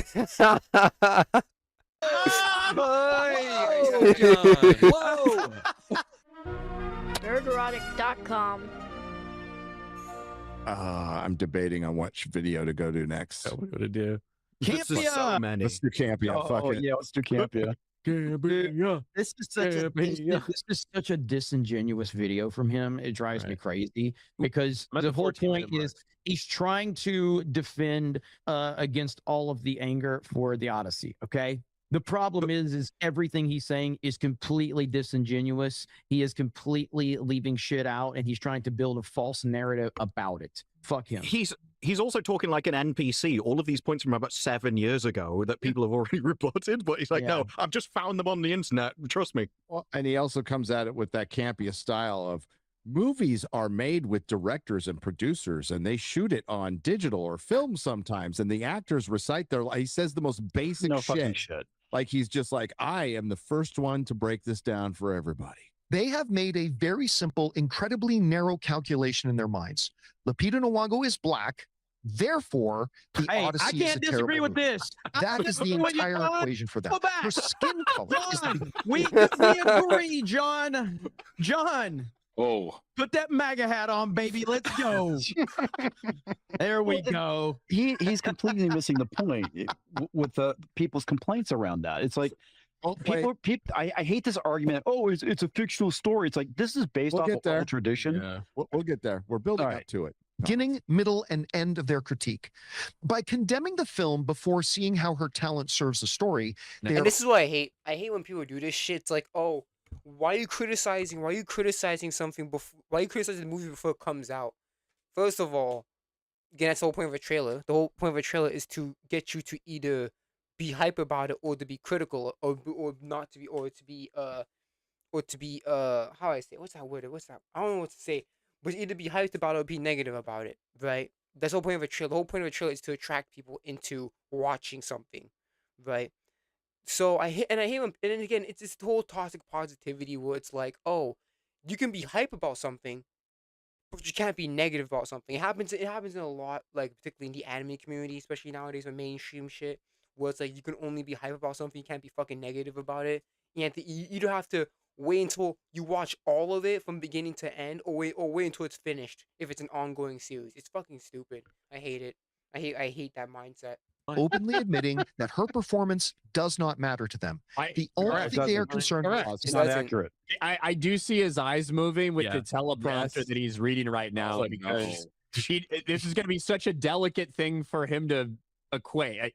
She's black, so you hate it. You needed to fucking script this entire thing out. What a fucking soy-filled, big titty bitch you are, John. It's also I see you wearing those fucking loose sweatshirts because you're big old man titties. We see it. We see it, John. It's also a massive straw man of people's objections. This is a red flag, right? Yes. And it leads to so much more nuanced criticism that is completely just ignoring saying, you guys are racist. So basically, that's what it's trying to render this down to. It's like all of your arguments, all your problems, no, you just see black person and you dislike it because of that. And that's not what people are saying. But that's what I don't like her because she's ugly as well, bro. I was gonna say, like, maybe you could like put that on me, not on everybody who's saying things about the Odyssey, though. And she's good looking, for fuck's sake. That is a massive red flag, or black flag, shall we say. But it's not simply just about a black person in the role. It's about what that means, what that represents, and the other changes that in all likelihood will be made because we've seen this over and over and over again. Now, I do like the simplicity of it. Lupita Black movie bad, just like John can't be a gay, this video bad. I think we can start simplifying things like that. I'm down. Yeah, the issue I have here is that he's trying to break down all of these points and give all of these details, but he completely leaves out that the Academy has put a mandate out that if you don't cast more diversity in your movies, we're not going to acknowledge you. The Hollywood has put a mandate out about that. Yeah, the Oscars did that. It's actually true. They did put a mandate. It's like, oh, your lead character has to be of a minority ethnicity. It is just search up the Oscars, search up the Academy. That's how you're eligible for award shows now, right? And people would say, obviously, go to open example of Oppenheimer, right? 'Cause obviously, Oppenheimer was released the same time the rules were implemented, but that doesn't count. And the reason why Oppenheimer doesn't count is because the movie was released, obviously all the pre-production, all that stuff, that happened prior to the rules being implemented. So obviously, the movies that are coming out at the same time, at the same year, would not count because the movies came out before the movies were in pre-production, all that stuff, before the rules were implemented. So yeah, which is I'll search up my phone. Why so many people are rejecting this shit? It's not because people are just like blindly against diversity. It's because they're against forced diversity for agenda-driven nonsense. That is why so many people are negative again. He leaves all of that context out. That means it's completely disingenuous, and he's lying to his entire audience. So it's fine to be like, yeah, I'm against this character. I'll show you. I'll show you guys. Can I get on my phone? Let me see. I have to get my Bluetooth.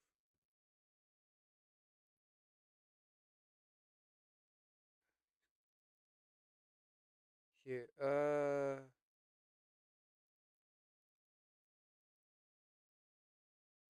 This is from the.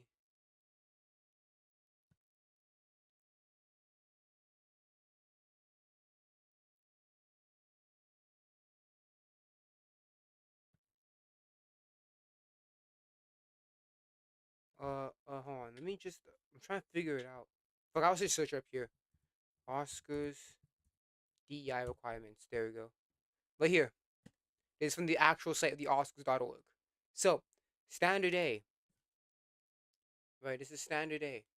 At least one of the lead actors of significant support actors submitted for Oscars consideration must be an underrepresented racial ethnic group in a specific country or territory of production. This may include African American, East Asian, Hispanic, Indigenous people, Middle Eastern, Pacific Islander, At least 30% of all actors not submitted for the Oscar consideration are at least from two underrepresented groups, which may include women, racial or ethnic group, LGBTQ, or cognitive or physical disabilities.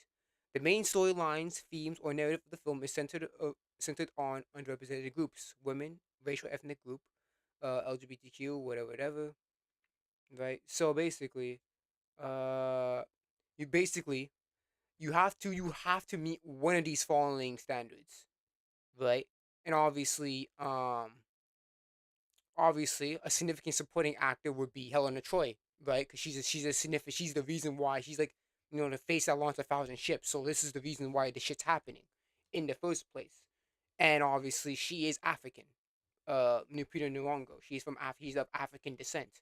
So they fit the bar here on standard A, right? Creative leadership. Creative leadership and department leads, at least 2 of the creative leadership positions or department leads, I'm not reading all this shit, are from an underrepresented group or at least belong to someone that's underrepresented in a racial ethnic group, must be 2 distinct or more distinct individuals, yada yada yada, over here. 6 crew members or team, I don't know, I'm not doing a whole fucking position, I'm not gonna read all this shit, but you kind of get what I mean, right? Standard C, industry access opportunities, paid internship, okay, must see. So basically, right? So that means that the story has to be about them, right? The cast has to have, diversity. Behind the creative stuff has to be diversity. Behind the whole, behind this whole the industry has to be diversity, and the marketing, distributing, and all that stuff has to be diversity. So it's literally forcing, like, if you want to win an Oscar, you have to complete. I'm pretty sure. I'm more than sure. You have to complete the standards here. At least one of the standards that are here. So you have to complete all the standards here. So you have to complete standard A, B, C, or D, and all the C1, C2s are just the methods of completing the standards. Because you have to complete at least one. You have to check at least one of these standards below. Right. So you have to complete all standards A from D. But obviously, there are methods you have to complete all the standards via one of these methods below them, right? The B1s, the B2s, the C1s, the C3s, all that stuff. So it is literally forcing people, right? So look here, submitting confidential inclusion standards ways and meeting 2 out of the 4 standards. So you have to complete at least half of these standards here. So it's literally forcing DEI in movies. If you want to win, if you want to be eligible for the Oscars in the best picture category, you have to force this. You have to force DEI in order to win best picture. In order to be eligible for best picture in the Oscars, you have to force in DEI. That's fucking it's fucking insane, bro.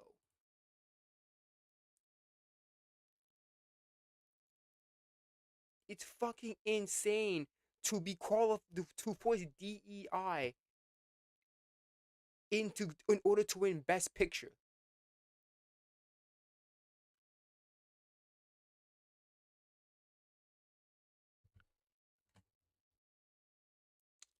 So, yeah. When were these implemented? When was the Oscar DEI implemented? Implemented starting in 2024. The guidelines were first announced in 2020.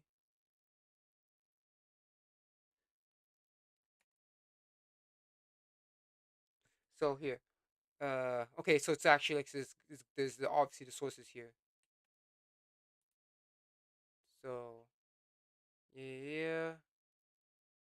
So, so for the 94th and 95th, 2020 and 2023, when was Oppenheimer released? Oppenheimer, 2023. So, Oppenheimer was released in 2023, right? July 2023. So, according to here, they did implement the DEI thing in around 2020, right? 2020, around 2020, right? Yeah, it was introduced in 2020, right? But they were not mandatory, and that's why Oppenheimer won in 2023, despite not completing the standards. it was optional. It wasn't mandatory. But now, in 2024, it is mandatory to have this shit.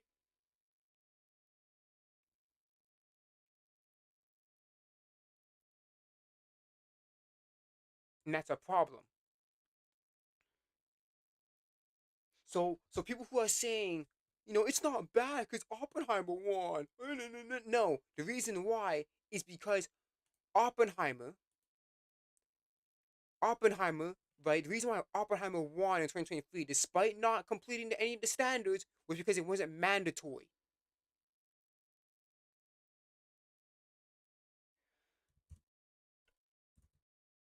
Being black. I mean, literally, like, if I put out my biopic of Martin Luther King with Ryan Gosling, he's gonna be like, well, I'm against this because he's white. But he's doing a great. It's basically, right. The whole point is to ruin any culture that has that are known for having fair skinned people or white people. They want to destroy that culture, but it's a double standard. They would hate it if it was the other way around.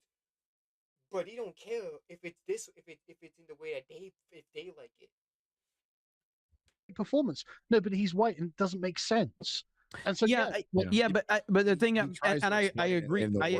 I agree with you, but it's like it's the reason why when Batman '89 came out, there was not some big uprising because Harvey Dent was black, because there was not this agenda-driven nonsense around it. The reason that it gets so much backlash now is because we're so tired of seeing it forced into every single aspect, and there's these agendas that the Academy and Hollywood. And that's facts. That's the thing. That's the thing. That's the reason why. Because the thing is, look at the climate as things are now in today. People, a lot of directors and stuff are so overt in the politics that, I'm sorry, man, people are just tired. People are gonna assume nowadays that if you freaking race change or do anything swapping, it's gonna be it is because you're doing it for politics. Because they were doing this for so long, not so long, but they did this so many times for so many different media projects and all that stuff, that people are gonna obviously assume that, hey, if you're doing this, you're definitely doing this for political reasons. Hollywood and the actors and the directors and interviews are talking about how important all this shit is, and it's just gotten to a point where people are just fed up with it. On the merits, though, it's perfectly valid to say that a character is bad, an actor is bad, because of the intrinsic properties that they have. Yeah, it's a perfectly valid argument. Like, if Batman was being played by a disabled person in a fucking wheelchair, I would say yes, that's bad because this person is disabled. Not that it's bad because to be disabled. I mean, it probably is, obviously, but like, they're not a bad person or anything. But it just makes it inappropriate casting. If Helena Troy was cast as a 300-pound Landwell, we'd have the same problem. Yes. Yeah, but he's asking as if you need to defend the status quo. No, that you have to give a reason why you think it's worth changing. Hollywood has a problem with the most beautiful woman in the world being blonde-haired and blue-eyed. Yes. That's why she had to be changed. But you have to defend why you're doing that. You have to give the reason. Yeah, you have to defend on why you think this is. Why do you think this is the best way to go? Honestly, why do you think it's the best way to go this route? Okay, let me get some water real quick. I'll be right back. I'm gonna put some music on. I want to get some water real quick, cause fucking my throat is dry as shit. So let me get some water and I'll be right back. Let me start my mic.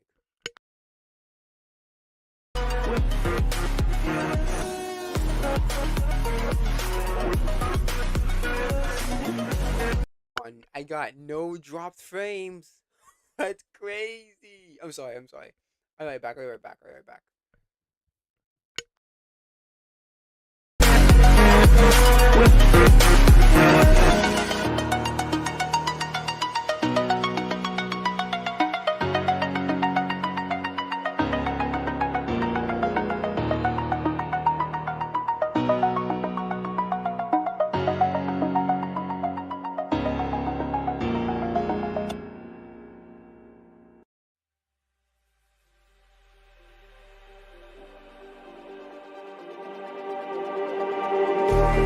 Just like the street lights lit this town, like a fire in a blaze, gotta burn it down. out. We got this far, don't know how. I see danger in your eyes. They know we'll burn down tonight. Coming just like the sunrise. You know that we gonna let it away tonight. We gonna let it away tonight. We gonna let it just like the sunrise. We gonna let it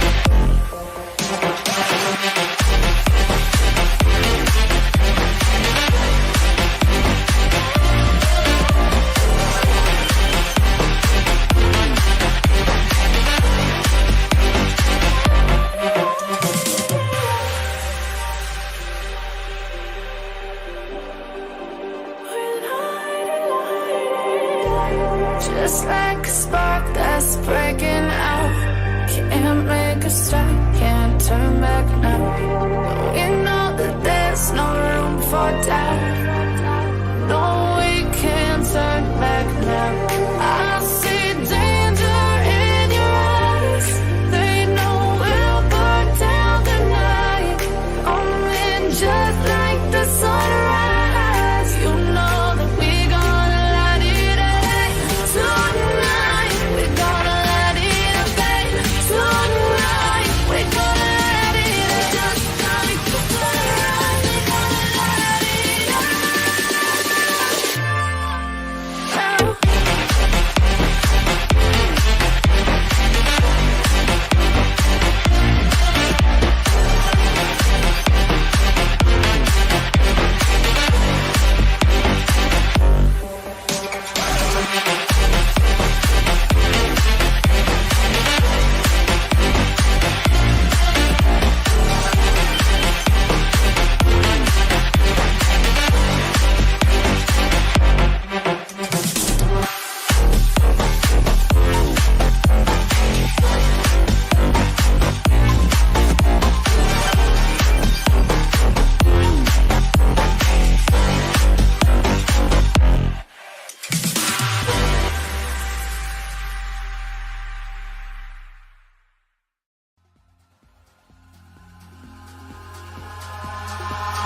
Eyes in the sky, gazing far into the night. I raise my hand to the fire, but it's no use, 'cause you can't stop it from shining through.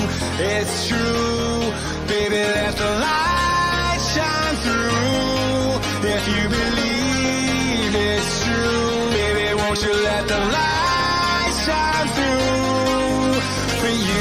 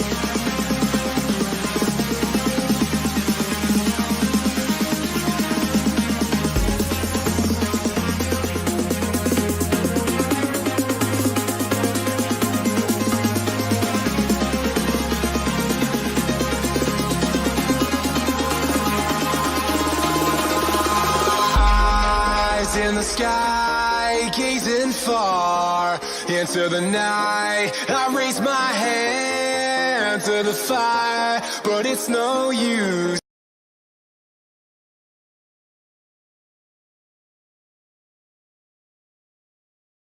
Alright, I'm back. Let's do this shit. Who ready now? Who ready now? Oh, whoops. Oh, wait, no, let's do full screen. Whoops, my bad. Give me a second, guys. How's it looking now? Cool. Cool beans? Cool beans. Alright, back at full screen, bitch. Reason why you wanted it changed. I don't need to defend why I just want it the same it's always been. Yes. Yeah. Disprove because racism. My argument's always well, if they said, look, I changed it because I'm a racist, at least that would be a my argument's always been that if you really want to be, representative of the real world, put 300-pound Shaniqua in the movie, let her have 6 or 7 fucking kids, and let her cuss everybody out and beat the shit out of her kids. That's your representation for the black woman, okay? So, but they want to present this, false bullshit, and everybody knows they see right through it, so... She actually wanted to go. She wanted to go to Troy because they had a better food stamp program. That's the reason. Well, apparently Greece has H-1B visas, so that's good. Yeah, like Disbruce said, he has to defend his position, which he doesn't. It's just you should accept it, and I don't have to accept it. I really don't, and I don't have to be quiet about it. Plus, your framing is wrong. They make these decisions to make it critic proof. I mean, we've been saying that for years, and that's exactly what they're doing. So let me take a second and address some of the objections some of these folks might raise. Of course, the people leading this backlash don't want to admit that their objections are rooted in prejudice, so they construct elaborate excuses. It's not rooted in prejudice. It's rooted in authenticity to the original source material. Right? So that's what people want. They want it connected to. They want to be as close to the source material as possible. That means character appearances, plot lines, storylines, all that shit. Right? People got mad when people got okay. Speaking of a recent example, people got mad when they removed the sexism part from Sokka. Right? The whole sexism character line from Sokka, because that's one of Sokka's character moments is to show that women also can be capable as well, right? He doesn't have to carry everything by himself. And that's the thing. You just remove it. That's removing things. Let me build a straw man. Let me build a straw man for somebody to deny destroy it. That was him just. That was him just saying, "Look, they're all racist, but they can't admit it." So that was the. Is it possible to prejudge something that's been around for 2,800 years? To justify their. Also, we're judging it off of the trailer and everything that anybody that's been involved. You're supposed to judge it off of. Yeah. So that's what we're judging it off of. Let's address the two most common arguments they throw out at a project like this. The first defense mechanism is almost always the Black Panther argument. It's which is accurate. Sargon, you said Martin Luther King if he was white. He's talking to you, Sargon. Yeah, and I agree with him myself. Weirdly, standard internet talking point that people think is a massive checkmate. They'll say something like, "Oh yeah, well, how would you like it if they cast a white actor to play Black Panther? You'd be furious." It's the exact same thing. Because it is. Except it is. Because the setting is integral to the story. The setting of Wakanda is integral to the Black Panther movie. It's like the setting of Greece is integral to the Odyssey. It isn't the same thing. It is the same argument. Okay. It is again. The setting is integral to the story.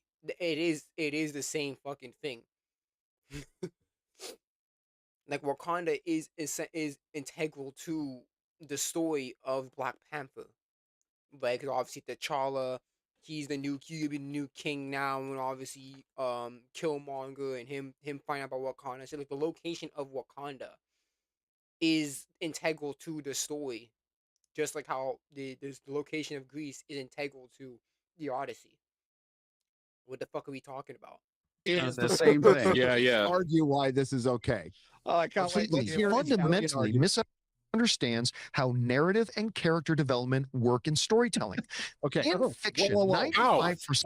Pause. what does the casting of a character that's supposed to look like they are what they're supposed to look like in the adaptation have to do with narrative and character development? You've already lost the character development by miscasting the person. Yeah, it's not the character. Bro, because black people are victims, so you can't just replace them with a white person, because if you're black, that is the most essential lived experience that you've ever had, so you could never replace them with a white person, because every black person in fictional history that you could adapt, them being black is in their view, it means that is like a core part of who they are. You know who's white never been doesn't get that around same treatment somehow. You know who's never been around black people in his fucking life? John Campea.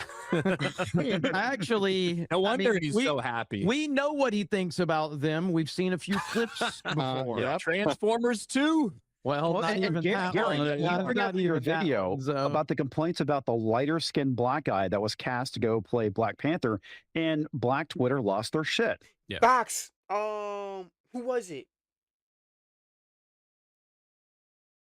Who was that? I think I know who we're talking about. Black Panther. New actor. Backlash. Who was supposed to play?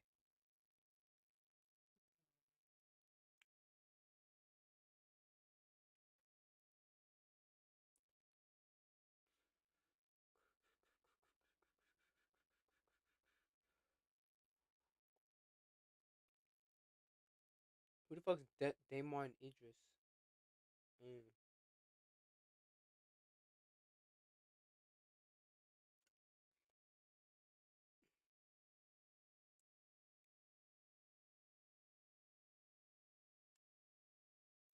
All this Hudge?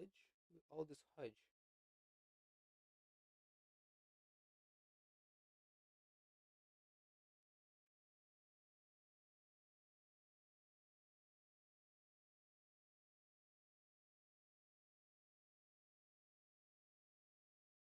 Let me see something.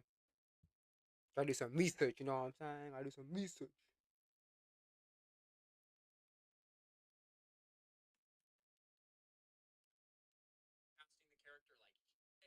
Whenever you see these memes, right, those characters drip downs from Black Panther fans, because for some reason race swaps are completely and totally beat. Oh no! This tweet started making the rounds, and it's funny on a variety of levels. But Marvel Studios has reportedly met with actors like Aaron Pierre to play a new Black Panther in Avengers: Secret Wars. Now it's from Daniel RPK, which is not surprising because this doesn't even say anything. It's not even saying that Aaron Pierre is cast to play Black Panther. It says they have met with actors like Aaron Pierre to play a new Black Panther Secret Wars. A lot of people think Damson Idris is going to be the next Black Panther. Who knows? That's not really what this is about. It's about the idea that this black actor, Aaron, ain't black. Look at some of the responses. Get this N-word away from my kind of dark-skinned characters. Bro, these N-words are killing me. Says this guy who says end police brutality, one Nigeria, free Palestine, justice for Congo, save Sudan.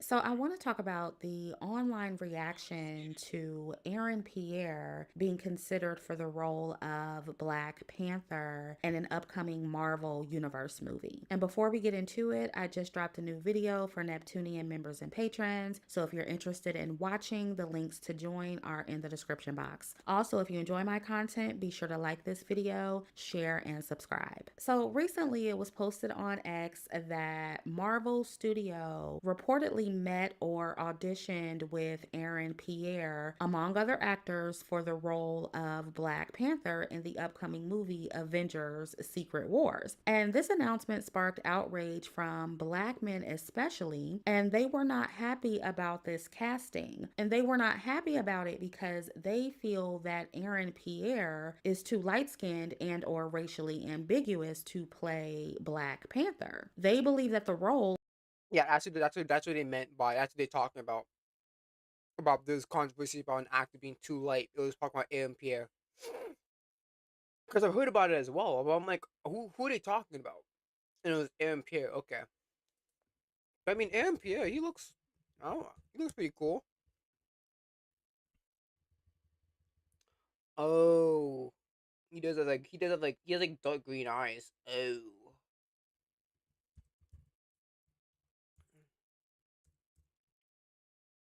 It's bluish green. Ooh.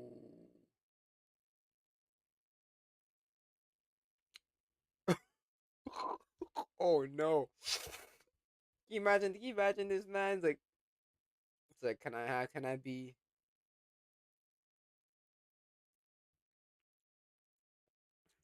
is Aaron Pierre mixed race? We definitely is.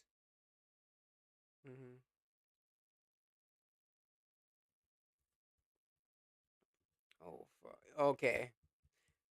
Is best suited for a dark-skinned black man. And so this man on X says, light-skinned T'Challa with green eyes. I think the F not. And this man says, I like the idea of him playing some kind of black superhero character, but I want Black Panther to stay the same black phenotypically as the original. We want Black Panther, not racially ambiguous Panther. And there were several other black men making similar comments.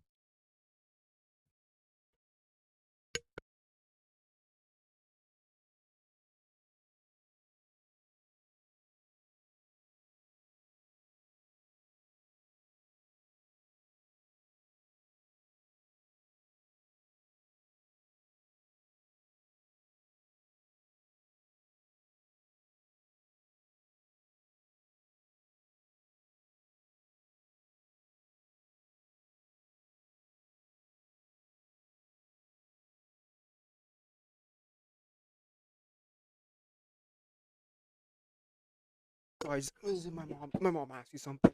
Back to it. And also liking the comments that said Black Panther should be played by a dark. But yeah, okay, anyways, yeah, you guys get the idea. The whole point is there was controversy that they were in talks about hiring a new Black Panther actor, and Aaron Pierre was one of them. I didn't know his name, but I heard about the controversy, but I didn't know what the guy's name was. And the point is that obviously Pierre is of mixed descent. Like he's of mixed descent, so basically they were complaining that he was not black enough. Pretty much, basically racism. You ain't black enough. Now, so it absolutely does matter. It does matter a lot. But also, it matters that she's white. But again, it's a whole double standard. It's a double standards, right? So basically, it's fine. They can complain about Black Panther being not black enough, but these people can't complain about Helena Troy not being fair skinned. Because they believe in things like white privilege. Helen of Troy is meant to be the most beautiful woman in the world, right? It's because she's blonde haired and blue eyed. Because back in the day, just like now, actually, those were very, very highly prized characteristics. If she doesn't have that and she's not the most beautiful woman in the world, why the fuck are we launching all these ships? Do not have their core narratives, motivations, or personal identities directly tied to their specific ethnicity. Okay, again, what about the setting in general? We have to talk about the setting. It's not only just that's the thing. He's strong. He is only talking about particular things. Like, okay, does it affect the character? Okay, what about the setting? Do you think it makes sense for the setting itself to have dark-skinned people as such a high social standing? Do you think it makes sense for a country for Greece to have a dark-skinned person in a high social standing? Do you think it makes sense during that time? Yes or no? Yes, they what the hell is he saying? So he's trying to say a character is solely defined by, say, what they say and what they do, not what they look like. And it's like, no. What they look like actually has a very important element to the characterization. A character's appearance informs so much and what people will perceive and bring to the interpretation. And that would have mattered a lot in the context of this story. Yes, exactly. Where Helen is from. It kind of like is really important because it started a war. Specifically, that's just like making a movie about the Zulu and casting a bunch of white people as Zulus. I mean, it's very much relevant. Just stick it with the Odyssey. I mean, again, like this would matter in the context of the story. Well, what's really interesting about what he's saying here, he is just trying to say that these people don't understand. They fundamentally misunderstand a core thing about characterization and story. And then his answer reveals that he has a fundamental misunderstanding of character and story.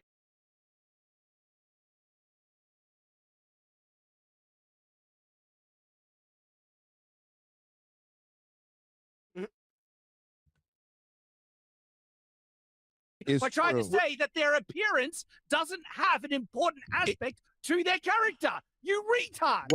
It's not even just that. Like you are a product of your culture. That makes you what you believe. Emily Wilson is a product of modern day culture, which is why she decided to change this in the first place. If it wasn't Greek, they wouldn't have imposed it with the same values they did now. No, of course not. Because that is a replaceable culture because it's coded white. Robert Meyer Burnett's the most patient man in the world because he has to co-host a show with this guy who knows shit about shit. And you could see Robert sometimes go, at some of his takes, particularly that physical media one he just had, which I know how Robert feels about physical media, which was fucking funny to watch. Look, I think we got to get back to basics. I think we got to get the real John Campea back, okay? Somewhere along the way, he got lost in the wilderness. We need to bring this man back because 15 years ago, whenever this was how John Campea felt about representation in movies. And the twins did that. They are the new Jar Jar Binks. They are the most stereotypically racist characters I've seen on screen in a long time. I was trying to explain the twins to somebody, and basically it's this. The twins are two hood niggas that copy ridiculous jive are illiterate. And I'm not making that up. They actually reveal that in the movie. Helena Troy is hood niggas. They sound like this, and they have buck teeth, and one of them has big buck gold tooth and stuff like that. Wow! Wow! John! Wait, this is a classic. He's so good. Hold on, John. You're telling me that they were illiterate? They didn't speak English very well. They had big old buck teeth, gold teeth, and you saw a black person? Yeah. Let's go, John Campea! Yeah! But what this shows, what is John doing here? He's playing defense for a film, and what is he doing now? He's playing defense for a film, and is reaching for whatever thing they justify it, because this guy is a shill. All right, that's basically what it's coming down to. I hunted, Rob. I hunted for Tobey Maguire's dick. He did. I wonder if you ever found it. He did find it. I think this guy needs a hobby. Hey, credit because this Transformers 2 review is still on YouTube unedited. All right, so credit where credit's due. Credit. Listen. I also got to credit the guy for backing up RMB when everybody piled on during the riots. And dude, I've been watching John Campea for a long time. He hates my guts, but I've been watching him for a long time. So can we go back 5 seconds to get the context of what I'm saying? Because this is stupid. And a writer might describe a character's physical appearance a certain way in a book or a myth, but that description rarely serves an important load-bearing pillar of who that character is. You can't say no, because I would say a character's appearance does have factors into book characters. Like usually people say, his eyes are piercing, like they're piercing blue eyes or something like that. Like it gives you, when you describe somebody's features, it gives the reader a sense of characterization. Like, okay, if this person has, cold blue eyes, it gives that feeling that he's a serious guy, of a person that doesn't really joke around. He's much to himself. He's more stoic and stuff like that. That's appearances can clue in a characterization to the reader. So to say that appearances don't matter is a fucking lie. I'm sorry, especially in books, because in books they kind of do that a lot, where it's how they look kind of factors in how it kind of hints at what they are, who they are personality-wise, right? Drives them, or how the load bearing is the giveaway of ChatGPT usage right now. Load bearing is like a keyword in all of new AIs. That's a giveaway. He didn't know. Oh, that's bad. And also, you could make this argument in theory about a lot of plus load bearing. Who says load bearing? I'm sorry, man. Nobody you see those advanced, those so high speaking words, bro. Different race swaps if you want. In this case, the physical appearance is so extraordinarily important to the entire basis of this person as a character. Like it is the exact wrong person to make this argument about when we're talking about Helen of Troy. I mean, because there are some characters that, are lesser characters and they're not that important to the overall plot. But if you have a core, like main character, right, their appearance is very important. Are they attractive or are they unattractive? Yeah, for example, characters like Kynes from Dune, right? Like the Dune movie. Like when I found him, when like obviously in the books he was like a white, in the books he was like a fair skinned guy, a white guy, but in the books, Kynes is a black woman. Something like that, it's like, okay, you can kind of get away with it because like what made Kynes an interesting character is his philosophy on Arrakis, about Arrakis, and like his philosophy on biology and Arrakis and trying to control trying to take over not trying to take over the environment, but like kind of basically put his own spin into Arrakis and all that shit, like the biology or whatever. But yeah, I'm sorry, bro. If a character is known for their beauty, like however Troy, I'm sorry, the appearance of a character will be very important in that matter.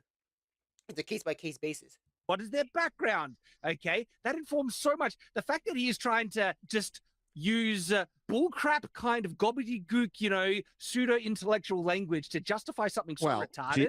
Chat GPT. The AI did it. Yeah. The AI is like. It's like, are you paying attention? And it's really interesting because another aspect of this is him basically trying to say that, so everything is interchangeable. Your appearance is interchangeable. It doesn't matter. Your gender is interchangeable. It doesn't matter, Shad. Like, exactly. It is dehumanizing people because you're just saying, everything's interchangeable, right? Just like your gender and all that shit. Sorry, bro.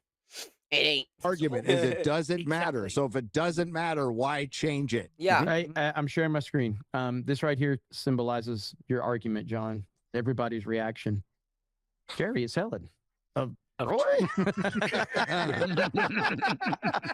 now this is a great meme, right? This is a great meme because it hits on the most important of points, which is verisimilitude, right? Is it if you want me to be someone who can suspend my disbelief and engage with your artistic endeavor, and you make it fucking ridiculous, like this meme is saying, then obviously suddenly I don't feel like I'm invested in your world.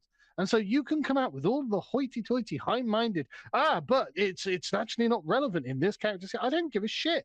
I'm taken out of your fucking movie now. I think, what is this bullshit? Yeah. I don't want to watch it if Helen of Troy is A, not from Troy, and B, ugly as sin. I'm sorry, she's supposed to be Spartan. She's from Sparta.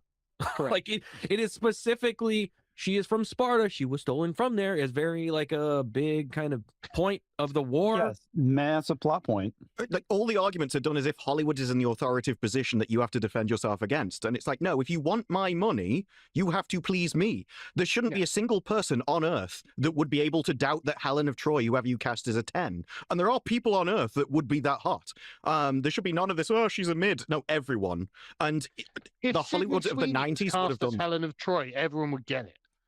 Like, everyone would just be like, fair. From the neck down. Yeah. However, there are a few very distinct exceptions where a character's ethnicity is a core, inseparable part of their story, their motivations, and the entire narrative structure. Batman. Black Panther is the He brings up Black Panther. Wow. So he just, they always bring up Black Panther, but it's kind he's of doing it too. So he just undercut his own fucking argument. Yeah, he did. But what he's trying to say is that Black Panther is the exception, not the norm. Well, no, most primary characters. That's what ChatGPT is trying to say. Yeah. If anything, though, this would be more believable if you race swapped it, because then at least you'd be able to explain where they got the technology from.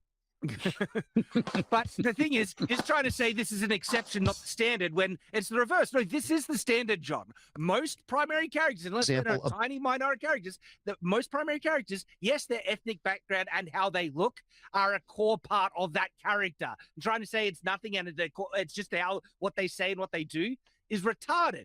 But it's a disingenuous argument, and then that's what it all comes down to. He's making a straw man to try and ignore what. Yeah. Wait till he brings up some more really good examples. Oh, yes, he does. This He exception. does. Stan Lee himself was very clear about why he created the character. Black Panther's entire identity is completely linked to his being the king and protector of Wakanda, a fiction. And Helena Troy's character is to be one of the most beautiful women in fucking Greece. Shut the fuck up. Being black. Uncolonized. Yes.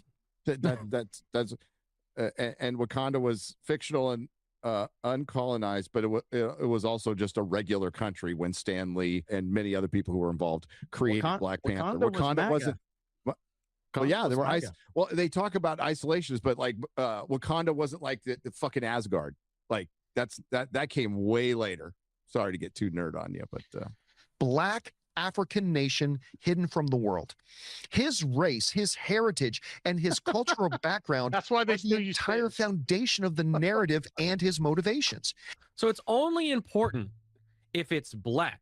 Yeah, basically, white character. Yes, that is not. None of that stuff is important because it is absolutely important for Helen of Troy to be white. Well, that's the same argument that he's making for the Odyssey because it's inherently Greek. It's not important in Homer's Odyssey with a very specific country of origin and a specific time. That is the basis of most of Western civilization stories. Sorry, go on. Yes. Well, no, it goes back to exactly what Carl was saying in his video, why they race swap, right? It's because if you have an ethnic background that's white, male, straight, or anything like that, that's not important. And you can switch that but switch to anything diverse. Oh, if it's a diverse background of some type, well, now that's core to the character. And how dare you switch? So we can see, the agenda at play. It does make the reality of it is that, ethnic background is core to everyone ever because nobody is born outside of an ethnicity or a society.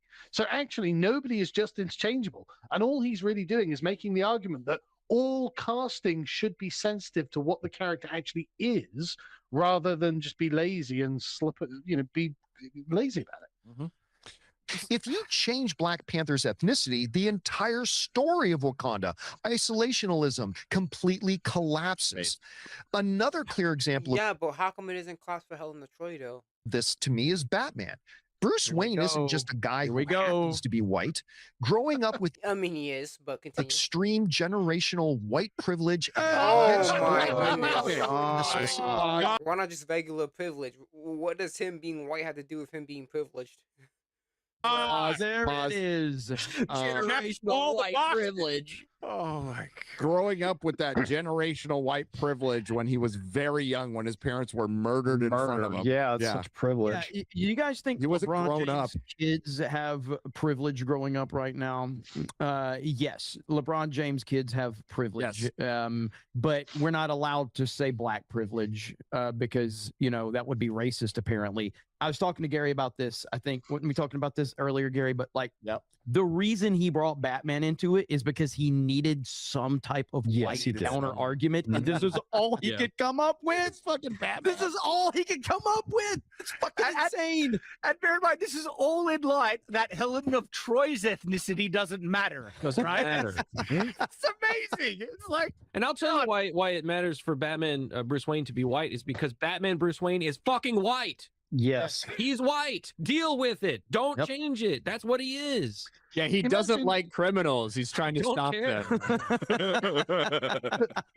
Imagine if they did a remake of The Godfather, right? And they will. It's super serious. And he opens his mouth and just starts talking with a really thick Australian accent. You'd be like, what? I, as an Australian, would be offended at that. But it would be so jarring that you'd be like, okay, and you'd be like, right, so all of these Italian Americans are like, good day, mate. You know how I would do this at the barbecue of my daughter. You'd be like, what the fuck are you doing? Why are you doing this? I can't bring myself into this because you're making a farce of it. But it's the same with anything. Like it's the same with literally anything. And let me just say, my disability is not their costume, okay? Let's make that clear.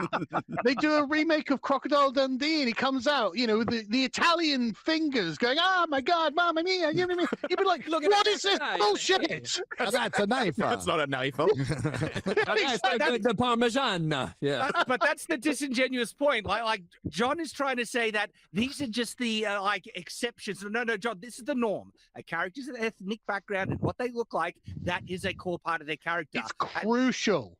It's crucial.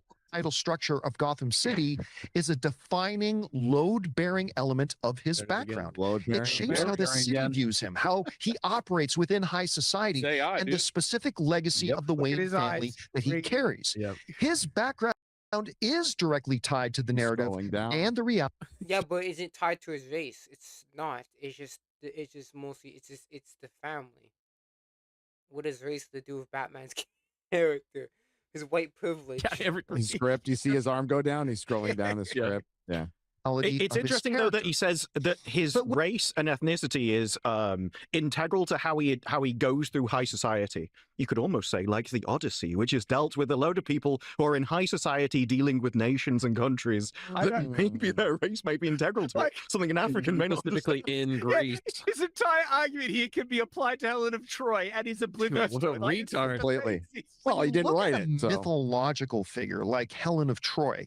She's not narrative. Because Batman was real. Yeah, no, Black Panther, is he real? Troy is a real place. I see titties. Really? I do too.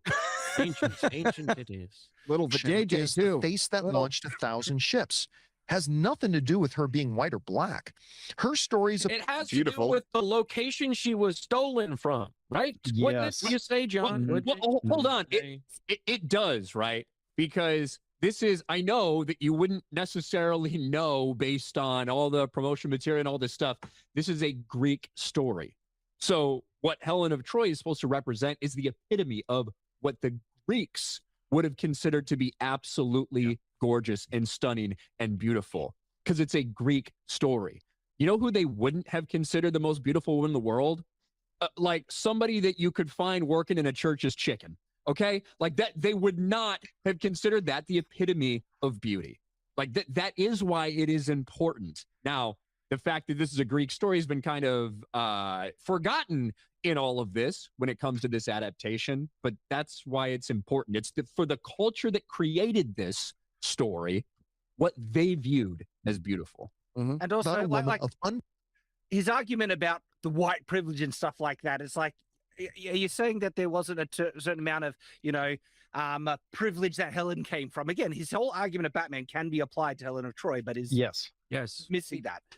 Paralleled captivating beauty whose existence sparks a massive, epic conflict between nations. Her motivation and her place in the narrative are defined by her beauty, her tragedy, and her presence, not the specific geographic undertone. Look, I just want an entire video of him doing Hot or Not versus Lupita. I want to find out where he matches her against all the women from around the world. I can go ahead and tell you because I saw him in R&B talking about it the other day, and John Campea, quote, said, "I would go to war for that face." That's what he said about yes, that's exactly what he said. He'd be a very busy man. Yes, he said, "That's a face I'll go to war for." If it helps, I agree with him actually, but I'll just be on the other side. I don't know if I can trust John Campea when it comes to judgments like that, because I feel like that face has borne a lot of loads, if you know what I mean. So I don't know if he's the best judge. Woke. I really, honestly, it's mad that like for anyone who doesn't know, right? Everyone spoken about in the Iliad and the Odyssey is a king of somewhere, right? For anyone who doesn't know, right? Odysseus is the king of Ithaca. Menelaus is the king of Sparta. Agamemnon is the king of Mycenae. Ajax is the king of Salamis. Achilles is the king of, is it Phthia? Something like that.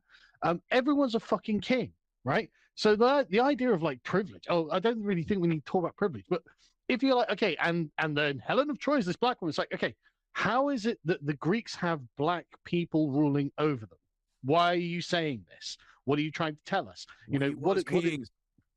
Well, that's the point. Again, it's stealing the nobility from white people in their own story and giving it to other people.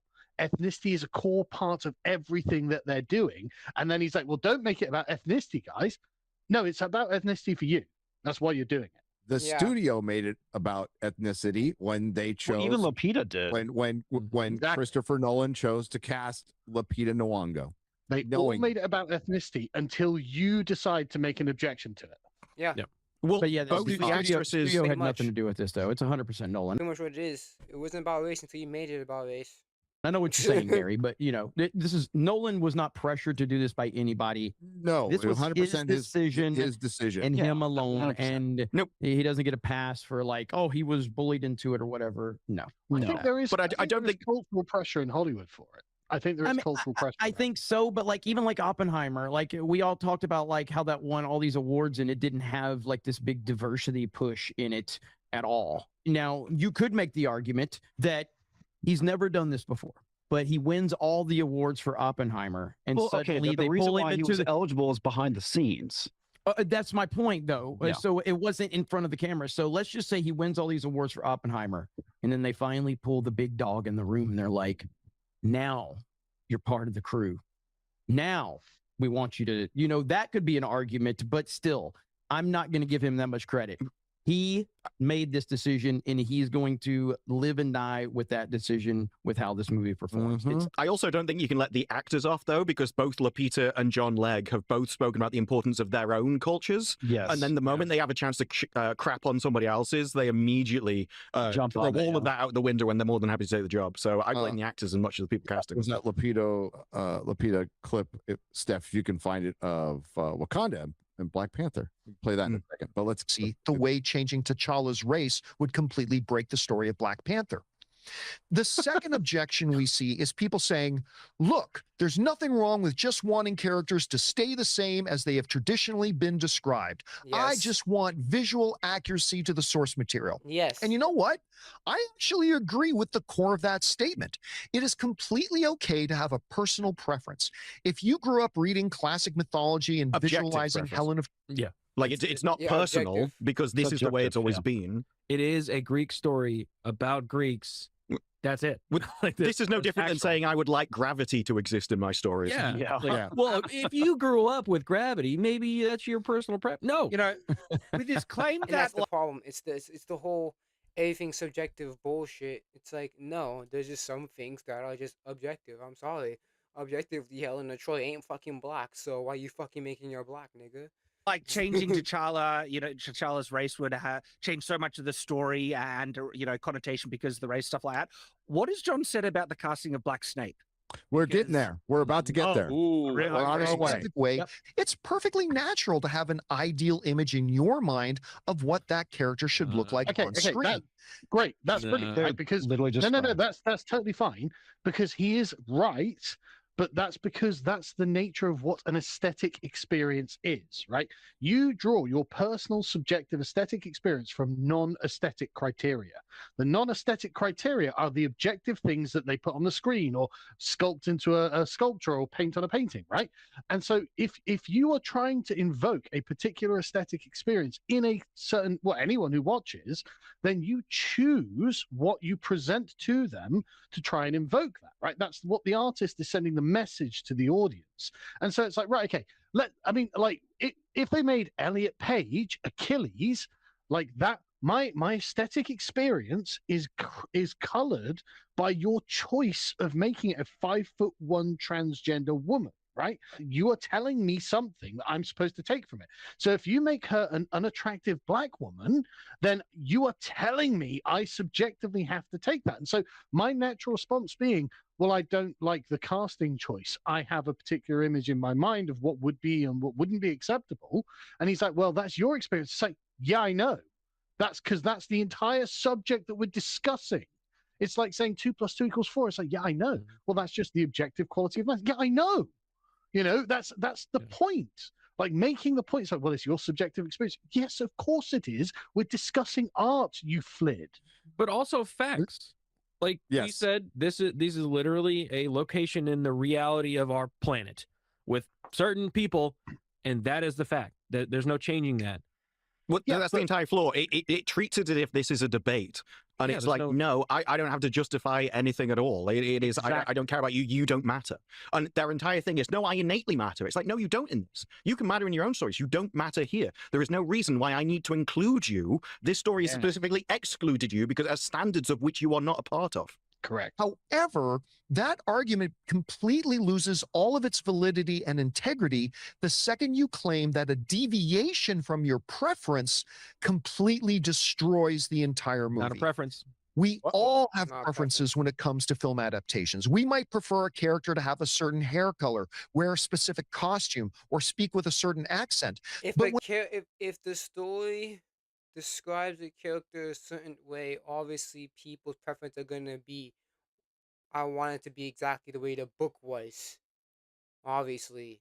When a director changes a costume design or adapts a character's style, we don't form angry online mobs because they're different arguments, John. Yeah, 100%. Absolutely have. They're not the same arguments. I'm angry online mobs. People complain about MJ from Spider-Man not having red hair. She is definitely depicted Daniel as red hair. Craig having blonde hair. Yes, Yes. another one. Look, I guarantee you, John Campea, somewhere throughout the course of his history, has had arguments about how the Superman suit looks. Bro, right? John Campea whined about the prequels for a decade. Non-fucking stop. Yep. He went after people that were prequel fans. He has been doing that non-stop, whining constantly about it. And that's fine. He can do that. But now he wants to sit here and virtue signal and act like he's above that shit. Well, if you want to fuck equate, off. like somebody brought up in chat, if you want to equate Harry Potter not having green eyes to Lupita Nyong'o being Helen of fucking Troy, you're disingenuous or dumb. Yeah, this is the entire point of everyone is conservative about the things they care about. Even the Mary Sue released an article titled, "No, I don't want a Black Buffy reboot." Yes. The moment it comes to an IP that you care about, suddenly I want it exactly the same as it's always And that was written by a black woman too. Princess Weeks. Also, there are parameters within which you will have an acceptable range of tolerance, right? Yes. Like, so, okay, in the Odyssey, Odysseus is actually portrayed as quite a sort of not short, but sort of not very tall, stocky, very hairy and muscular man. Yeah, okay, Matt Damon doesn't look terribly like it, but he's within a parameter of tolerance I would have for it. He's a fairly stocky. He's not very tall. He's not like dark haired, I guess, but okay, fair enough. I'll let that go. He looks close enough to the thing. Whereas, of course, Helen of Troy, well, there we go. We're gonna make it applied to the superhero suit argument, right? Yeah, we've seen a bunch of different iterations of the Superman suit, and everyone that come out is going to be some version of blue with yellow and red in it. Maybe it'll have a belt, maybe it'll have the trunks, whatever. So you have all these arguments within the realm. And obviously, I prefer the belt. Like I prefer, like I'll show you the Superman I prefer. Superman, no trunks, no trunk suit. Like, let me see, no trunks. Like I prefer. That's not right. Yeah, like I prefer the Superman with no trunks, like with the belt. Like, that's me. I prefer the Superman with the belt. I'm not the biggest fan of the trunks, honestly. Like, here's the thing. I don't mind the trunks, but I'll just say comics. Yeah, I don't mind. I don't mind Superman without the trunks. Right, like these ones. I don't mind Superman without the trunks. I mean, no, sorry. I don't mind Superman with the trunks, but I prefer him without the trunks. Right, it just makes it a little bit less silly, right? And it's like it's not. And here's the thing. I like the belt because the belt kind of like it separates like it separates like his legs from his torso. So it's not. It doesn't look like an all whole blue suit. It's like, oh yeah, there's actual little belt there, so you can actually. There's actually like a breakage between the legs and the torso, right? So yeah. So I prefer him without the trunks, honestly. It just makes you take it. It just makes it basically make it more serious. Let me show you the animation. DC. Is it DC? DC. How do I say it? No, that's terrible.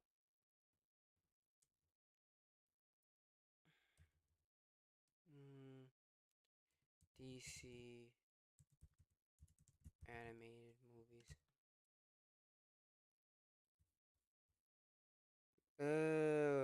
Where is it?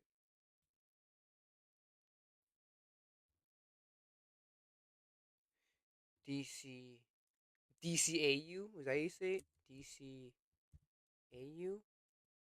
That's the wrong one.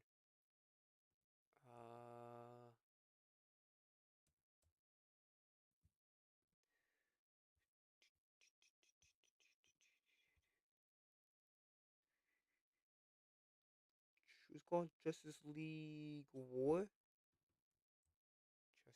Justice League War.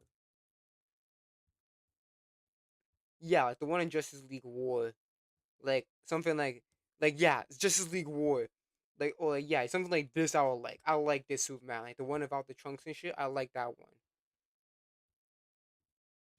Like the Justice League War, like something like this. Yeah, I like that one. I don't know, I prefer Superman without the belt, not the belt, without the trunks. It makes it a little less a little less silly, But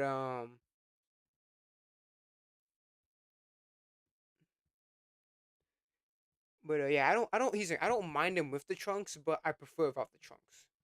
Acceptable tolerance of something that's being adapted from something else. Yeah. If you came out the Superman suit was fucking pink, everybody would lose their shit. Yes. Would that have any like that's the thing? Would that in John's mind, if the Superman suit was pink, would it have any noticeable impact on the story or whatever? People would really fucking care about it, though. But this is how the fucking internet is. When Ben Affleck was cast as Batman, that was one of the biggest controversies I've ever fucking seen. And it had nothing to do with his skin color. It had everything to do with Ben Affleck was too fucking famous. And guess what? All those people that bitched, most of them ended up liking Ben Affleck after the movie came out. But it was a huge uproar about that. I know people bring Ledger up and all of that, but Michael Keaton was before that.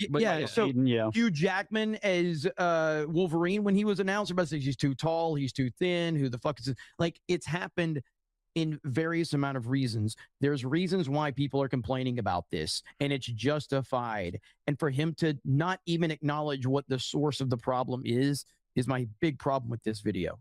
It's a bold-faced lie for him to be in the sphere that he's in for as long as he has been in, and to say that people don't get mad at little changes like that is ridiculous. That's a straight-up lie. Mm-hmm. And boycott the film before we've ever seen a single frame of it, except we've seen the trailer for when race is the preference. That's when the reaction shifts from a mild preference to an all-out culture war, which tells you exactly what the real issue is. Now let's take a second and talk about inconsistency. Was that one of us? Apparently, is that what that was? Like. Let's just hold on. I have to scroll down a little bit on my prompter. Scroll back on that one. If just for the sake of argument, you take it to 100% true, and like every single person, every single argument is only down to the race of Helen of Troy, doesn't that mean it'd be a really bad idea to make that decision? That's a really awful business decision. You should doesn't matter. You don't have to agree with the audience. You do have to give them what they want. I don't need you to agree with me, but if you want to be profitable, that's probably what you should be doing. The argument doesn't work. We didn't. None of this is really an argument. Oh no, a culture war has been started because of the race of Helen of Troy. Yeah, well, why did you not choose an actor who looks appropriate then? Yeah. Especially if she has a really small part in it. It actually gets worse the smaller her part is, because then you've caused all of this drama for absolutely no reason whatsoever. Yeah. And Disbrew mentioned it earlier. Give me your argument for her. Yes. Yeah. You have to sell me. To an all-out culture war, which tells you exactly what the real issue is. Now let's take a second. I like how he made that guy white. It's only white people that are angry white guys. How do you feel about his Sons of Anarchy jacket in the background there? He's had that since the AMC days. They used to call like his AMC movie talk like Sons of AMC or some bullshit like that. So my thing was, John, get on a motorcycle and ride that around. Let's see how it go for you. Let's see. Just walk into a biker bar and record it. That's all I want. How do you do, fellow bikers? Having goalposts. The sheer inconsistency of this outrage becomes incredibly obvious when you look at how these same crowds react to other massive changes made to beloved source materials. They constantly move the goalposts to fit their outrage. Take the upcoming Harry Potter HBO series, for example. I've talked about this before. The internet lit up with anger when it was announced that a black actor would be portraying Severus Snape, with people screaming that it was a betrayal of the books because they are changing the character. But where was that absolute burning rage when the original film adaptations cast Alan Rickman? And don't get me wrong, Alan Rickman's the man. He was absolutely magnificent as Snape, and we all positive thing that audience will agree with. Let's love his performance. Let him land the plane. Let him. Factually speaking, Severus Snape is 31 years old in the book. Alan Rickman was in his mid-50s, literally decades older than he is in the book when he started playing the role.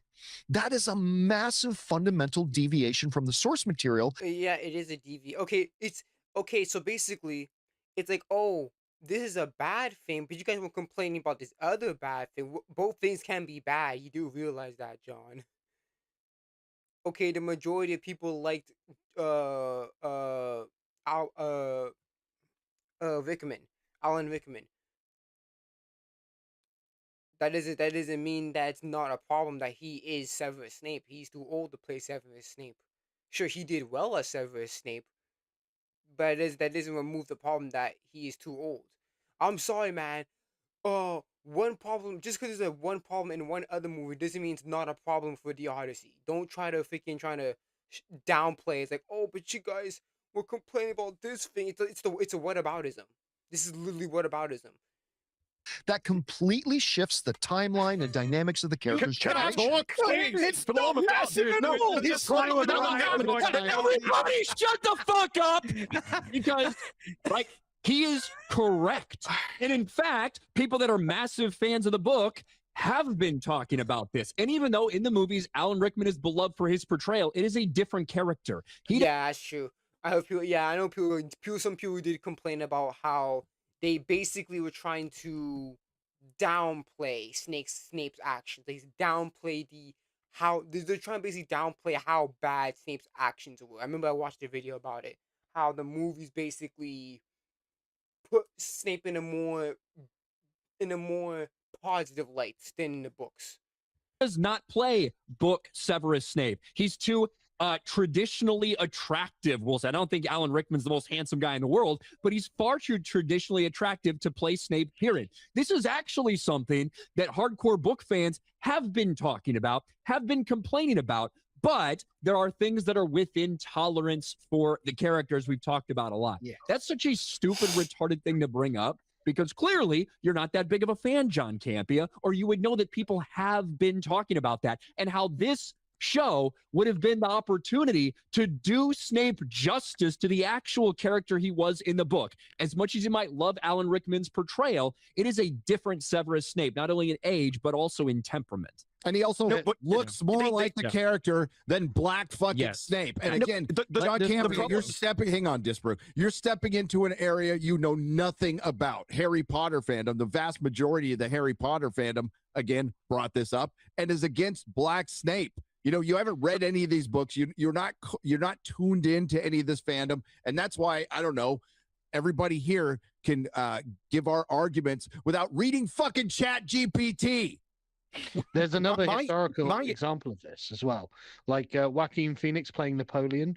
Napoleon was like 23 when he began his campaigns. Joaquin Phoenix was 48 playing it, and it showed. So it was like, okay. And obviously everyone who's a history nerd that I know fucking hated Joaquin Phoenix as Napoleon. Not because he didn't do a great job as it, actually, I've got to say. I really wasn't impressed. But he was just an old man.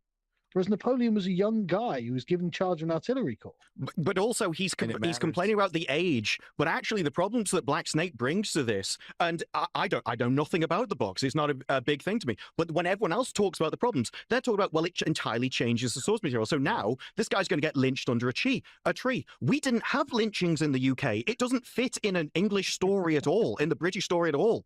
So you are bringing foreign cultural issues into a domestic situation where it doesn't exist. Like if you had Helen of Troy be black, it's going to bring African things into a foreign culture. Like the age is the least of the problems with that regard. There's a lot of people in this sphere that can speak from experience through reading the books multiple times on this subject. Dude has to look it up on Chat GPT. He doesn't understand that thematically this will change the story. Yeah. Like it fundamentally changes the story, especially later on. You're not going to notice it as much in the, well, every time you see Black Snape, you're going to notice it. But in the first season of this show, he's not in it that much. He becomes a much more important part of the story, and that race will come up, and it will change how you look at Harry's parents, at Harry, at a lot of the kids in the school. The first book, though, the kids are instantly suspicious. The kids are like, who is this dark man over here? It's Harry. So this was a bad example to bring up. This was just, yeah, it really is. Example, and it's just blatant whataboutism. Oh, you guys didn't complain about this when it's not. This is a false equivalences drawing as well. Like, yeah, because you're doing race with age. It's, no, I'm sorry, buddy. I'm sorry, buddy. Race and age are not the same, bro. Hey, sure, yes, Alan Rickman was too old to play Snape, but he looked like Snape. That is undeniable. He was too old, yes, but he looked like Snape. That was undeniable. And guess what? When the show is coming, when the show is announced, everyone wanted Adam Driver to play Snape because, sure, he was 10 years younger than. He was like about 10 years younger than, obviously, canonical Snape, right, in the books. But he had the look. He had the perfect look. Those are bad because he has no argument. Let's be honest here. People care more about the looks of a character rather than the age. We have a lot of characters playing older characters. Like, for example, Jon Snow in the books like 15. In the show, he's like in his mid-20s. He's like early 20s. Kit Harington's old. How old is Kit Harington? Let me see how Kit Harington is. Let me switch my phone. How old is Kit Harington? Kit Harington. How old is Kit Harington? Damn near 40. Right? He's turning 40 this year. Like, yeah, let's go here. 2011, 1986. He was 24 when he was doing Game of Thrones, even though he's supposed to be playing a teenager.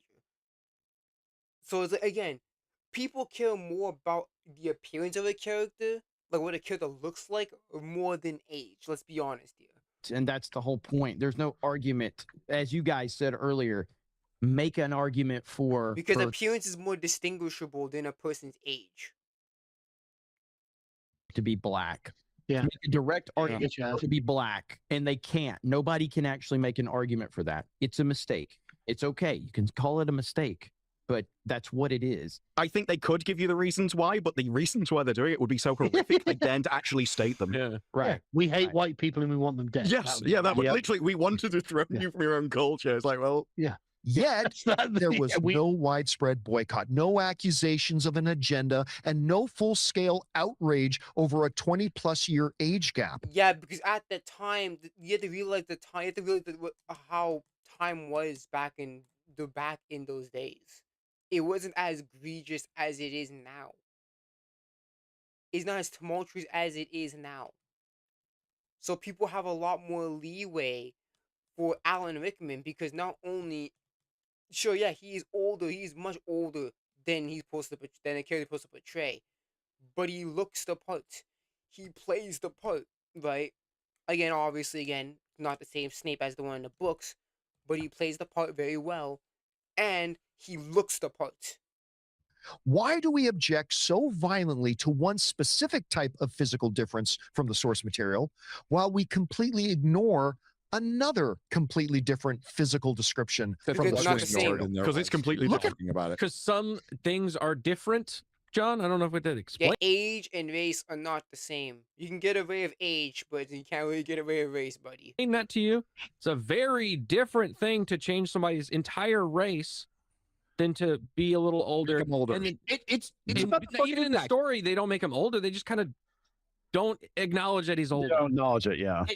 You don't need as much in-depth knowledge of it to realize this character is white, this character is black. Look, I was on stream with Metatron on Open Bar yesterday, and I told him, you remember when you were on F&T and we were talking about all the changes to the armor and all that shit, and I made the statement, look, I get where you're coming from when it comes to the armor, why Shad's upset about it, because you guys are experts. But 99% of people are probably not going to be able to pick up that this shouldn't have been around during this time period. Facts. But you know what? That's the thing. Most people don't really know about the more detailed, time. They don't really know about the not technology, but like they don't know like the details of technology, what they had at the time. People mostly know what they don't have at the time rather than what they did have at the time. So we know if an armor set is made by a wrong material at that time, then it's gonna be people could mostly get away with it because either they don't know about it or it doesn't really break any immersion, right? So people are gonna be more lenient towards something like that because it's very minor, and obviously some people don't really know much of the details about the Bronze Age and different eras of Greece, right? If this rumor about Helen of Troy being fucking black, if that turns out to be real, that's really going to be a controversy because you don't need to be an expert. You don't need to have studied it forever. You don't need to be the biggest fan of it to know that she wasn't fucking black. That is blatantly fucking obvious. We're talking about the same things. A lot of people may not have been aware that Snape was that young in the books, but they know. Also, it's not. Yeah, I didn't know Snape was supposed to be that young in the books. I didn't really read the books until a few years ago, and even then, a lot of it's very hazy. So again, the thing is that yeah, I think most people will mostly know the movies, and again, since Alan Rickman looks a lot like Snape, it's like, yeah, that's Snape. Alan Rickman, that's Snape right there. It's like. Yes, it's not implausible that there's an older teacher. And guess what? Why do people want Adam Driver to play Snape so badly? Is it because he's the same age as him? Or is it because he looks the part? I'm sorry, man. Many people wanted Adam Driver to play Snape because he looks the part. He has the fair skin, he has the dark hair, right? He has he got that more somber attitude because obviously Adam Driver has a good range of acting. So that's why normies, well, not even just normies, but regular people wanted Adam Driver to play Snape because he really looks the part. Appearances do matter in portraying characters. I'm sorry, buddy. I'm sorry, man. Especially in adaptations of stuff. I'm sorry. Appearances do fucking matter, buddy. Don't try to come and lie and trying to downplay that, man. Yeah, okay. The teacher's like 45 or whatever Snape was. Okay, yeah, he's not 45 in the books. But a teacher being 45 is not like something that takes me out of the story. Like the issue really is that I know the intention as to why you've made this change. You have done this because you hate me. You have done this because you think it immiserates me in some ephemeral, intangible way. You think you are reducing me when you do it. That's why it's been done.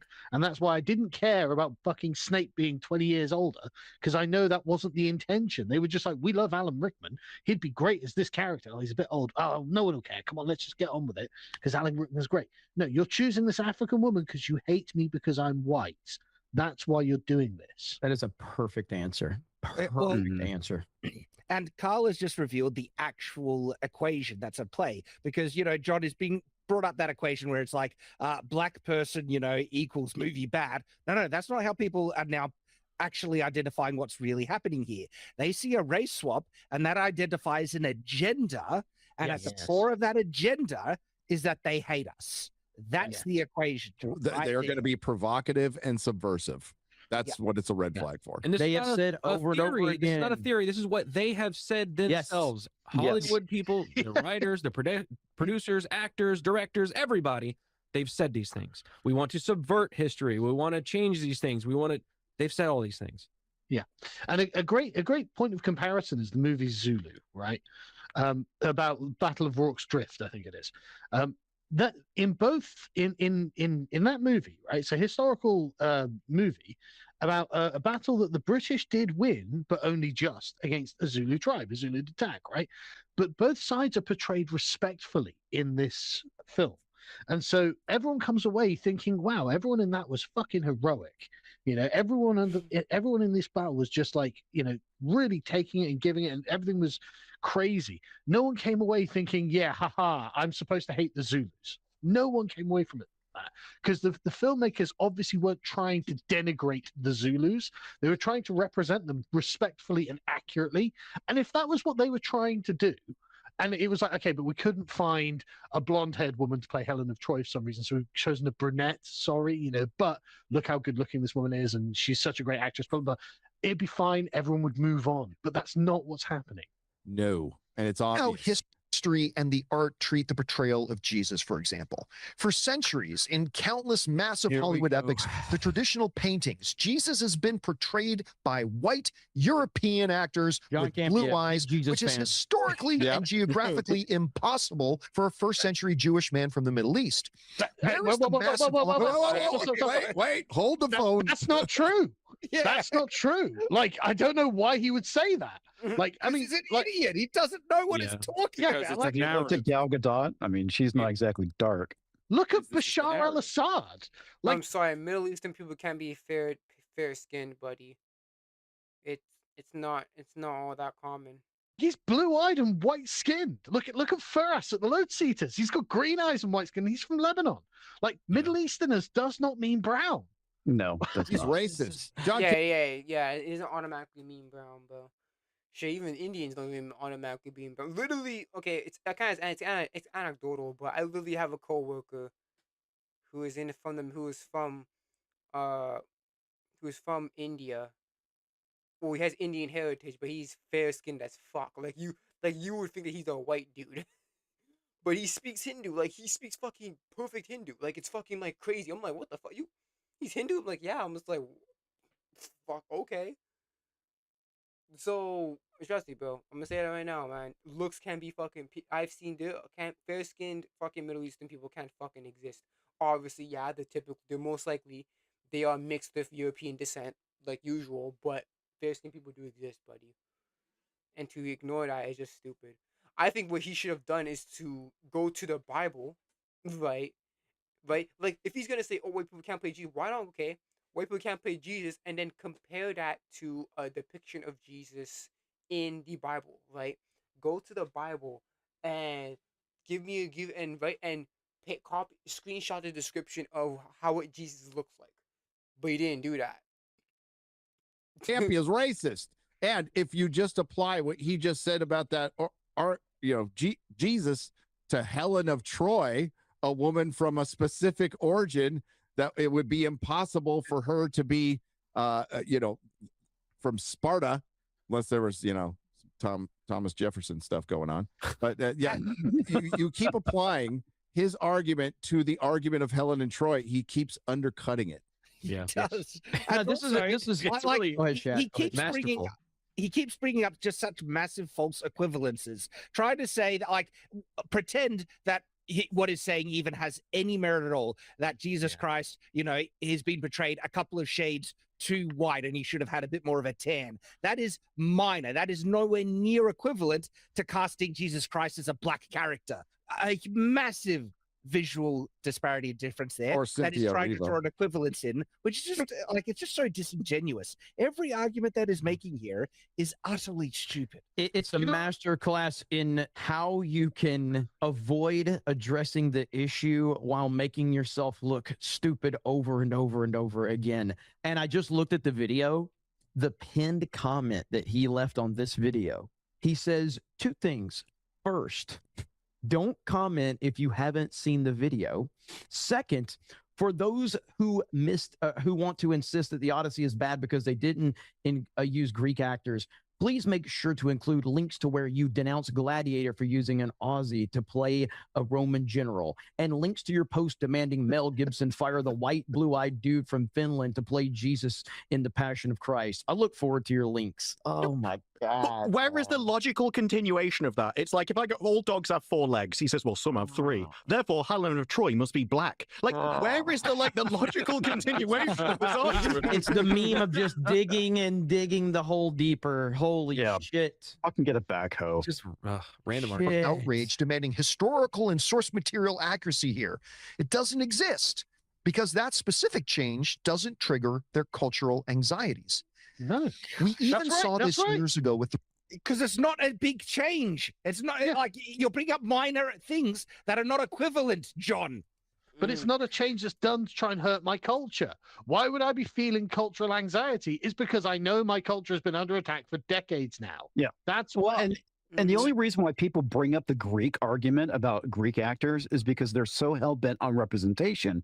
In this instance, they're completely ignoring it. Nobody really fucking cares that there aren't any actual Greek actors in it. It's that we're using we're using the logic against them, because if we care about authentic casting, right? If we care about authentic casting in voice acting, right? If we care about authentic casting so much, then why can't we do it for Greek people? We're just using it, but it's just using the logic against them. That's the whole point. Argument for against them. No, yes. Also, he tries to say that like Australians don't have any European heritage. Mate, yeah. Probably has. You've got loads of criminals. Legit, you don't even know what fucking. You don't even know how Australia is even made, dumbass. Literally, Australia has a lot of European heritage. It was literally a prison island for fucking British people, bro. So it's like, yo, it's like it was like Alcatraz for British people. What the fuck you doing? What are you talking about, bro? You moron!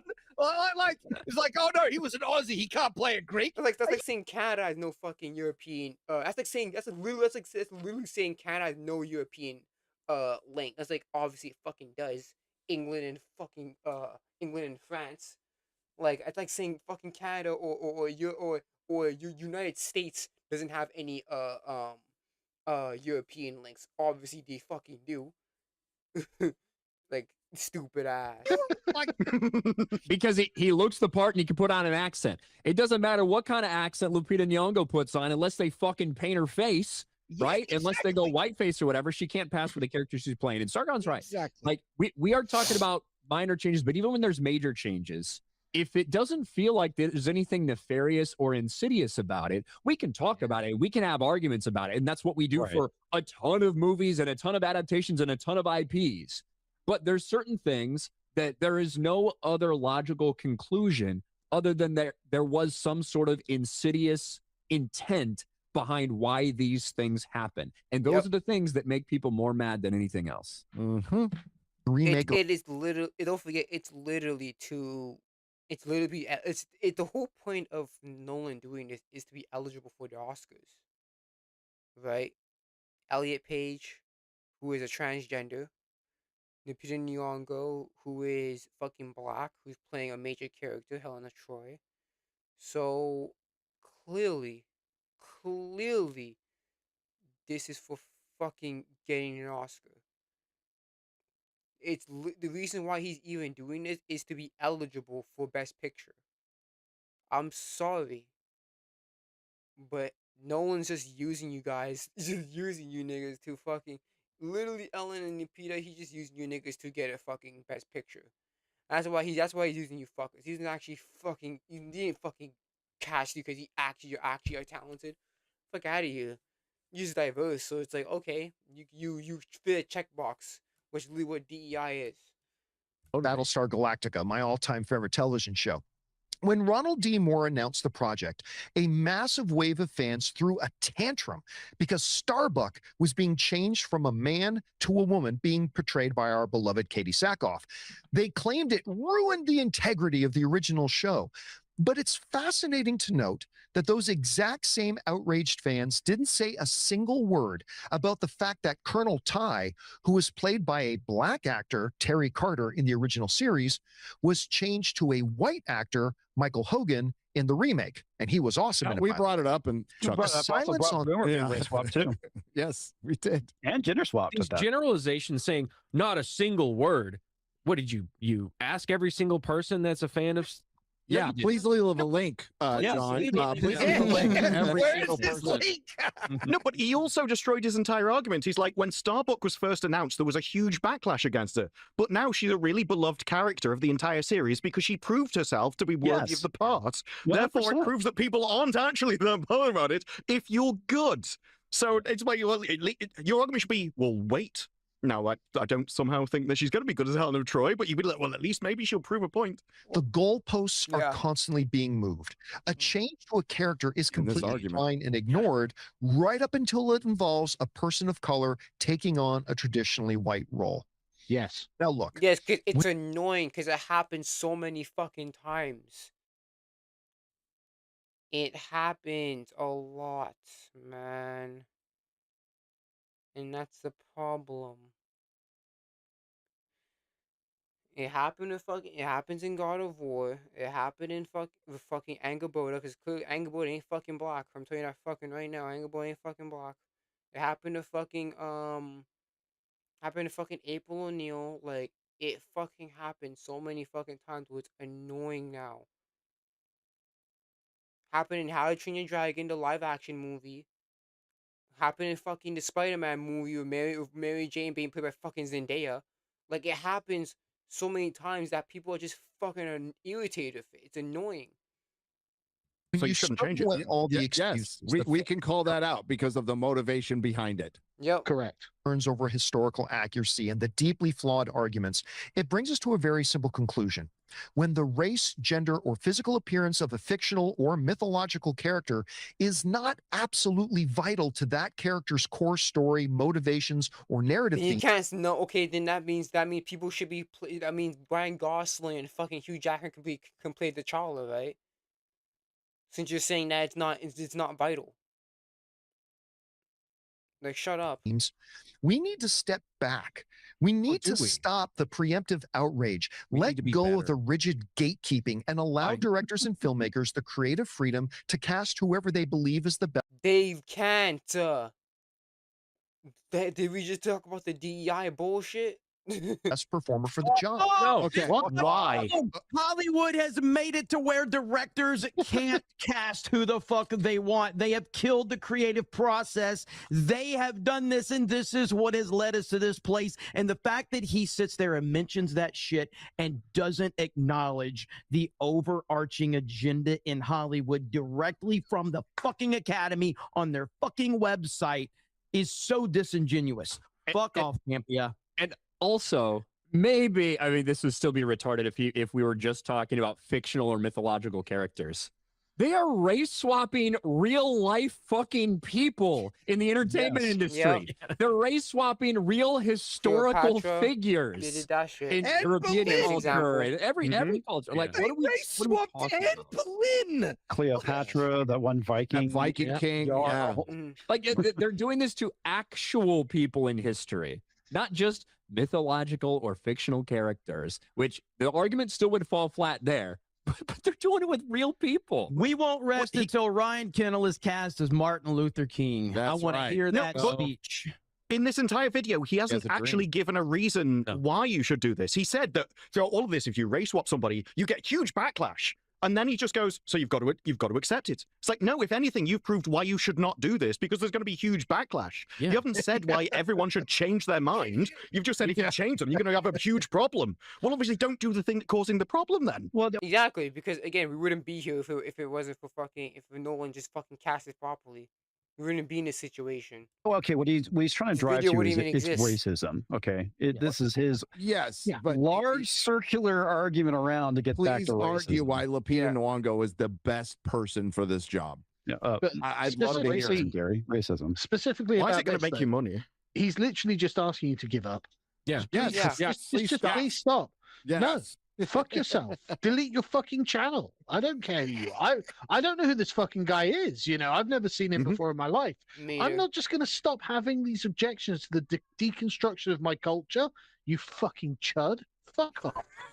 Well, it's like What was it? Was it Wall Street Bets that said I can remain retarded longer than you can remain solvent? Yes, yes, all of it. It's my job to be this retarded. You.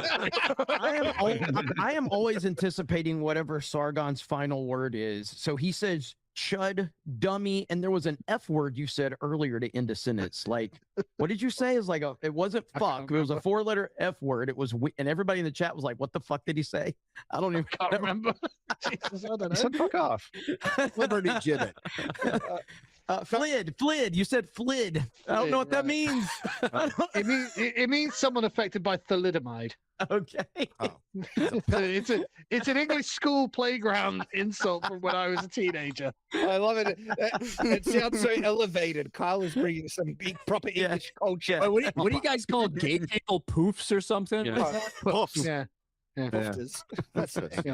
Yeah, they've got that in Australia too. It's nice to have British representation on. We've never had that on. Finally. No, never.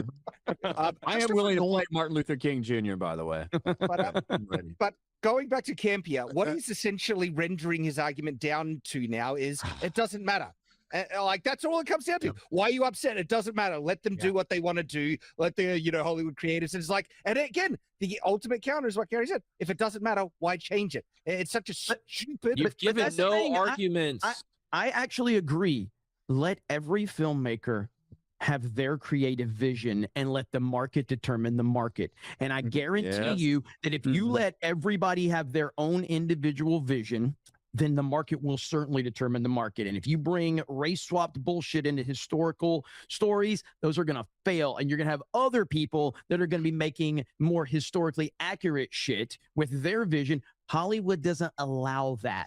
Christopher Nolan didn't cast Lupita Nyong'o to check a box or fulfill an internet agenda. Yes, he did. He did. He cast her because How do you know? He did check a box because again, the Oscars, in order to win Best Picture, we have to do 2 out of 4 DEI fucking standards, and he completed one of them by having Elliot fucking Page and fucking Lupita Nyong'o in the fucking movie. So he already completed standard A. So he had noticed I'm pretty sure he's hired some fucking other people behind the scenes. So clearly he probably completed some of the standards there as well. Christopher Nolan. Sir? John, how do you know? You don't know. Provide a link. Send me links to everything below about your life to prove you know this answer, John. I look forward to the links that you're going to send. And he believes she was the absolute best actress to bring his vision of this character to life. When The Odyssey finally does hit theaters, I might love it, or I might walk out of the theater completely disliking it. Christopher Nolan is a genius, but even geniuses make movies that don't land with everybody. I personally did not love Tenet all that much. But if I do, you're so stunning and like brave. the film, yeah. You didn't like the Christopher Nolan movie with a black male lead character? Black lead, yeah. And looking at your history with Transformers and reading super chats, I'm starting to see a pattern here, John. He is 2 videos away from saying Helen of Detroit at the moment. To you right now that my opinion will be based on the script, the pacing, the directing, and the quality of the storytelling. It will have absolutely nothing to do with the color of Helen of Troy's skin. Let's stop judging movies based on an online agenda. Wait until the lights go down. He could piss right off because what do we do? Like these are red flags, right? When we see race swaps and everything, these are red flags. But we have such a good track record of judging films on their merits when it comes out. From House of the Dragon to Master of the Universe to Dungeons and Dragons and also Rings of Power, right? Like even when Rings of Power came out, most of us were saying that the lady who played the Black Dwarf wasn't the worst part of the thing, right? And then it went off the rails. Like this is utter bullcrap. What it's trying to say here that we just hate on movies because of bad. No, the bad race swaps and everything like that. Those are the red flags. But when the film comes out, all of us judge it on its merits. Yeah. So he can also piss off with that. But also, what if I just want to? Like, what? Yeah, but then he's like, let's not collect it. Yeah, I don't know who you fucking are, bro. I'm going to judge it however I like to judge it. Why can't I? What actually stops me? What happens if I do? Right, and that reveals the heart of his issue. He's not trying to actually defend the film. He's trying to get you to stop being a racist, right? He's trying to stop you from having an. It is toxic positivity. You can't criticize the movie. You can't criticize any aspect of the movie. You can only praise it. If you criticize it, we have to wait until it comes out.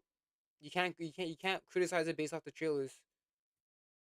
It's fucking stupid. Ethnic preference or particularity. That's what this all boils down to. That's why this was done. That's why this film has been made. That's why he's made this video. He's actually interested in changing the way you think. And to be fair to Argon, I had a couple of family members in Alabama that were really, really racist, and then they watched an NFL game and it said "end racism" in the end zone, and they stopped. They stopped. They're like, "We love black people now." It was amazing. I was like, "Oh man, it worked." They were still married to their cousin. Yeah, no, that's not a problem though. Yeah, that's a different thing. Mia is under the impression that he created the movie space here on YouTube. And he feels like channels like Geeks and Gamers and Drinker and others have invaded his space, and he wants us to go away. That's he wants you to think like John. Guess what, John? It's We're funny gonna do because he's essentially promoting gatekeeping.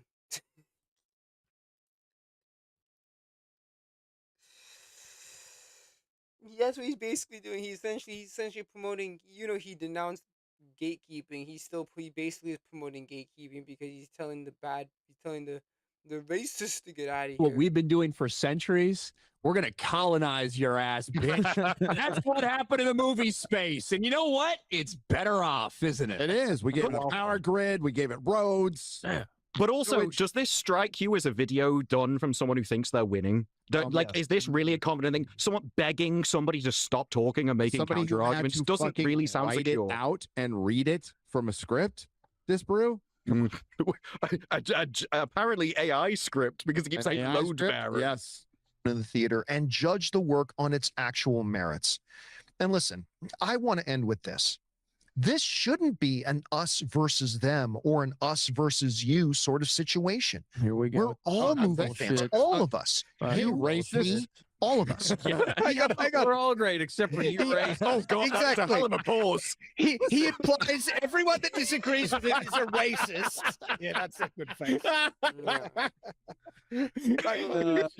You know he implies everyone who is ticked off about race swaps, they're racist, right? And that they're all bigot and everything like that. But then it's like trying to oh, but we're all on the same side. It's like, no, you hate us. We know that you hate us. Don't try and play this thing to it. But this entire video has been about how he is polar opposite to me. Like, that is his statement, that I need to stop being me so I can be more like him. And he's like, no, we're just the same. I'd rather not be Canadian. That's a bad freeze frame. It is. Are more in common than we don't. We all love thrilling action, great storytelling, being made to feel things only a great movie can make us feel. We all agree on that. Thanks. So let's allow our directors to make the movies they want to make. Go see them together, and then like them or not like them based on the experience we had watching. That's what we do. Oh, okay. So key thing, he says, go see them. How about no? How about if it does things that we don't like, we don't go see it. And it can Again, that's the point of a trailer, is to get you to see it or not see it. I'm sorry, man. I'm not gonna waste a couple smackaroons for a movie that I'm questionable to see, bro.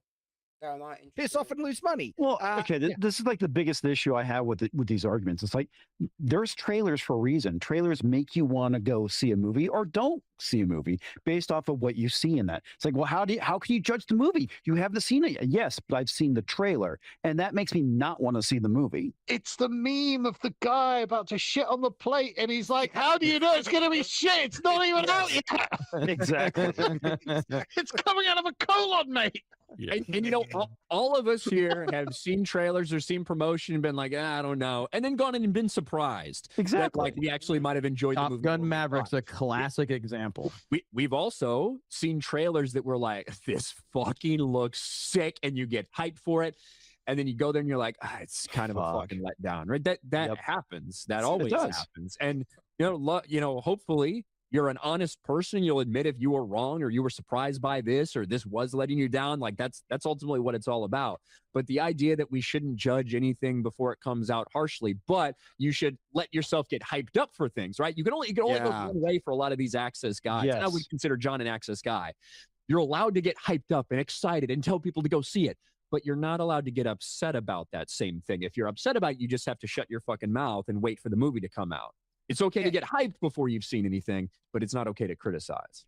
And in addition to what you're saying, it's like you're perfectly justified if you see something in a trailer or promotional material that pisses you off and not going to watch it. Like if I wasn't reviewing Odyssey, all the crap, all the race drops, all the red flags, I would not personally go out and watch this at the cinemas. And a classic example, the recent Robin Hood film that had Hugh Jackman in it, right? That made Robin Hood out to be a horrible villain. Robin Hood is one of my childhood heroes. I love him as a hero. That trailer pissed me off. I'll never go watch that film just for what I was saying. And it might be good. It might be a good film, but because of how it took a massive steaming dump on a character I loved in the trailer and the promotional material, that movie can piss off. And that's where I'm at with that. It is a deconstruction, Chad. What we saw in the trailer, we're pretty much right. Exactly. Yeah. And so that was the meme where I could see the crap coming out. I know it's going to be crap. I don't need to watch it to find out. And turns out, very likely I was right, even having not watched it. And so John is like saying, no, you have to watch it. No, we don't. We don't. No, I don't. No. That's the point of a trailer. If the trailer doesn't fucking get you into it, then that's a problem. But, yeah, I think I'm going to end it right here. It's almost 3 o'clock. I've been shooting for a good over 5 hours, so yeah. So it seems that it was a success. The computer is running smoothly. We've had no dropped frames, which is amazing. So that this and my computer's mad quiet too. So I have good hopes for this computer. So tomorrow is gonna be the Cyberpunk 2077 because I'm actually getting really deep into that game recently. So tomorrow is gonna be 2077, same time. During the week, I'm gonna do my best to stream. But the thing is, I have to search for internships for my stage, at the end of the summer vacation. So, I'm probably to spend like a good like late morning, early noon, probably to spend some time doing some research, right? Searching up, search up all my search up all the available places to do my internship or whatever. So yeah, I have to do that. So I'm probably gonna do that during the week. I'm probably gonna do that probably like early noon shit, and then like late in the afternoon, probably around like maybe 1 or 2. I'll stream for a bit, and then I'll end it. But yeah.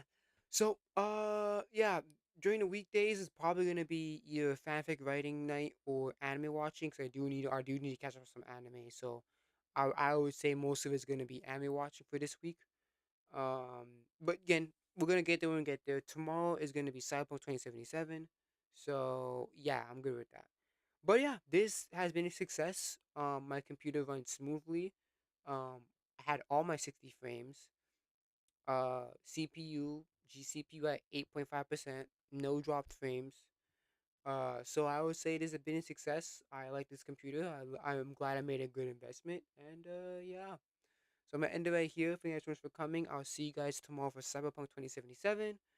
And yeah, peace out, guys. See you tomorrow.